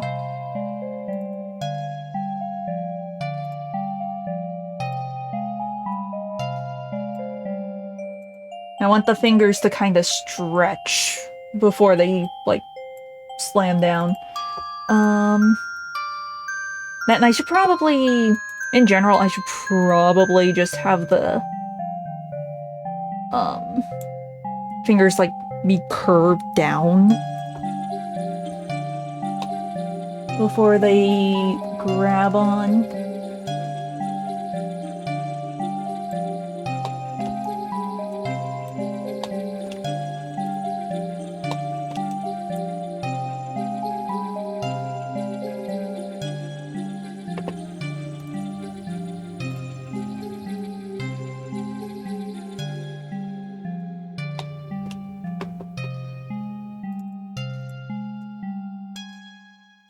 Might also want to curve the other finger part. I don't know.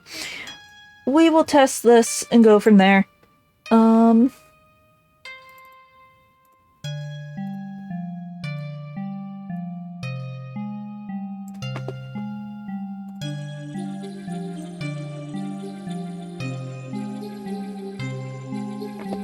But hopefully, we are able to finish this animation, and then we can say at least we got one done. Then Saturday we can work on the other, like, simple one. And maybe the jump scare. Or maybe the winter one, actually. The more I think about that one's probably going to be kind of simple. The complex part is going to be the 2D element that I have to draw.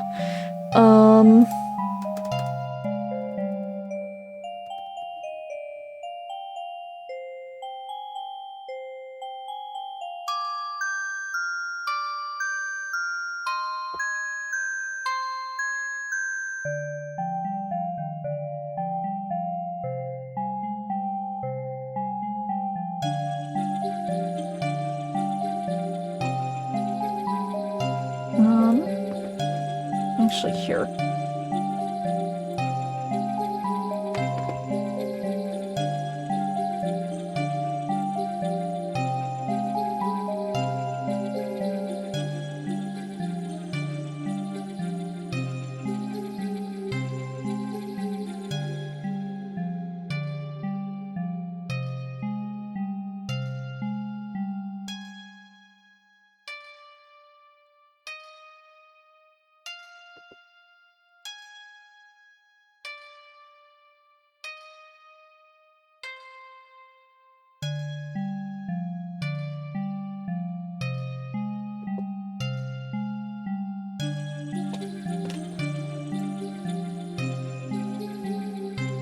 I have an idea. We are actually going to move part of the arm. If I could see the bones.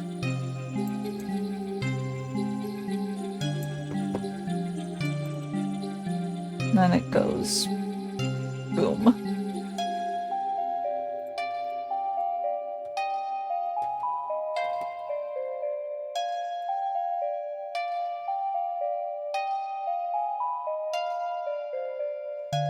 Why does it look like that finger has moved?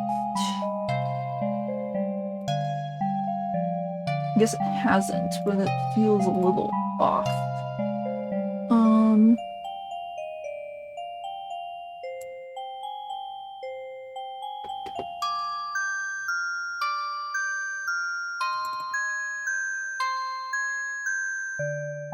That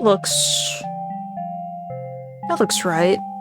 I'm like covering the negi and the lower half of the model with my hand. That looks right.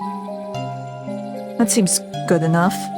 And then this will just stay like that until the end of the motion where I'll have it just slip off.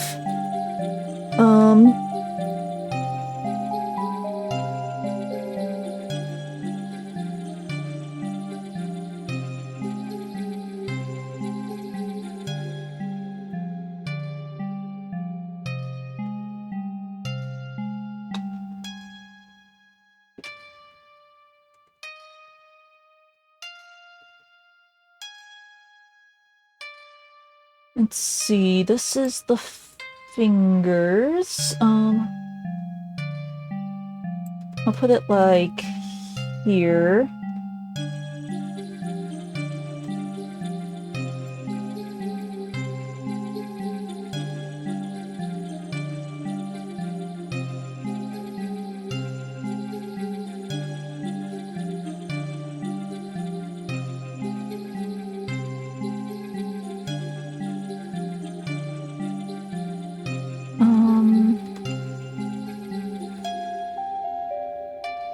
I can probably...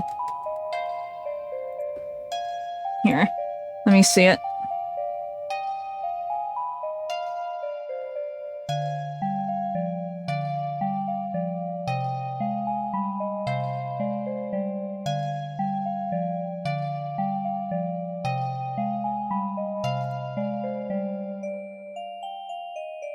I can probably make the, slap a little more intense.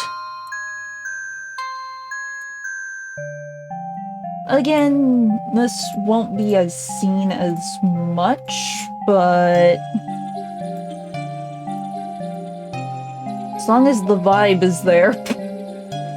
That is what matters, if it helps even a little bit.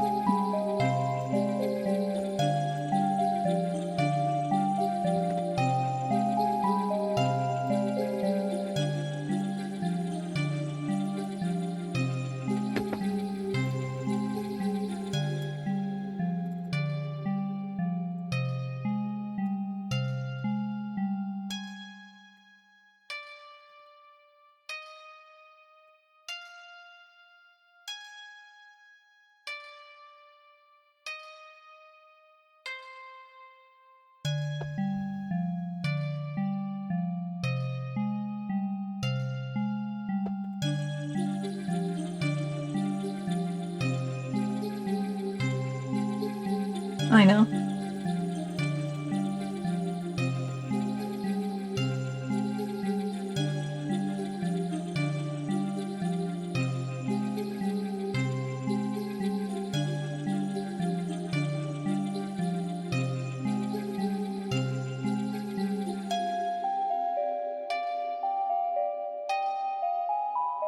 In theory...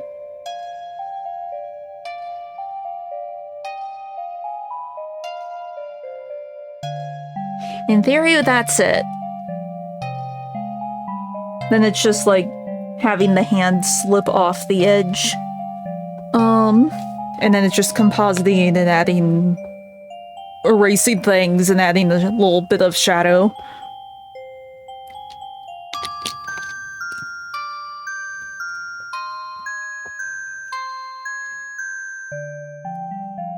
Okay.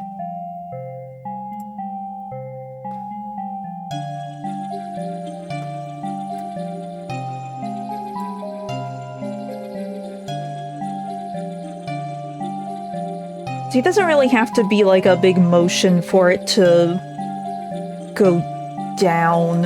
I could just do... I could just have it slip off here. Is really, all I would have to do is rotate. Wrong rotate. Rotate it like this. A bit. And have the model go down.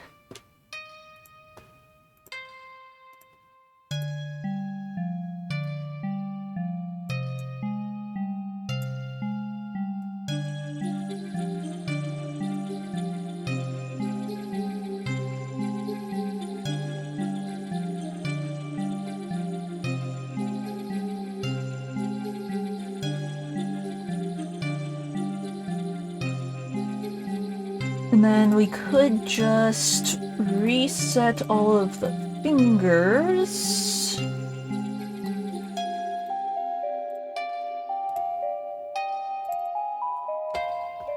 And move the model down the rest of the way.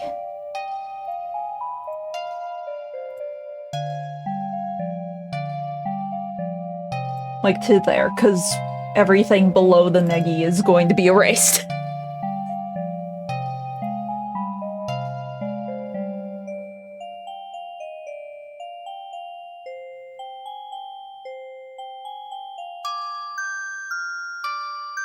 And in theory, we have our alert, question mark. If we do 0 to 100 and remove the background image, we come up, we wave.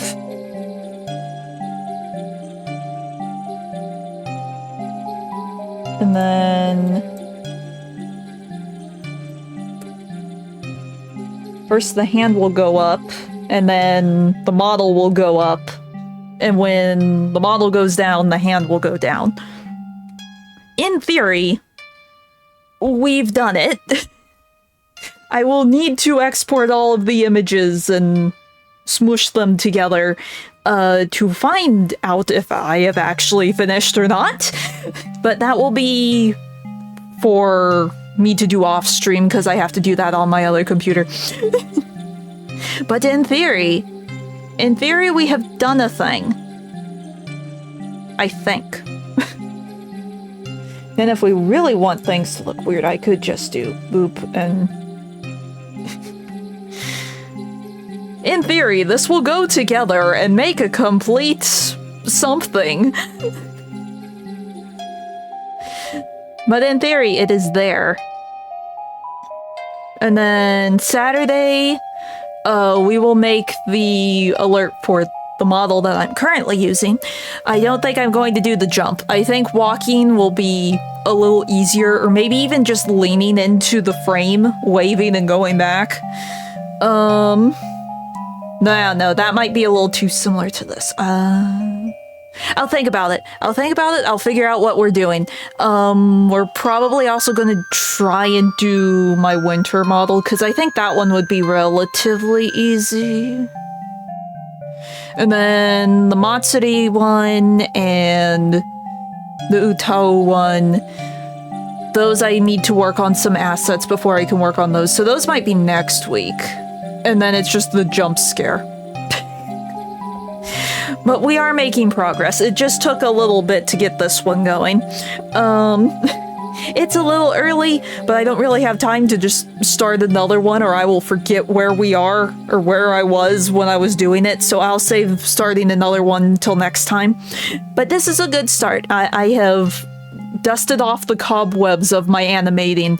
We will continue on Saturday for this, and I will see you guys tomorrow for more Animal Well. So I hope you have a good rest of your day. I will see you later. Bye.